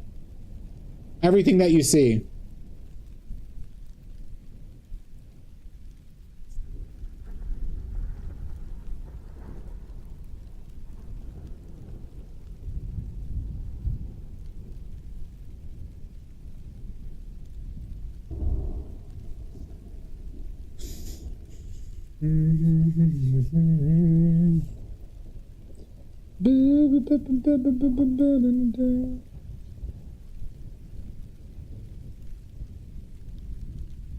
That's crazy, Richards. Was it like a YouTube short or something? Yep. No, everything that you see, are observing right now is AI. This isn't real, okay? This isn't real, everybody.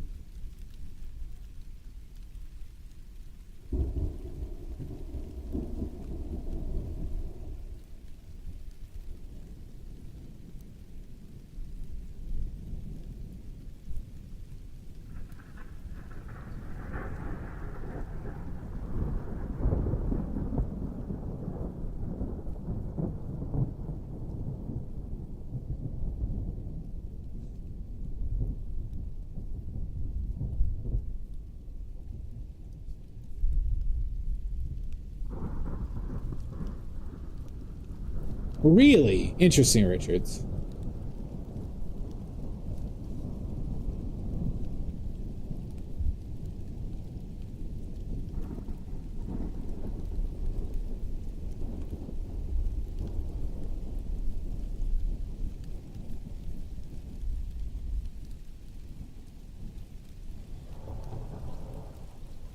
Yep, I'm sponsored by ChatGPT. I'm sponsored by Claude.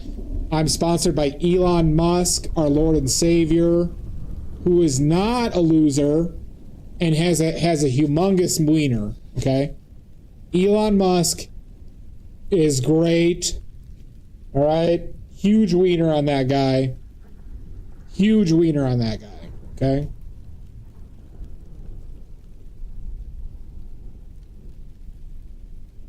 Gigantic. All right. You wouldn't believe the hog on that man. Oh my God. Definitely not.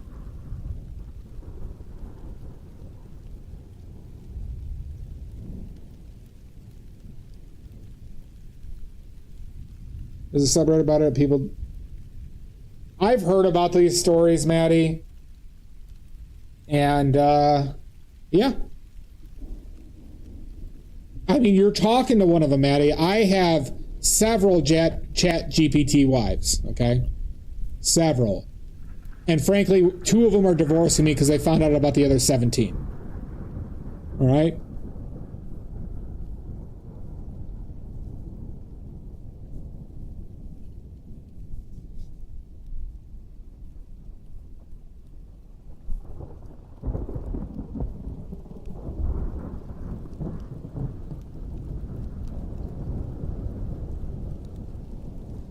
Like the more, yes, it's the real AI housewives of Chat GPT. It's a new reality show, Richards. No, those perverts are real. Those filthy perverts are real. I assure you. Oh God. Oh, there it is. AI Marie. Oh my God, no.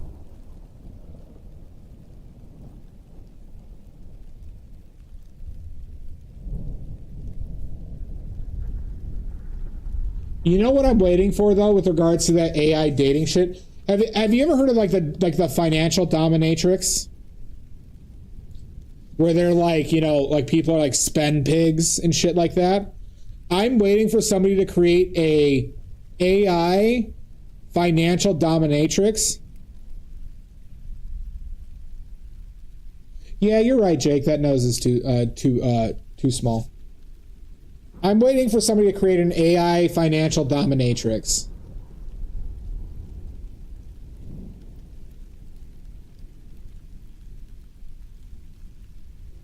Do, do, do, do, do, do.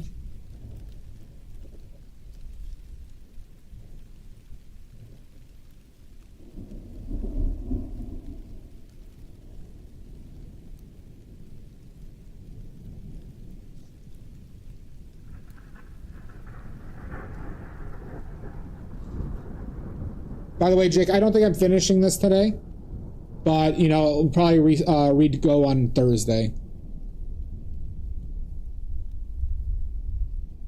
I wouldn't doubt that, Richards.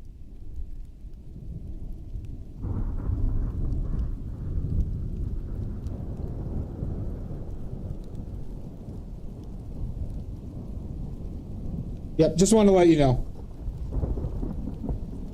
I've only seen season 1, Richards. The rest of it hasn't really appealed that much to me.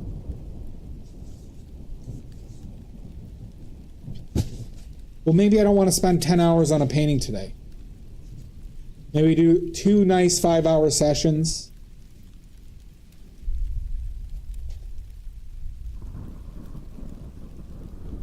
Or if Maddie, if you want to go grab the Costco hot dogs for me to refuel, then fine.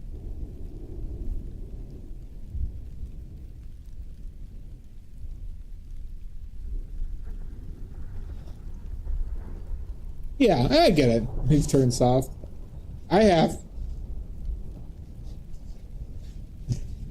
Oh my God, Liarna.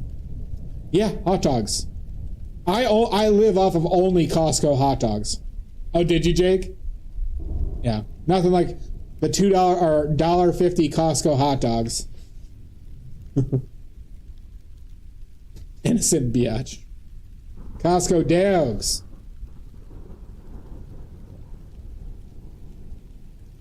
I've actually been living a lot off of a Costco rotisserie chicken. Oh, really, Jake?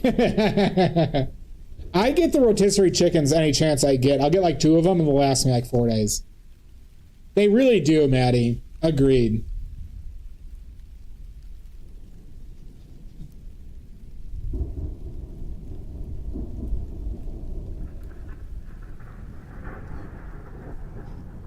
Pot pie here?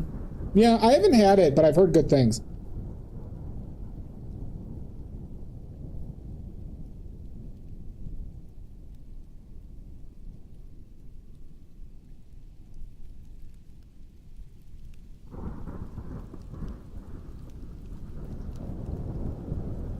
For Costco? For Costco as well, Liana? Because our Costco rotisserie chickens are still $5 here. It's one of the last beacons of hope in this goddamn hellhole.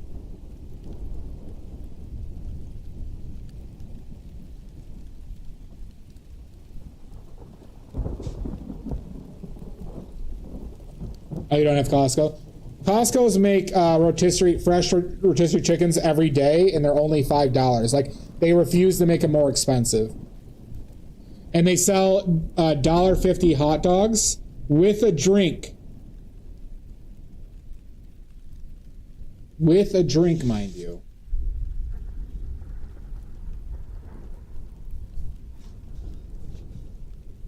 It's awesome.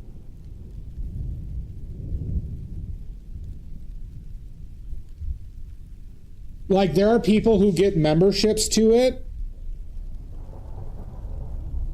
just to eat the hot dogs and stuff. Yeah.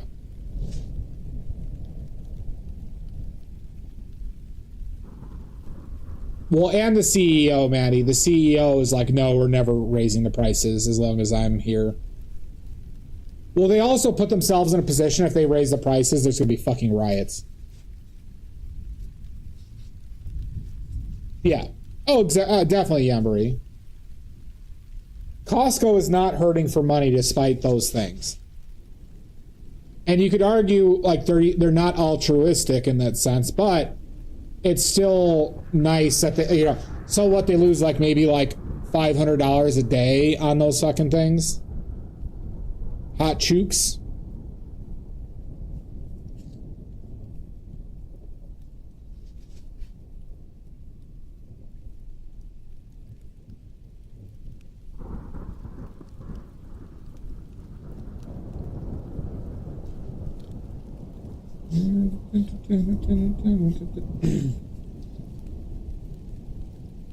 Chocks. Okay, Chocks.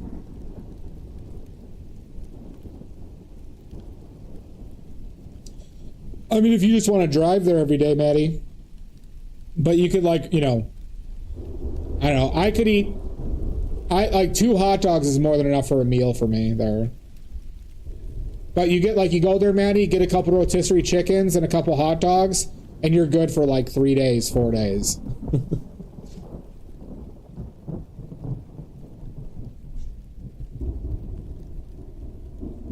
You're talking to somebody who's eating like, not like eating as cheaply as possible, and those are not the hot dogs, but the rotisserie chickens are a big go-to. And Maddie, if you get rice there, you get a big bag of rice. You eat that chicken with rice and, like, you know, get a sauce that you like. You'd be surprised how much you can stretch that shit out, yo.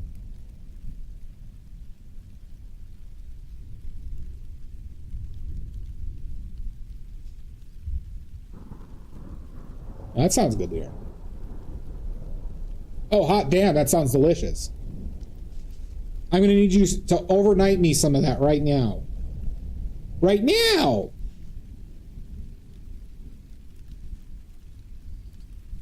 Just put it all in a box and overnight it.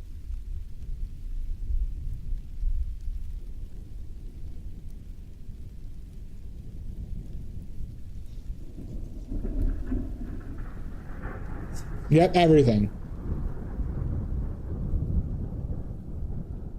Oh, thank you for the happy belated. Wait a second, Omizu.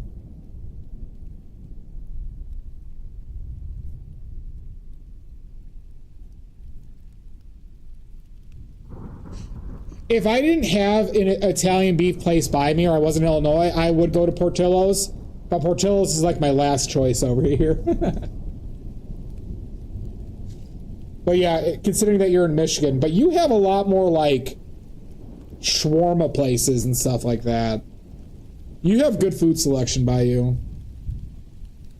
Yeah, I know that's all you got with Italian beef.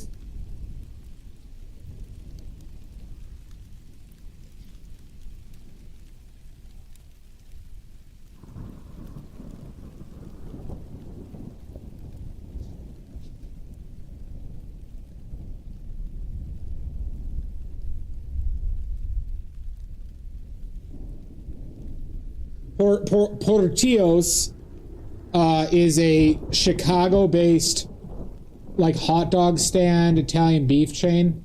Italian beef is like a regional sandwich of like cooked beef and spices essentially that they serve with hot peppers. It's awesome.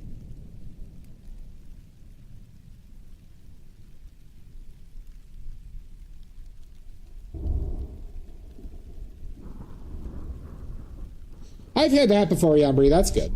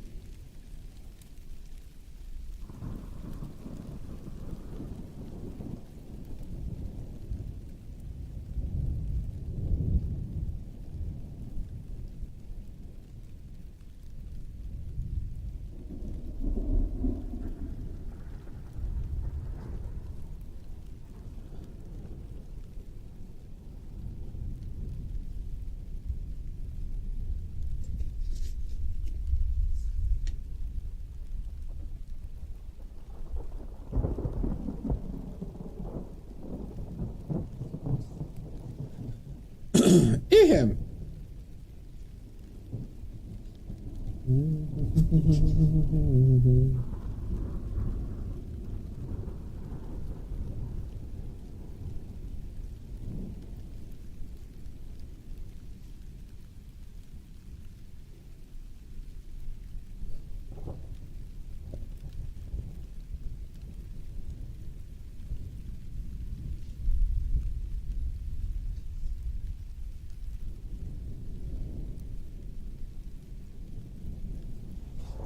Queens on East Coast first. I want to go to Melbourne, really badly, Liarno. I want to go to Melbourne and OD on Chinese food and like grilled foods.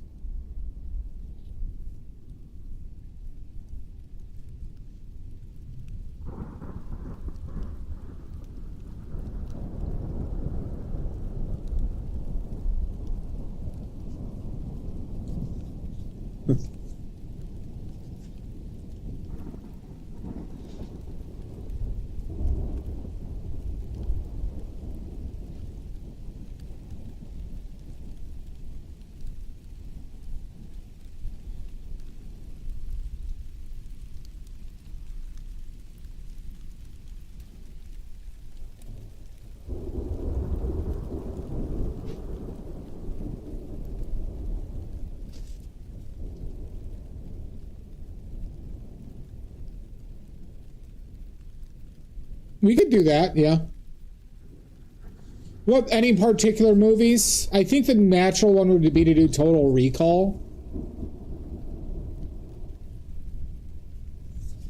Probably Total Recall or Predator.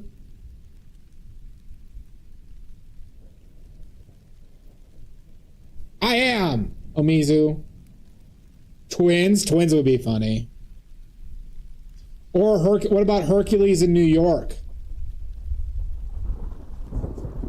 What about Hercules in New York, everybody? Everybody's favorite.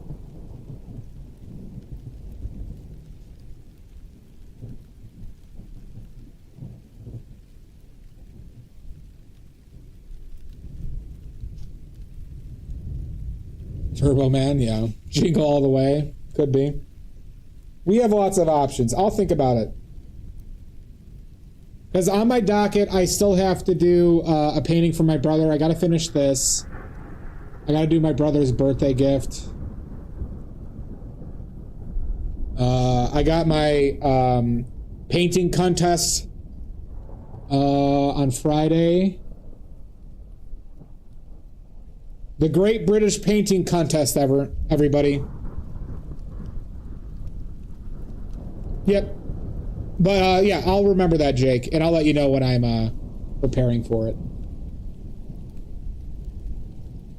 Don't forget, everybody, the Great British Painting Contest starts on Friday. Start thinking about your references now. It's the world's biggest painting competition. The winner gets my painting, everybody. The winner gets my painting.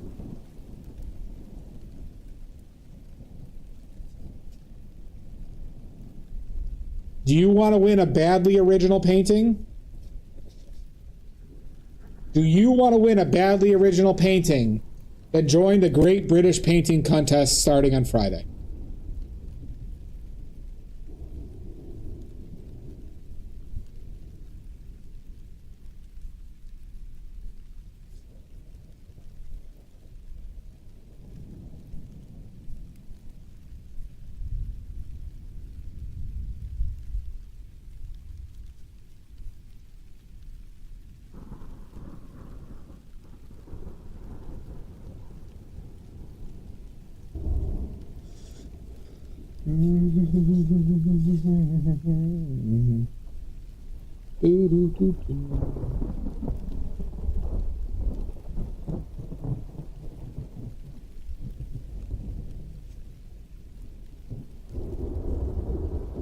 Who wants crappy pie?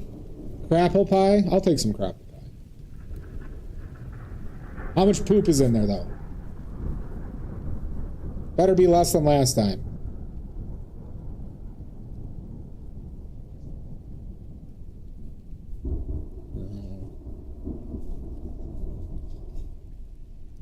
Right, and a little poop, Todd.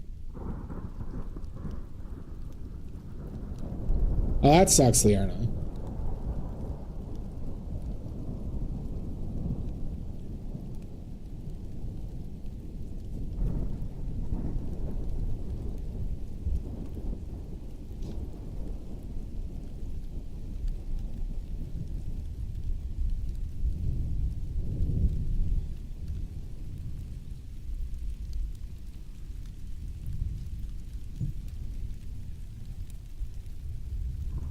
Fire the nuclear weapons! Oh my god, rain! It will be, Mizu. Son of a bitch! Stoic! Fucker! Hi, Gardemus. God damn it. Son of a bitch! Welcome in. Oh my god!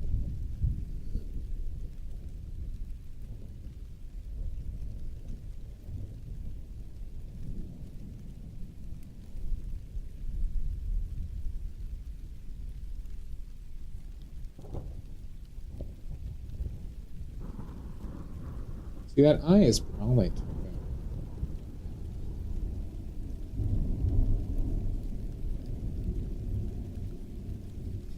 Welcome in. Hi, Silver. Silver grain. Silver grain. Another edition of Thunderdome! Oh my god, a contest! Nice. Alright, who's in for trivia contest?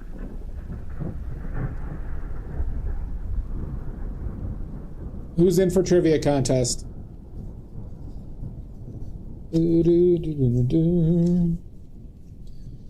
I need some... Alright, Stoic. Liarna. Who else is in for trivia?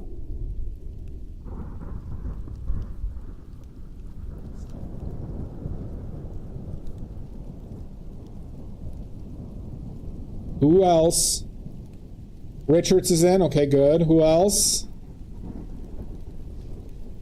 Oh, Mizu's in. Okay. First question. Let's go with...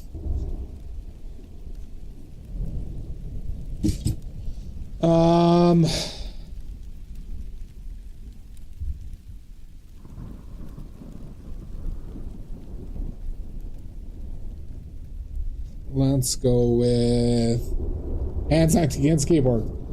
All right. Let's start off with the craziest thing happened to me today, everybody. Somebody delivered me 50 barrels of just chock full of dead small birds. A bunch of, like, 50 barrels full of dead small birds. What exotic pigment should I make from all these dead birds? Charcoal? Nope. I said exotic pigment. So there's multiple pigments I can make, but there's a specific exotic one I'm looking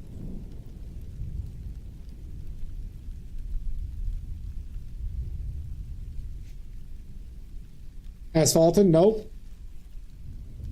Chicken wing black? Nope. What am I going to do with all these small birds? Somebody tell me. Bone black? Nope. Not bone black. I said exotic, Omizu. I said exotic. Ivory black? Nope. But might be pretty close. That blue color? Nope. Nope, definitely not that. Turquoise? Nope.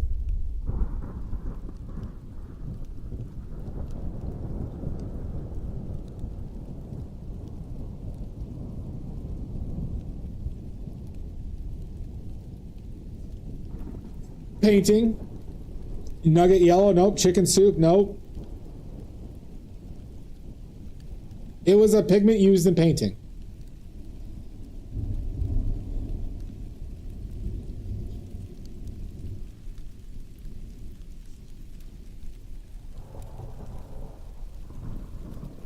Green like? Nope. I need names. Blackbeard pie? Nope.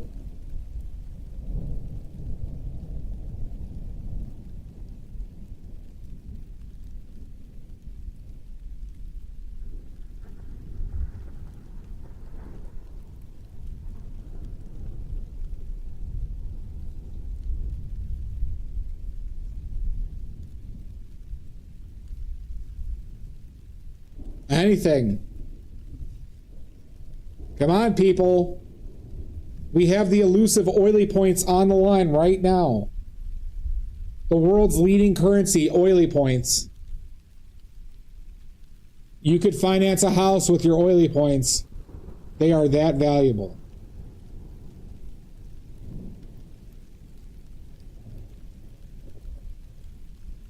Gold leaf, nope. Krylian, nope. I guess nobody wants to finance a house. I guess nobody wants to finance a house. Lamp black, nope. I said exotic. Vermilion, nope.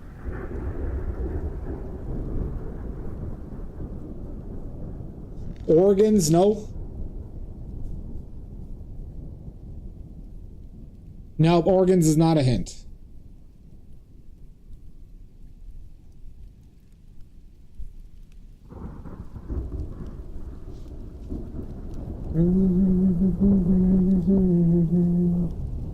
We're going to give it 30 more seconds because it seems like it's too hard for you bunch. And I mean that as an insult. Oh! Cody, craziest thing happened today. 50 barrels full of dead birds, dead small birds, were shipped to my house for some reason. What exotic pigment should I make? What exotic pigment should I make?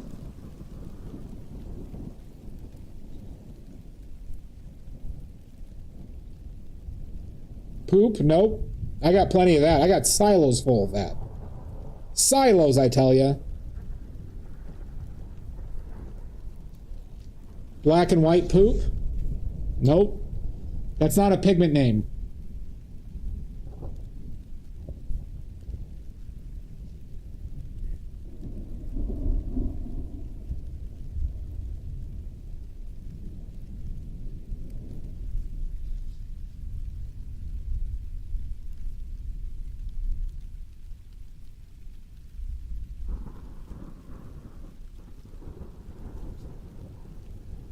No, it is a pigment. It was a pigment name. All right, 10, 9, 8, 7. The answer is ivory white. Ivory white, everybody. Pigment made from bird bones, not carburization, but it was a white paint that was used, or white pigment that was used for a period of time. Not a good one. Next question. That's a point for me. So every time I earn a point, I take $500 from everybody's account automatically. It's already been deducted. Okay. Chinese white is not that white. That's another name for zinc white. Next question. Nope, the $500 has already been deducted from all of your accounts. Next question. Look out of it, a nice fast up for yourself. Yep, we took the $500 out. You all are in this contest. You guys agreed to this. You all agreed. You agreed. All right, next question.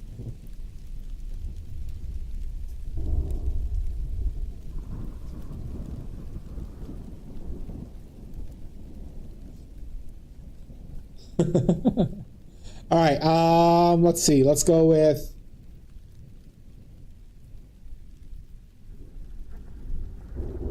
all right.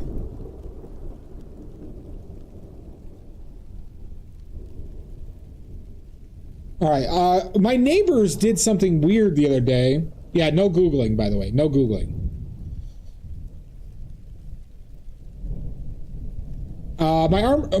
My neighbors did something weird. In the middle of winter, they planted mango trees. Mango trees in the next to the parking lot. What pigment should I try to create with these? Okay, all right, Cody's got it. Indian yellow is correct. Indian yellow is correct. From essentially diabetic cows who ate too much mango plants. And their piss became very orange yellow.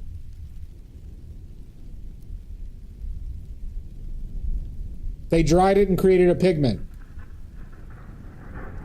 Cody, you get a point. If I have any mods here, please give Cody and Paso a point. Next question.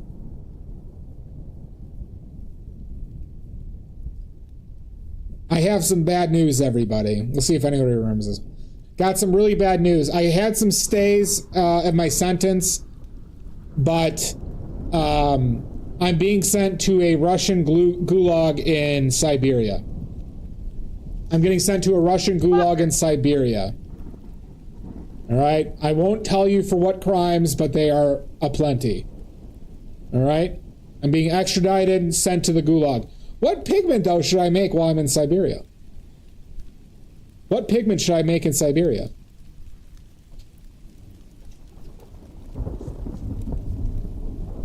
You remembered it, Jan. Jan remembers it. Ivory black is correct. For those who don't know, ivory black was originally made from ivory, from elephants. In Siberia, in Russia, there are literal like mastodon carcasses and tusks lying out in the open that people can take or have taken, and you could make actual ivory black from it, from mammoth tusks.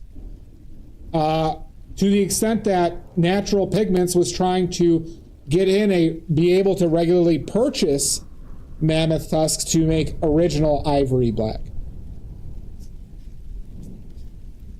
Next question. My mangoes. All right.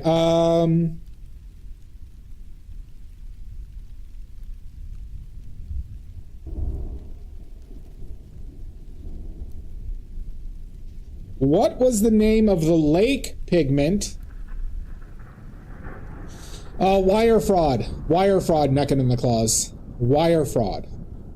All right. What lake pigment was commonly used before the discovery of indigo? Alizarin crimson was never a lake pigment. Hold up. Lake 6, nope.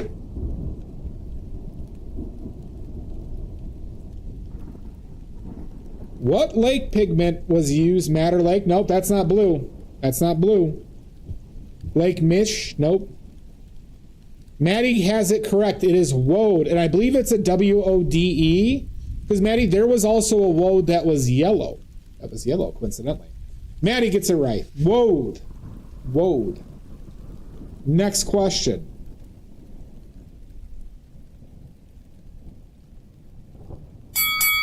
Son of a bitch! Gunner!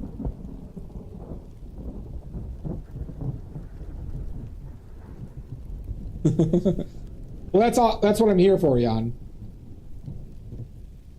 Yeah, woad was a original blue, like a blue lake pigment. All right, next question. Or was an OG lake blue pigment during the Renaissance. All right, next question.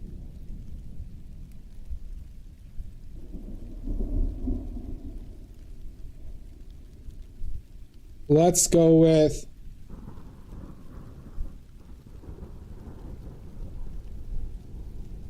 All right, I got some other bad news, everybody. I just found out, I just got a text message. I'm not being sent to a gulag in Russia. I'm actually being sent to a prison in China. In China. What old art supply should I make while I'm in China?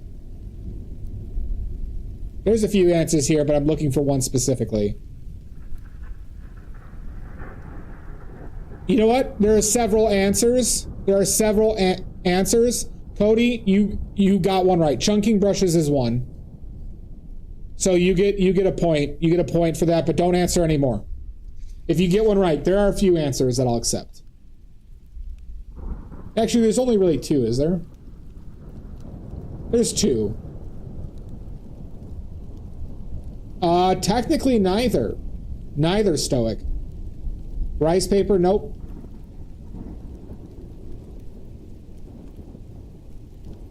There's three. Well, Jan, guess one of them, and we'll see.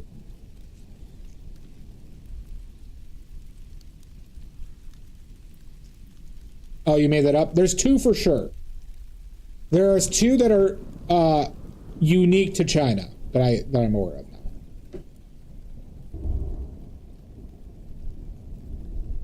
All right. Well, I need a name, Jan. I need you to actually guess. Cinnabar is not unique to China. They do have a large cinnabar mine, though, there. But there are also cinnabar mines in Spain, Africa, United States, South America. No, it's fair. Cinnabar is red, too. Cinnabon? Nope. That's a staple of American obesity.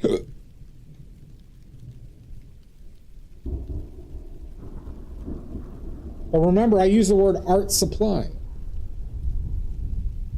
Which means, but I have said it's not a pigment. I have said that it's not a pigment.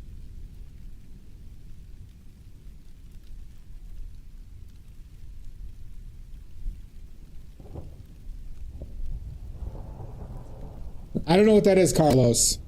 English only. Damn it, Carlos. Not at the table, Carlos. Not at the table.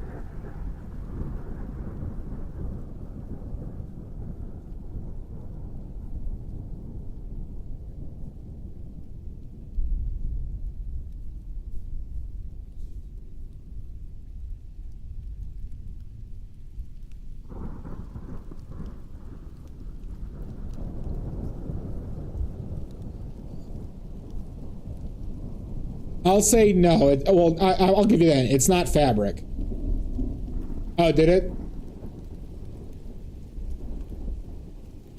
I didn't think it was any. I Anything bad, Cody? I just didn't know what it was. Nope, Stoke, that was gone a long time ago.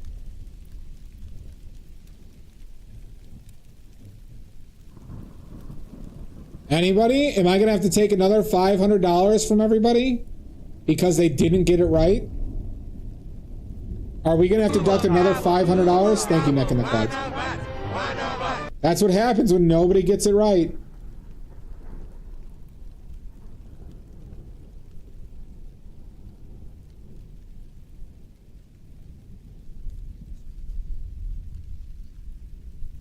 That's true. Some kind of ink? Maybe.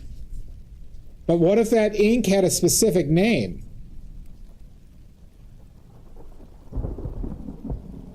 You have 4 trillion seconds.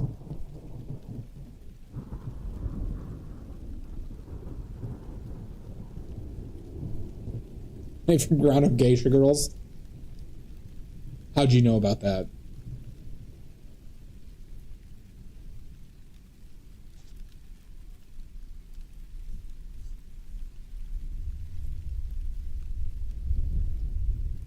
Beetles don't make an ink. Neck, just FYI.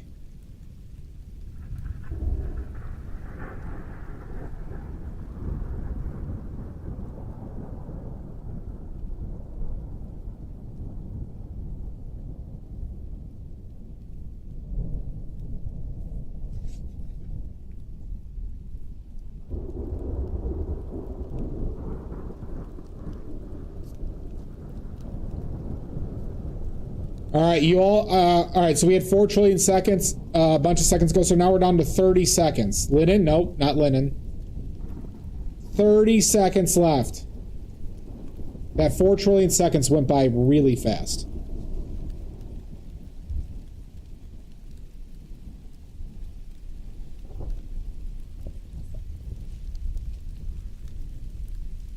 Carmine? Nope. I don't know, Stoic. 10, 9, 8. Get your guesses in. 7, 6, 5, 4, 3. Nope. 2, 1.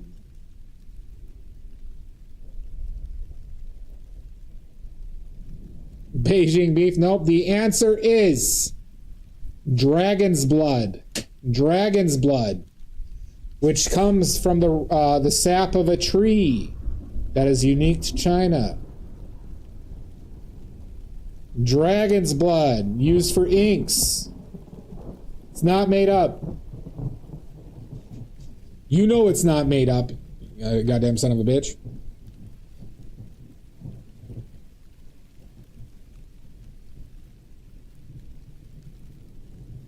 Lies reported. It's also an ink, Richards. It's also an ink. A red ink. Sounds mythical. English only, Stoic.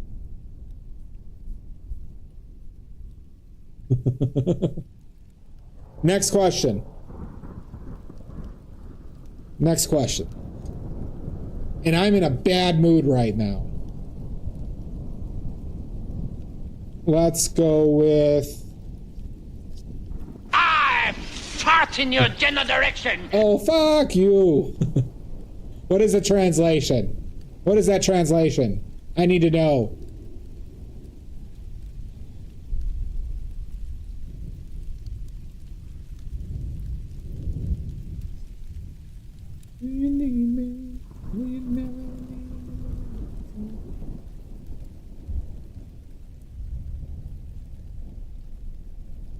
Oh, okay. God damn it, Stoic. You're not being bullied. Just get good. Get good, scrubs. All right. So that was another $500 from each of you that was just put in my account. Thank you all for that. All right. Because I got the question right. I beat you. Oh, really, Richards? Interesting. All right, next question. What is the name of the blue ochre pigment? What is the name of blue ochre pigment?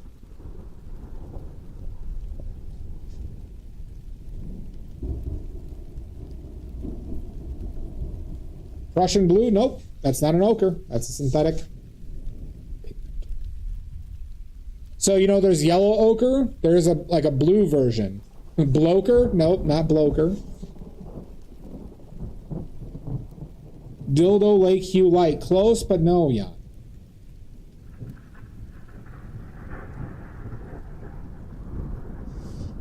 Blue ochre? Nope.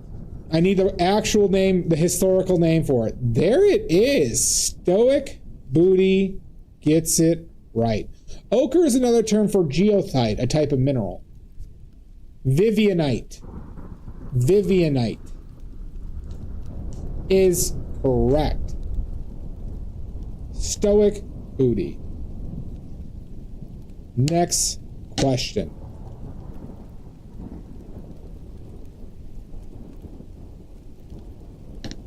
Oh, thank God. Next question.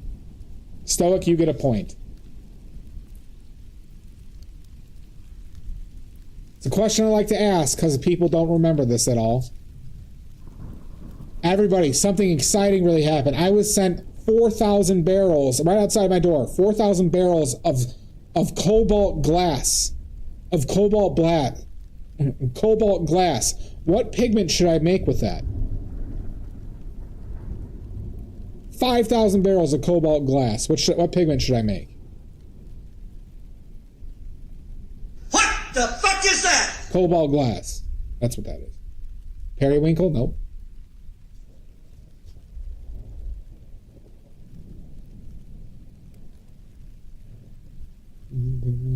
Phthalo? Nope. Phthalo. Nope, not Phthalo. Will you love me? Will you love me forever? Will you need me? Canary yellow? Nope. What in the name of Breaking Bad? Cobalt dryer? I don't think this would work as a dryer, but most cobalts are, so. Shields green? Nope.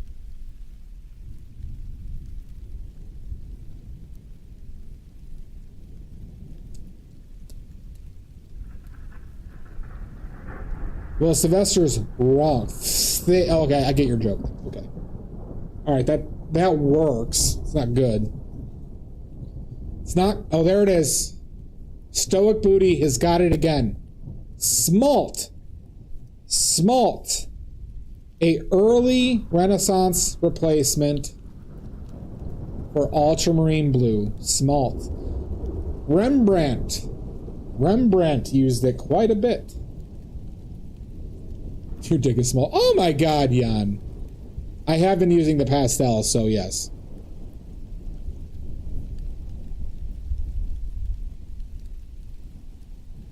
Oh, small. Sorry, I missed that. Omizu gets a point too. Omizu gets a point too.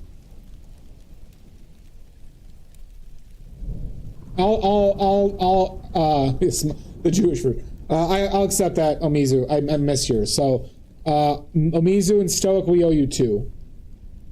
We owe you 2 points. All right, next question. Let's go with Omizu. Jan says hi. Absolutely not, Liarna. Not when you're making fun of me. Make fun of other people, maybe, and then, yeah, I'd consider it.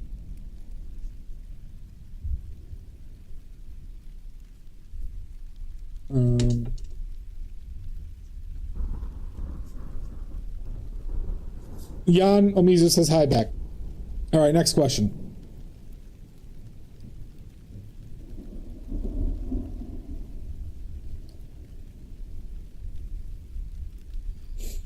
Let's go with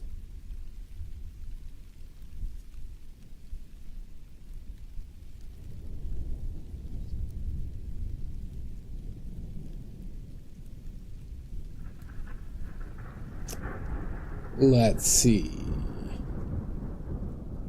What's another fun one?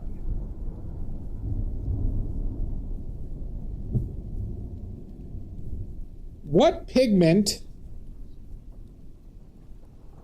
I believe this is true. And I'm just going to roll with this. What pigment was used as a common food additive specifically for mustard? For mustard.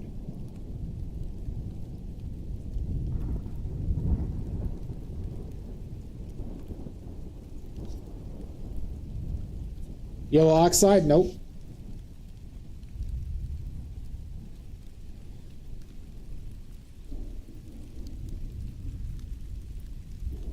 Will you never leave me? Will you make me so happy for the rest of my life?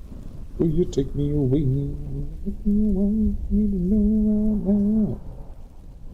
Butter? No, I said a pigment. Pigment. Red 40. Nope. I'm not looking for dyes. I'm looking for pigments here, people.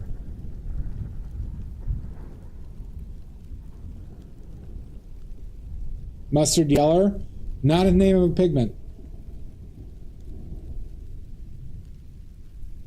Annatto? Nope.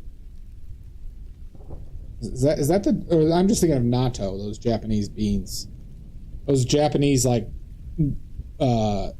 mucus beans. Natto.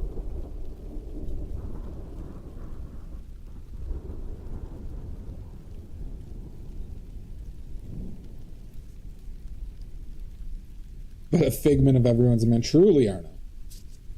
Bismuth? Nope. Not bismuth.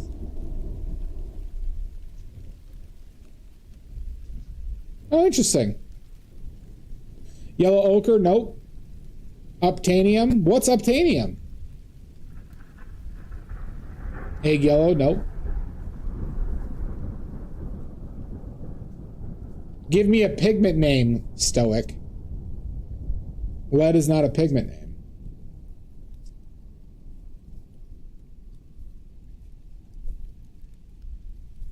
Not much. What's obtaining? I don't get it. What are you talking about, neck in the woods? Lead oxide? Nope.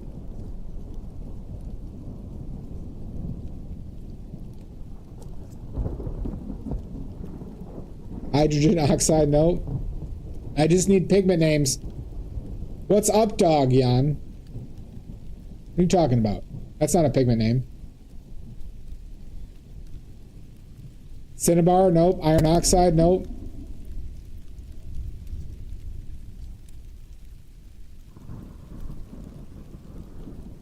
Stoic. Wink for previous things I've said. Wink from previous things I've said. Wink. Parodies nuts? What do you mean? What's para mean? I don't get it. I don't understand this word para. What do you mean what's up? What's up with you, Mizu? Why is everyone being so weird? Nose higher, larger, wider, closer to eyes, or am I seeing it wrong? You might be right. The nose might need to come up and to the right. I don't know about wider.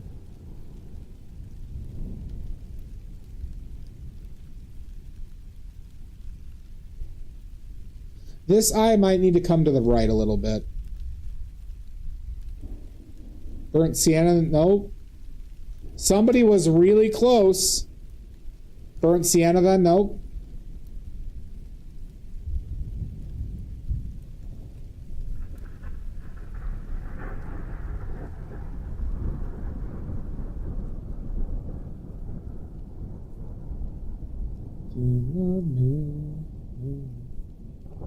This nose, this eye might be a little bit too far to the right, and the eye, both eyes might need to come down a little bit, or the nose needs to come up with a relational.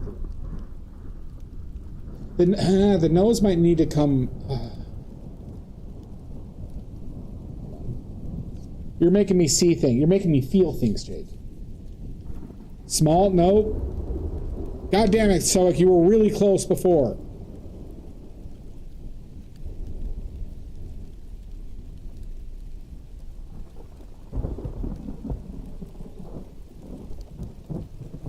The nose might need to come up, though.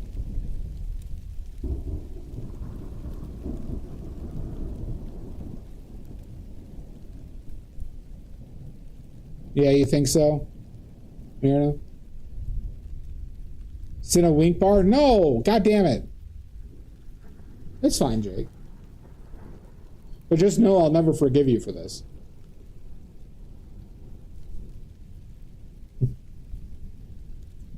Thank you, Schmuckleberry. And we're even. Here, I'll, let's make the nose go up a little bit.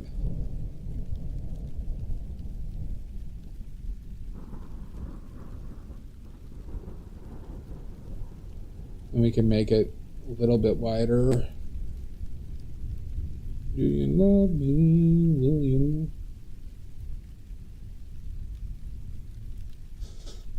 Let me sleep on it, baby. Schmuck approves.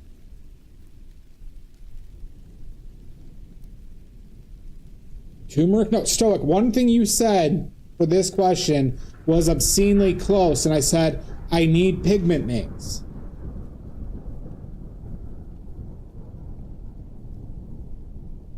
Remember when I said that?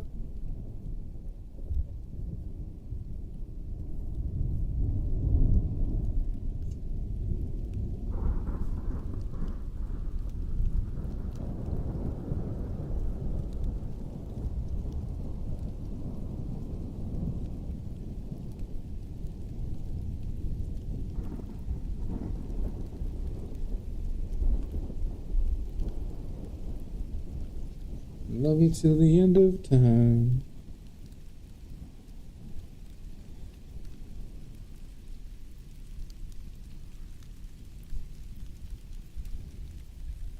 Mercury oxide? Nope. It's not, Cody. You're all going to be shocked by the answer. That's another hint. Shocked, I tells you. There's not... God damn it, Stoic. What was a common food additive to mustard historically? I did get up, Doug.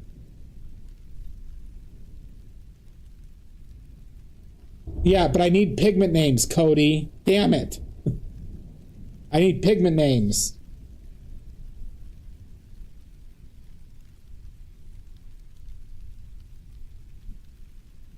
I'm this close from an aneurysm. Dillweed, nope.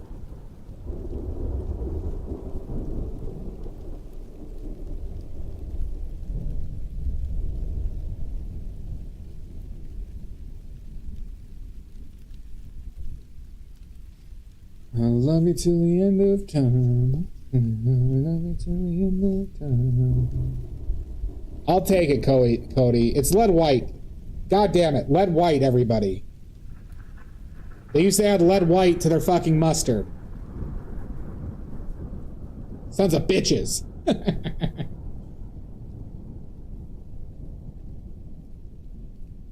Fire the nuclear weapons. Oh my god, a raid! Yeah, they didn't say lead white, Cody. They didn't say lead white. They said lead. That doesn't mean all mustard has lead in it. Welcome in, Poison Jackal, if that's your real name. Apparently it had a sweet taste to it, NECA. Good. Good. Good, Jackal, you're prepared.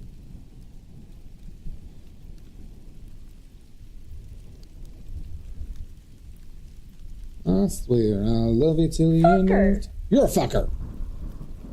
Good.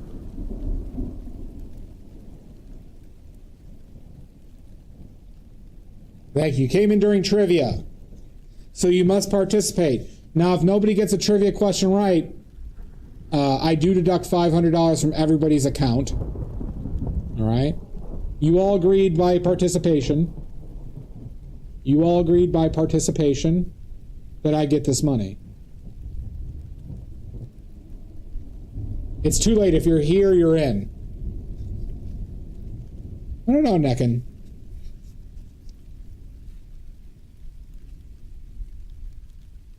No, we owe Stoic 2, we owe Amizu 1, and we owe you 1, Cody. But Maddie and my mods are apparently taking unapproved vacation.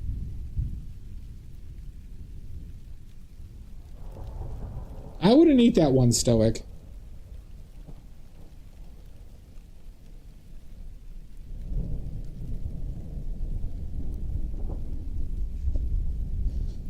All right, next question. Let's go with...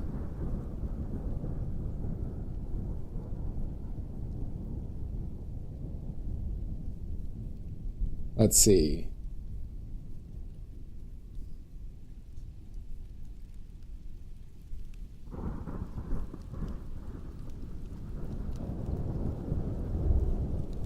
Everybody, the craziest thing happened. All right, I got shipped 1,000 gallons of calamine lotion. What pigment should I make from it? I like these questions. Thank you, Shasta. One for arts and crafts. That's arts with a Z. And crafts. It's CARAFES. And then one for Cody and Paz.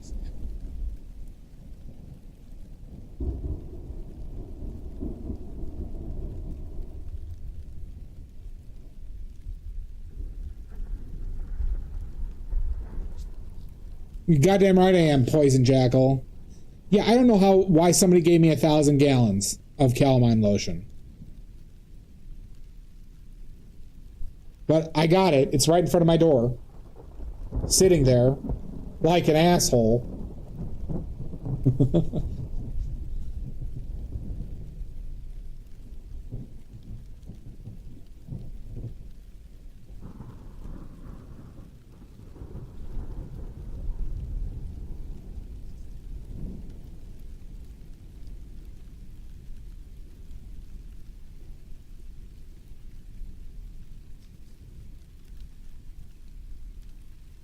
Syphilis Brown is your final answer? Nope.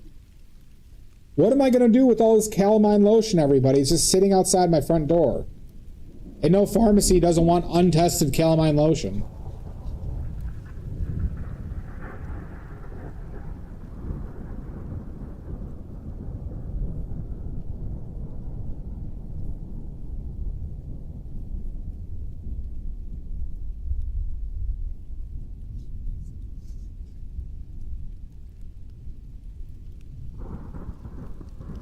I didn't check the color. I just know it's calamine lotion. There it is. Stoic Booty gets it right. Zinc white is correct. Yep. Zinc oxide. Terrible pigment. Don't use the pigment. One of the worst pigments you could use in oils.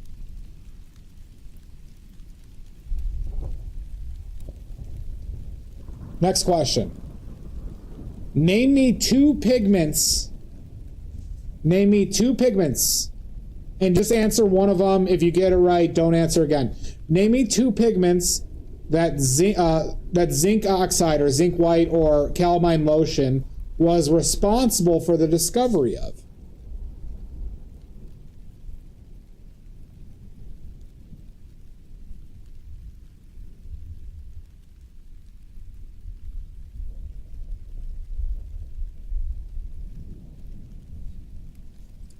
Name me one of two pigments that zinc white was responsible for the discovery of. Or calamine lotion was responsible for the discovery of.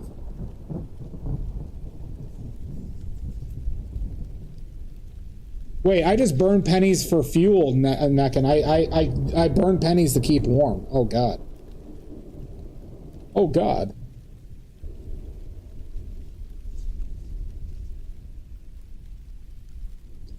Antimony? Nope. I need pigment names, yo.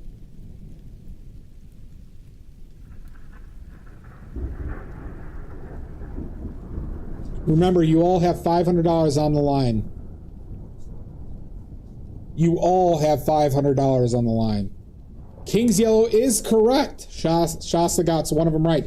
King's Yellow is synthetic orpiment, which is arsenic based.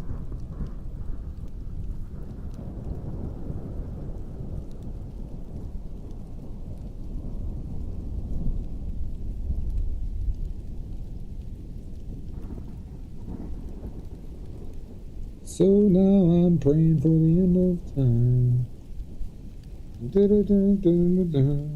Cause if I have to spend another minute with you.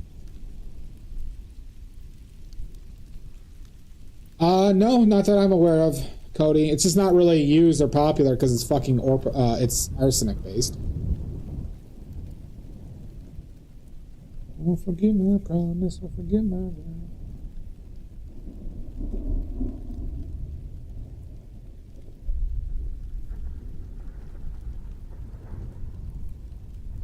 Really? Neck. Oh, Jesus Christ. Some people don't learn, huh?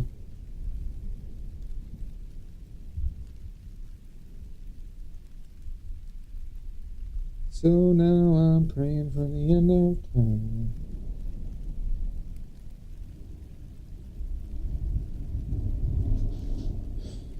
What's the other one, everybody? What other pigment is calamine lotion responsible for the discovery of?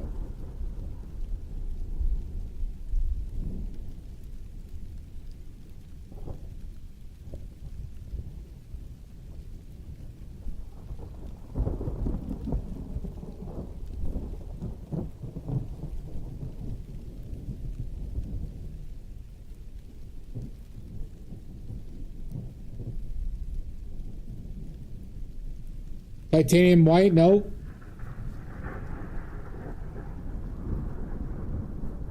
A lot more common than, yep. It's a name that you pretty much are all familiar with.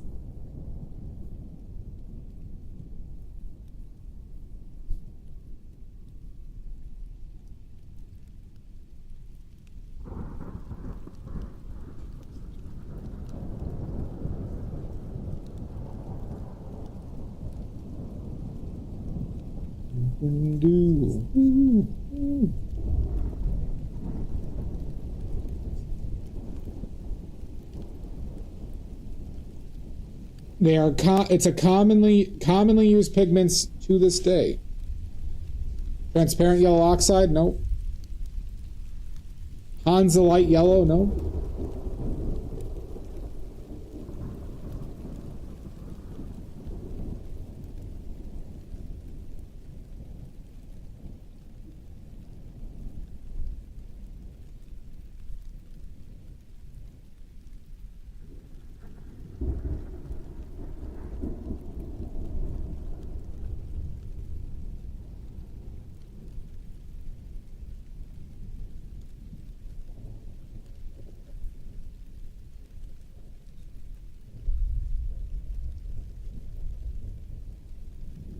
Tartrazine? Nope.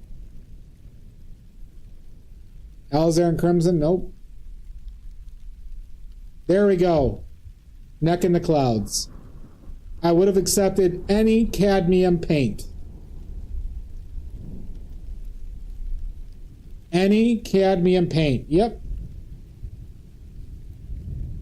Somebody suspected calamine lotion of being tainted with arsenic. And through this experiment of testing for arsenic, they found a yellow hue that turned out to be created by cadmiums. But it also taught them how to create synthetic orpiment, or synthetic arsenic yellow.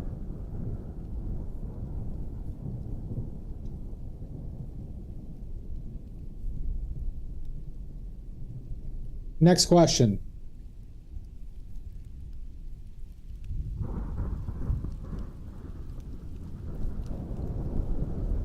Let's go with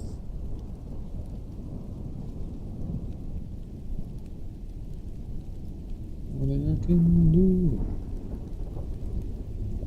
Let's go with there's no risk with cadmiums. Neck. The only reason I don't use cadmiums is because they're more expensive. But if cadmiums are the same price as pyrols, I'd use cadmiums. Mostly. They have a couple of annoying drawbacks. But there is nothing dangerous with using cadmium pigments while they're suspended in oil. Literally, there's like almost nothing you have to worry about. Yeah, as long as you're not breathing in dry pigment or just eating, like, I'm talking like dozens of pounds of paint, you have nothing to worry about.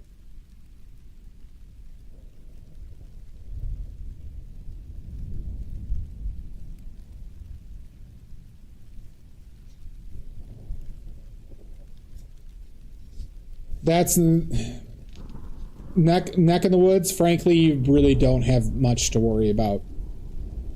The amount that cobalt would take to make you feel shitty, or a pigment, cobalt or cadmiums, would be an astronomical amount. In the sense that you would have to be trying to poison yourself to actually poison yourself from ingestion. The most dangerous thing about pigments is breathing them in. Dry pigments. We're not talking about fumes.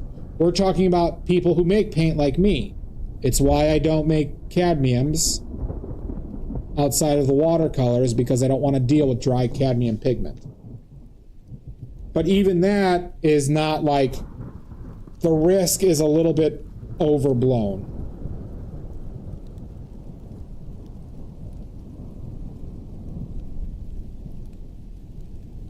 Okay, next question.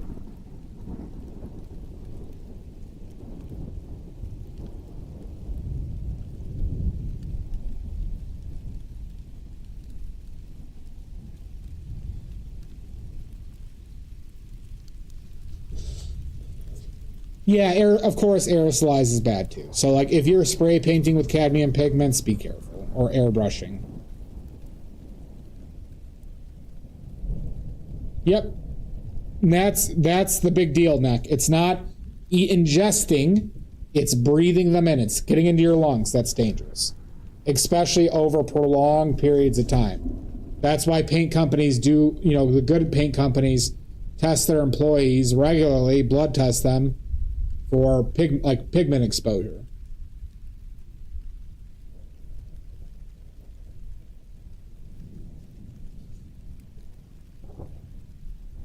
Do you, Cody? All right, next question.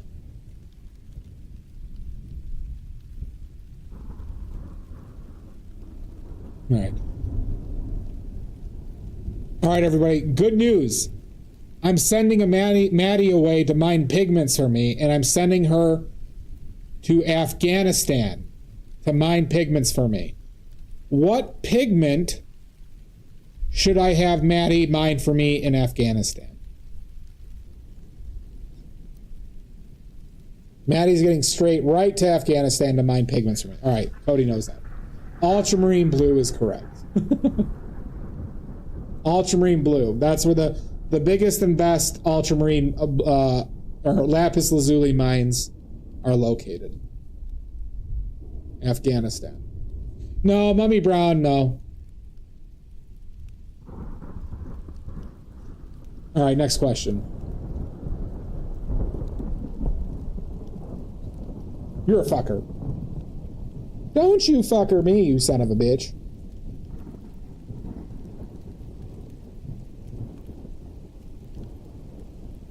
All right, you like that? You like the nose placement better now? Okay, good.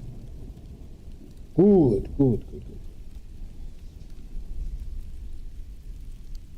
I'm still not convinced on the eyes, but I might wait until I get the eye glare on the eyes to work on that placement more. So maybe that's my cue to actually just finish the eyes.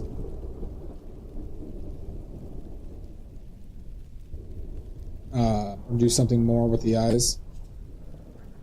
Like the teeths. Yeah. All right, next question. Let's go with...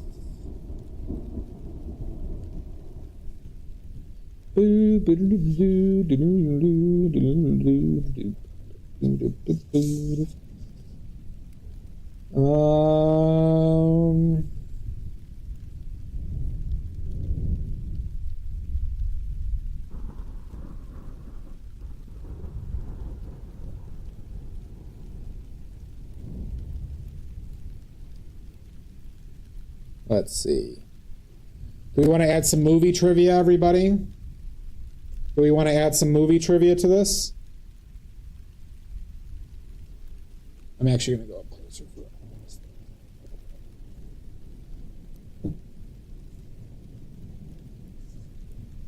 All right, we can add some movies. It's a little big. Let's go with.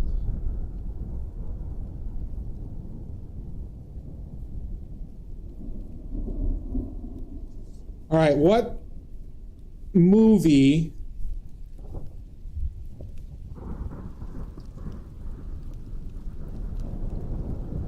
Yeah, do I like that question? Let's start off an easy one, I guess. What movie adapted from a Stephen King book stars Morgan Freeman?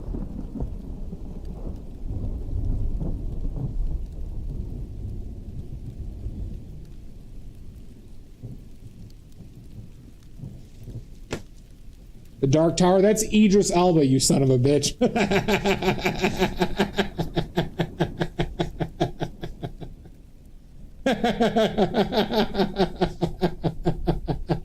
Mississippi Burning? Nope. Shawshank is correct. Richards with Shawshank Redemption is correct.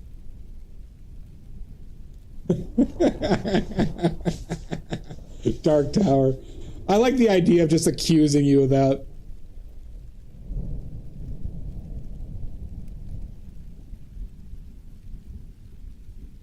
All right. What movie adapted from a Stephen King book stars Tom Hanks?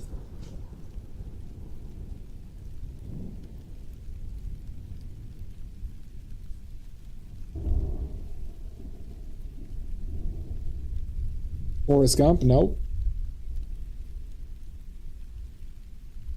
The Green Mile is correct. The Green Mile. All right. What is the name of the only movie Stephen King directed? What is the name of the only movie that Stephen King directed?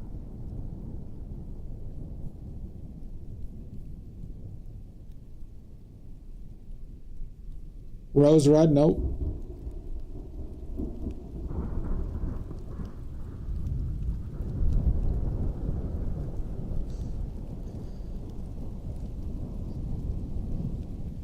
And now I'm praying for the end of time. Yep, we'll wait for ads. Goonies, Creepshow? Nope. Nope. As if I have to spend another minute with you, I'll never forget my pride.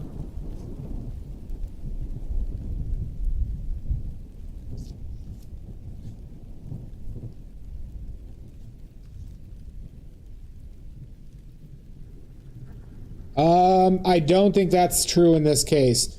I could actually, I know what you're talking about, Necken, and you are climbing up the wrong tree.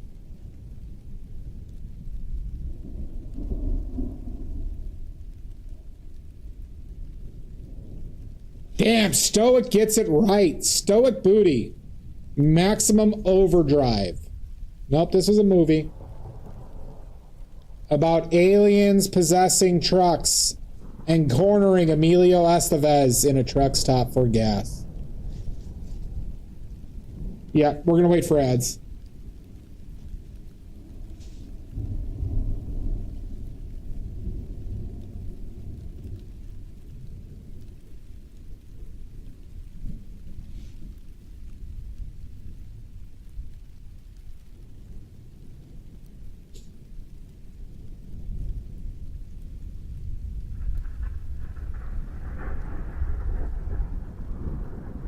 We'll wait for ads. I'll give a little story. Neck, are you in ads?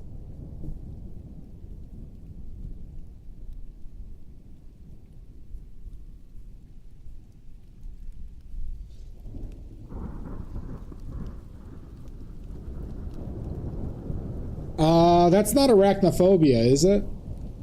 I know John Goodman's in arachnophobia, right?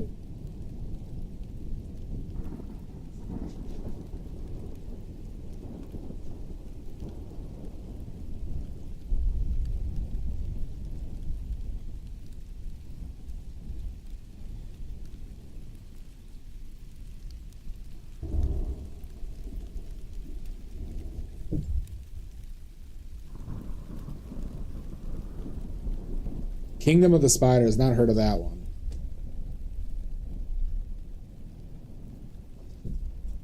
We're going to...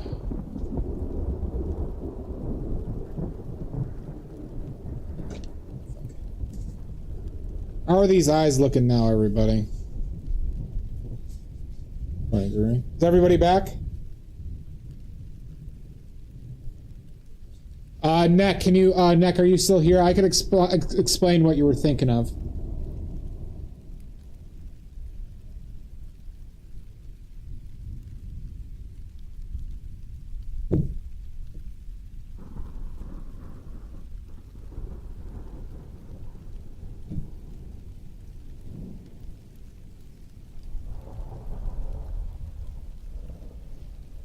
Neck in the clouds?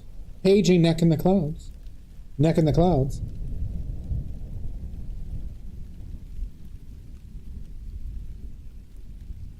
So Stephen King hated Stanley Kubrick's adaptation of The Shining. He hated the Stanley Kubrick Shining. So he was the one who basically created or pushed for the creation of the miniseries. And he had a lot of involvement in that. He did not direct it, though. So I think that's what you were thinking of.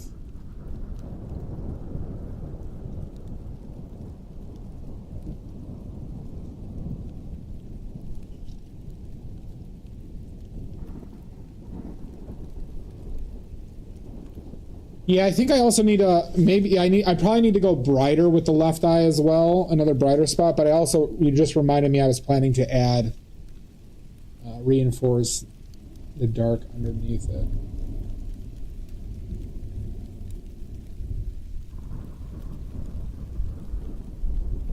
And let me get that eyebrow in. Eyebrow note.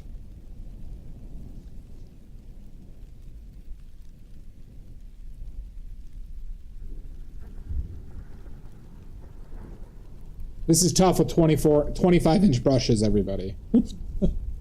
These are tough marks to do with accuracy.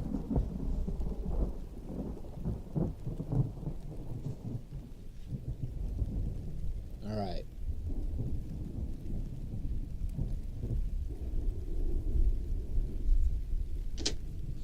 Yeah, Rosemary & Co. with my own duct tape extensions on there.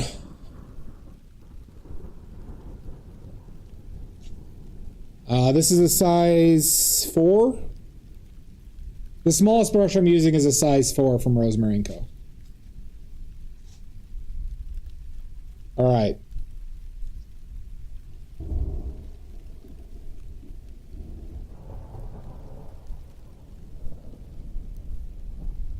Next question. All right, Jake, are you still here, by the way?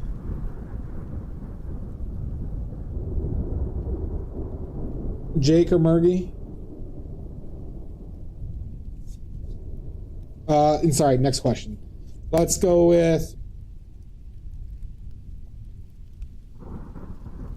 that one. All right, sorry. That one eye needs to go up, or eye reflection needs to go up a little bit more.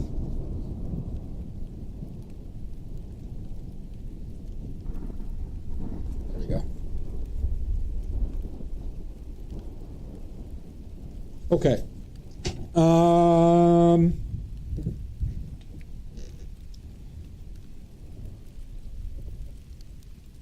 right, we're going to do word association movies, everybody. Word association. So that means is I'm going to give a word, and it might relate to like another movie that an actor is in or something, but put the clues together to name the movie I'm thinking of. Okay? Jake, how do you feel about the eyes, nose, and mouth relationship in this? And look of the eyes, nose, and mouth. All right. All right, good. Okay. You're good. I have your approval on eyes, nose, and mouth.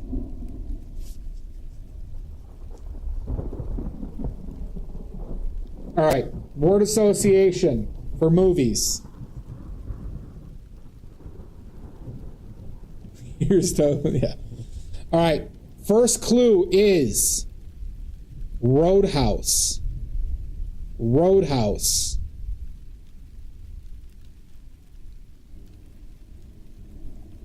First clue is Roadhouse. Tron? Nope. Twin Peaks? Nope.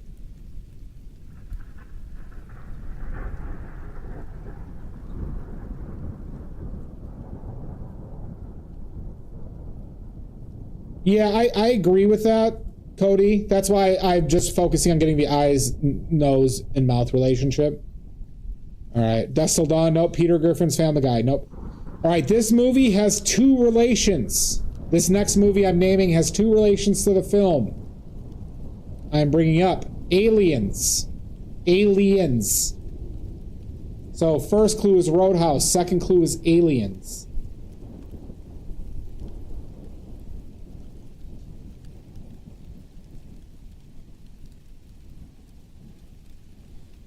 And I think we're in a good spot to stop for today, everybody, by the way.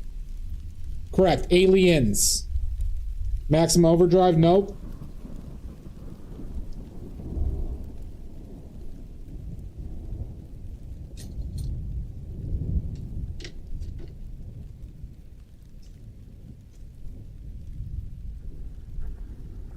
So I said there was two relations from Aliens to this film.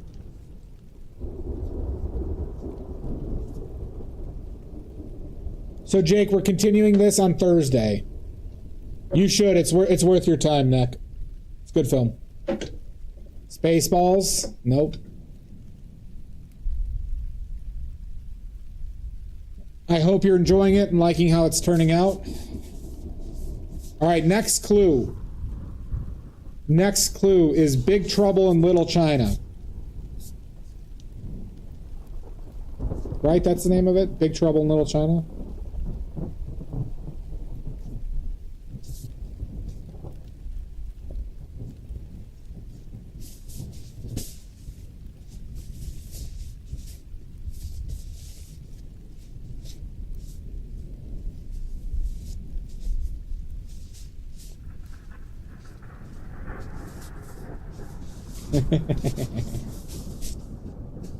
Gremlins? Nope. Come on, people. Do you want me to get that $500 from you or not?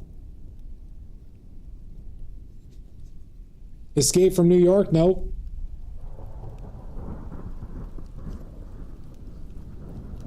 Critters? Nope. Next clue is pizza. Pizza. The third one was Big Trouble in Little China. So the clues are Roadhouse. Second clue is Aliens with two connections. Third one is Big Trouble in Little China. And fourth is pizza. Fourth is pizza. Spider-Man? Nope. God, I love trivia. We'll give one more clue. We'll give one more clue. Well, I'm going to let this clue sit for a second.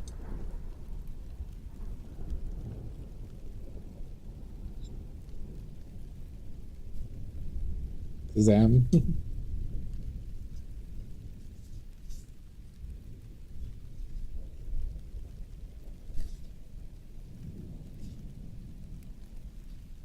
The last clue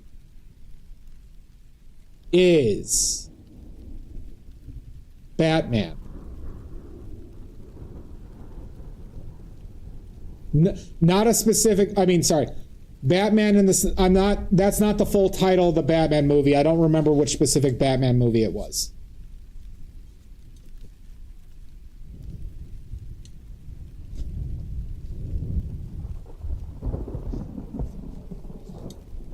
But I believe that the person I'm referencing was only in one Batman.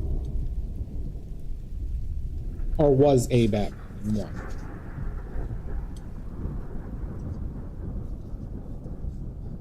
That's all the clues for this one. Come on, people. A movie. So I named the clues so what movie is related to all these clues? And I said Roadhouse, two links to Aliens. Then I said Big Trouble in Little China. Then I said pizza. And then I said Batman.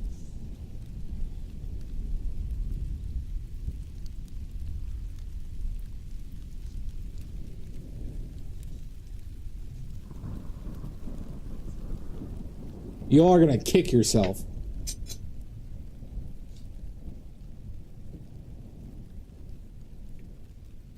Where did I put my solvent? Oh, my solvent's right there. Anyone? 30 seconds. Not that I'm aware. I don't know what Discworld is. It's a film that almost all of you should know. No, we're talking about a movie right now. We're talking about a movie. Terry, we're not talking about a person. Oh,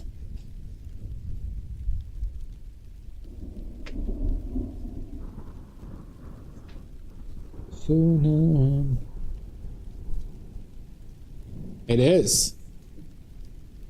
It is. Looney Tunes Big Adventure? Nope. I'm going to give 20 more seconds. 20 more seconds. And I'll give anybody who gets it right now gets 5 points. Gets 5 points. Toy Story? Nope. Already guessed.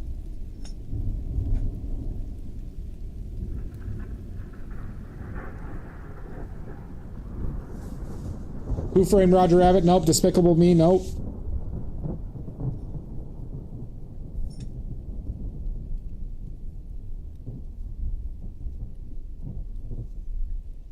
Meet the Robinsons? Nope. 10 seconds.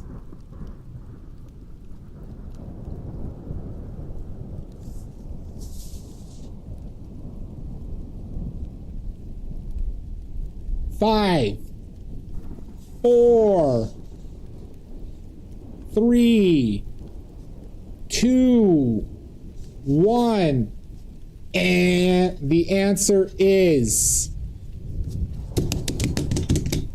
will be revealed after a message from our sponsors. Wait, we don't have sponsors? Okay, all right, never mind. The answer is Tombstone. Tombstone. Tombstone, everybody. Yeah. Roadhouse for Sam Elliott. Aliens for Bill Paxton and Michael Biehn, I believe his name is. Michael Biehn. Big Trouble in Little China for Kurt Russell. Tombstone because of Tombstone Pizza. And Batman was for Val Kilmer. It's Michael Biehn. It's such a loaded movie. It's a great film. It is a very well done film. Because there's more people than that, too. Yep. All right, we're going to do one more word association. We're going to change the rules of word association. I'm only going to give 5 clues, okay? If you get it right on the first clue, you get 5 points. If you get it right with 2, you get 4. 3 with 4 clues, you get 2 points, and 5 clues, you get 1 point. We got a deal? Fire the nuclear Oh my weapon. God! Right in time for the wiping of the D. And trivia. How lucky are you Raiders? You get to see this live and uncensored. Nice. The wiping of the D. Geez, I hope you had a good stream. What were you working on? Post any links that you have. Okay? Especially that OnlyFans. Alright. So, we're doing movie trivia too.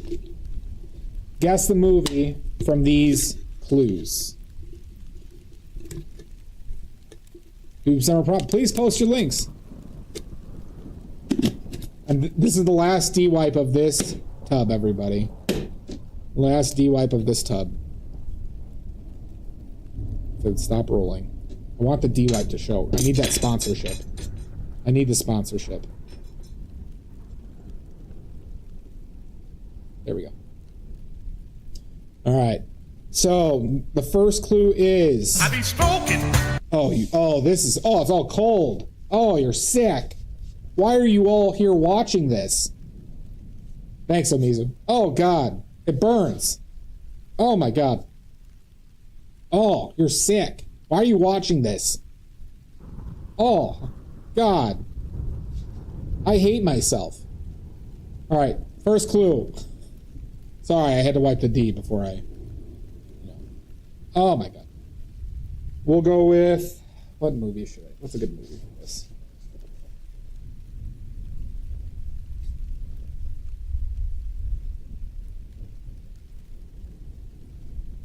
Let's go with...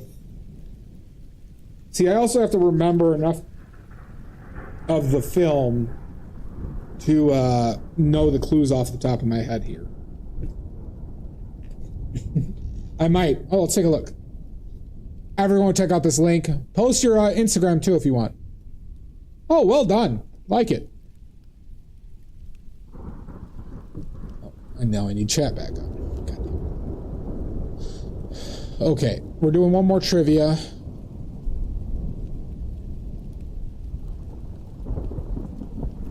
Well done. Everybody go follow Here for Cheese. I've been following them on Instagram for at least 60 years. Yeah, I gotta think of a film. What's a good film?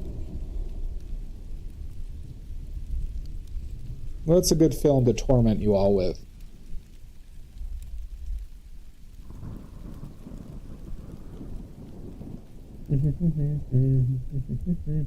I am stalling.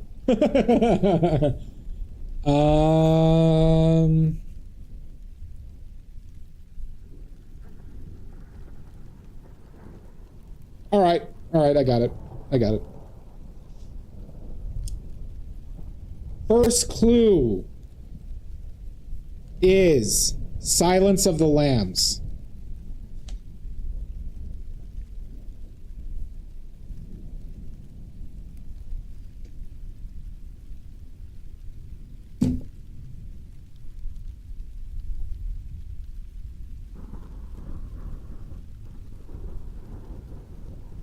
No Googling yet. No Googling. First clue is Silence of the Lambs.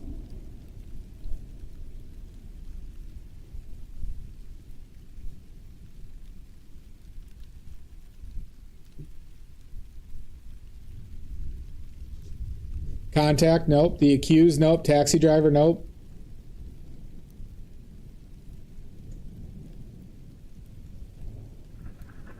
Panic Room, nope. Clerks 2, nope.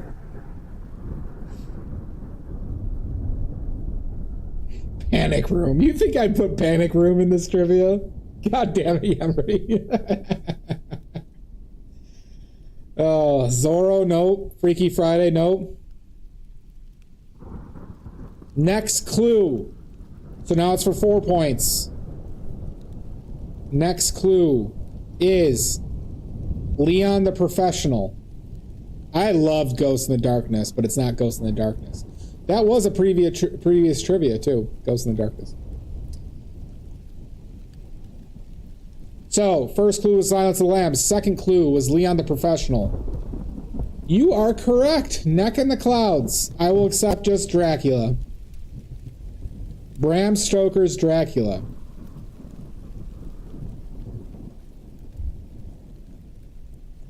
Anthony Hopkins from Silence of the Lambs. And Gary Oldman.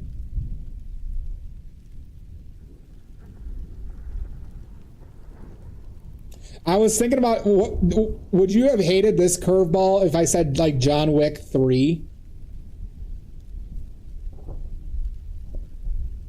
If I would have said John Wick 3, would have fucked with all of you crazy? Oh, that movie is nerd worthy, Silver Grains. How dare you? Have you watched that since I've been raving about it, ranting and raving about it? I probably should have said Godfather second. Godfather should have been the second clue, and then I should have done John Wick 3, and then I should have done Leon the Professional. You should. You should. We'll do another one. We'll do one more. We'll do one more.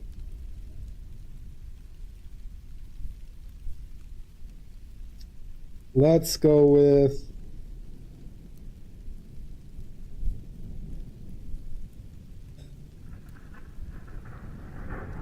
What would be a good...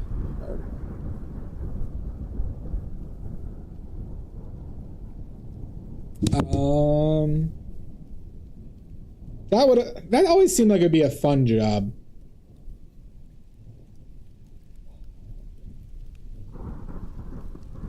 I don't remember enough people in that film to do that one.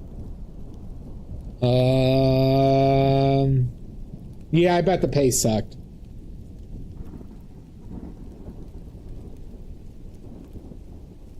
Let's see. What would be one more good one to torment you all with? Somebody got it on 2, though. I think the second clue was a little bit too easy. I should have said I was considering doing Harry Potter on the Prisoner of Azkaban. Oh, did you, Shasta? Yeah. But minimum wage was a bit more reasonable back then, frankly. Most likely. Still not great, though. Yeah. Do I remember enough people from that film?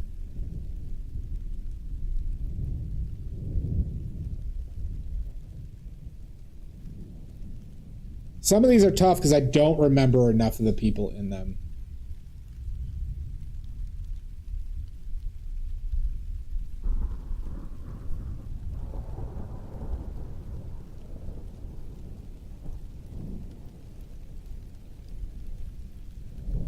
Have fun, Jackal. Thank you for the raid. Sorry it's taking me a second to think of a good film to do.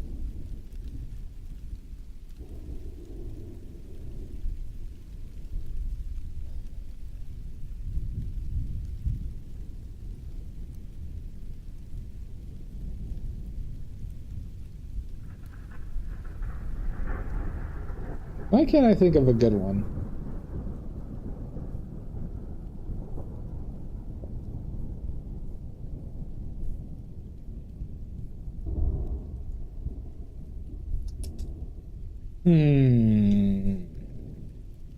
I'm having a brain diarrhea right now, everybody.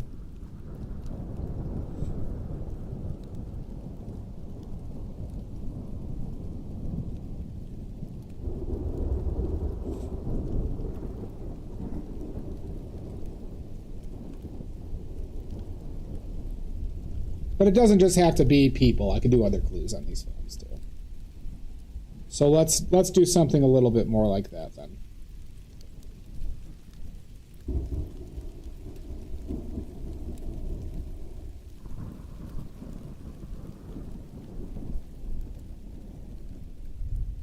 All right.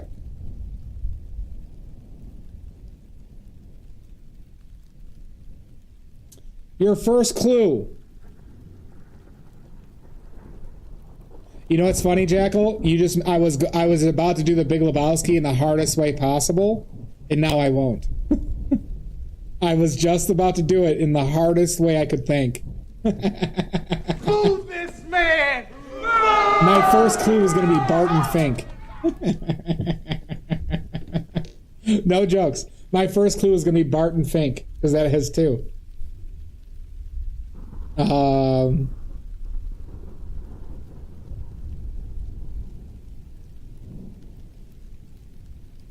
Nihilist? Fair? Who's the fucking nihilist here? Favorite line of like any movie I've ever seen.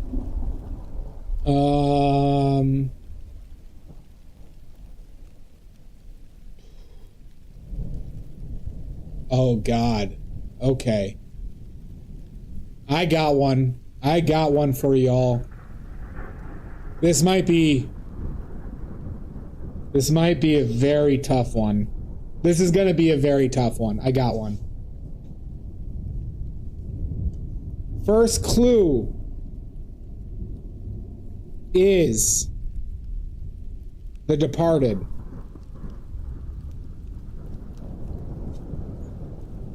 This one's very hard. First clue is The Departed.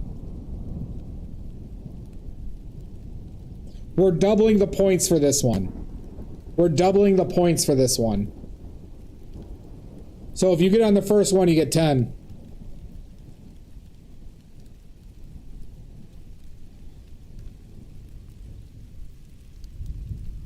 Fucker. You're a fucker. Double points. Boondock Saints, nope.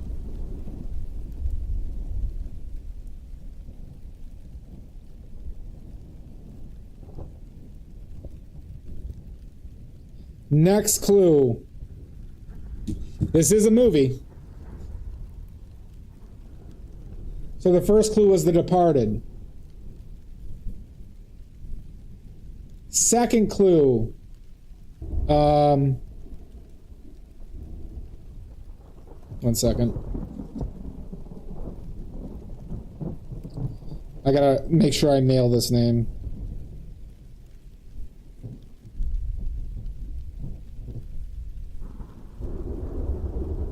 Sweeney Todd. Next clue is Sweeney Todd.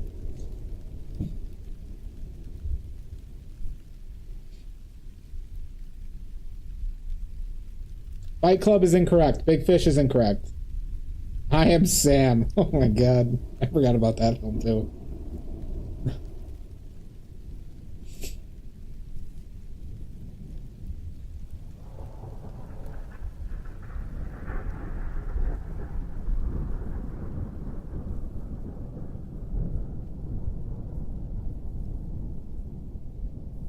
Anybody? Sweeney Todd and The Departed. Blade? Nope.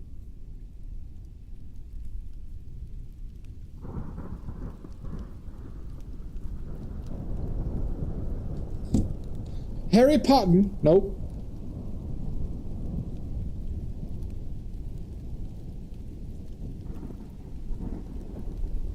I'm telling you, this one's tough. Cedar House Rules? Nope. Next clue is Sideways. Sideways.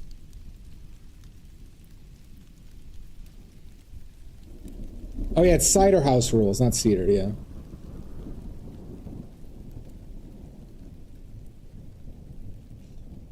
I think this is gonna piss a lot of you off. I think this is gonna piss a lot of you off.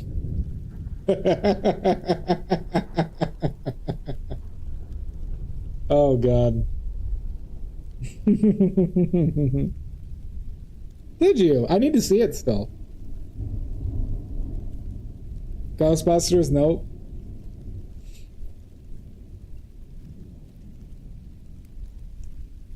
This is a very cruel clue as well. Mr. Holmes' Opus? Nope. Dracula? Nope. The next clue is Daredevil. Daredevil. Why did I remember that one? I don't know.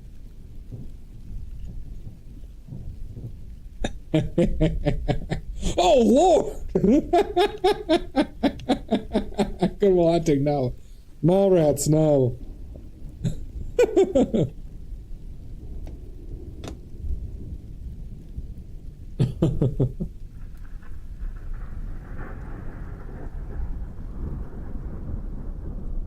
Dogma, nope.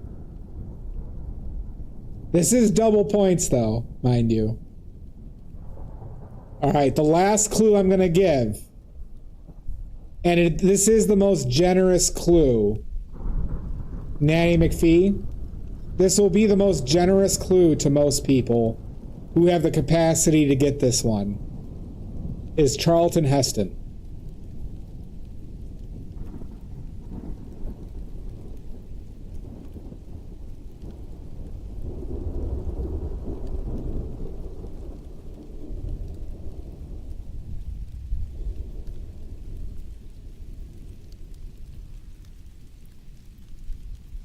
Ben-Hur, no.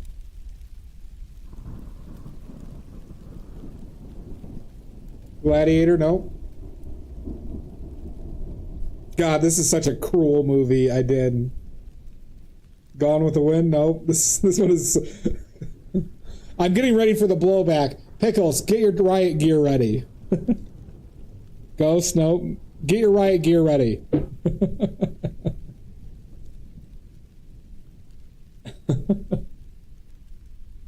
Tombstone, no. We're not doing... I want to do Tombstone twice. God damn it. But I'm almost positive it's a film that you are all familiar with.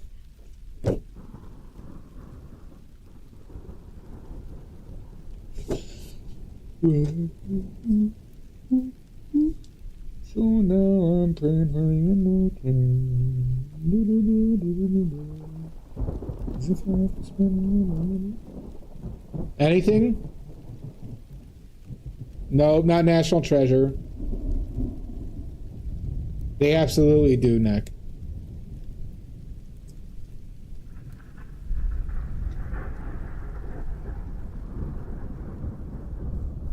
Anything? Do you all want me to reveal it? Holy shit, Jamboree got it right. Jamboree got it right with Planet of the Apes. The one from like, I think it was 03 or 04. So, The Departed for Mark Wahlberg, Sweeney Todd for Helena Bonham Carter, Sideways for Paul Giamatti. What was the other clue that I gave? Charlton Heston because of the first Planet of the Apes. And what was that fourth clue? What was the fourth clue I said? Daredevil for Michael Clark Duncan, who played Kingpin in the Ben Affleck Daredevil. Oh my God. Because you also kind of had to know something about those films to remember that those are the people who played the apes. 3 of those people played apes, mind you.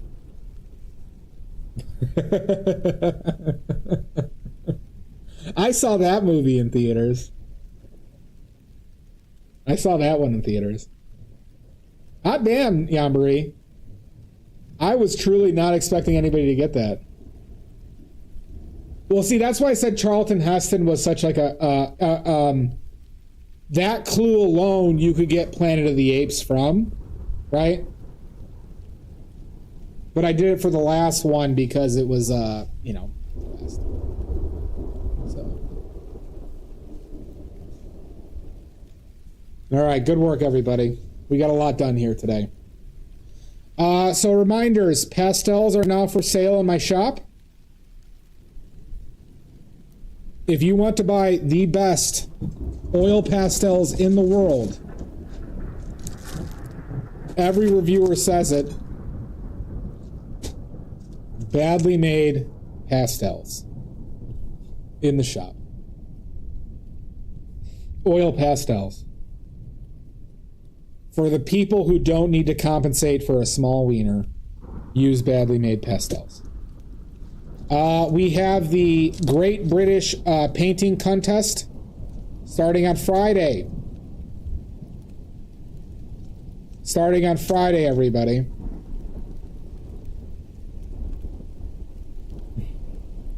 You have a taco? So that's where we do still lifes that looks like a vulva/vagina. Okay? Winner gets my painting. I paint for that. There are 48 different colors. Thank you, Yambari. That you can see in the photos. But I don't have them individually listed out. And then if you can, subscribe to my YouTube. I am a desperate, sad man who needs YouTube subscribers.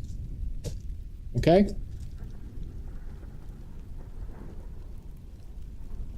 All right. Let's find somebody ready. Thank you all for hanging out. I hope you had a good time. We'll be back on Thursday to finish this. Well, these pastels do make your wiener smaller. I gotta go. I gotta eat. I gotta eat, and I got some work to do. I gotta pack up some stuff. Richardson ordered pastels. Fugu ordered pastels. And somebody else did, who I'm keeping secret. No! Vintage watercolors? I don't think I'm following them.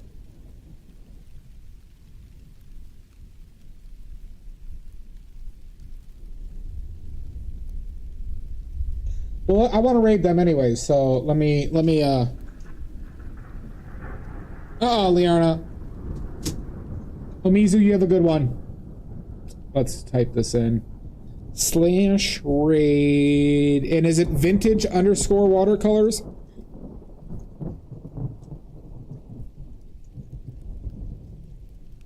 I think that's it.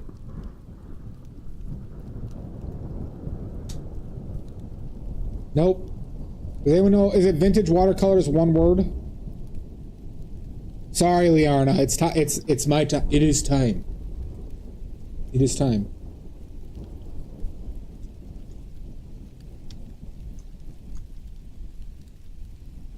Thank you. Thank you, Shasta. Okay. We're rating vintage watercolors. Thank you so much. Liarna, it's nice to see you again. I hope you do better. Sorry, it is time for me to leave. But we'll be back on Thursday. And then be ready for the painting competition, everybody, on Friday. You all signed a contract. You have to participate. All right? You all signed a contract, including you, Liarna. All right? But till next time, Greenbag, I'll see you in hell. Thank you, Shasta, the mods, Liarna, Silver, Richards, Neck. Bitch! Come on! Pickles, Nini. Love you long time. Thank you, Liarna. I'm not a nerd. Anyways. Everybody have a good one. We'll see you all. Oh, wait. I can't do a leave immediately. Okay. Oh, wait. I can. All right. Bye, everybody. Yambari. Have a good one.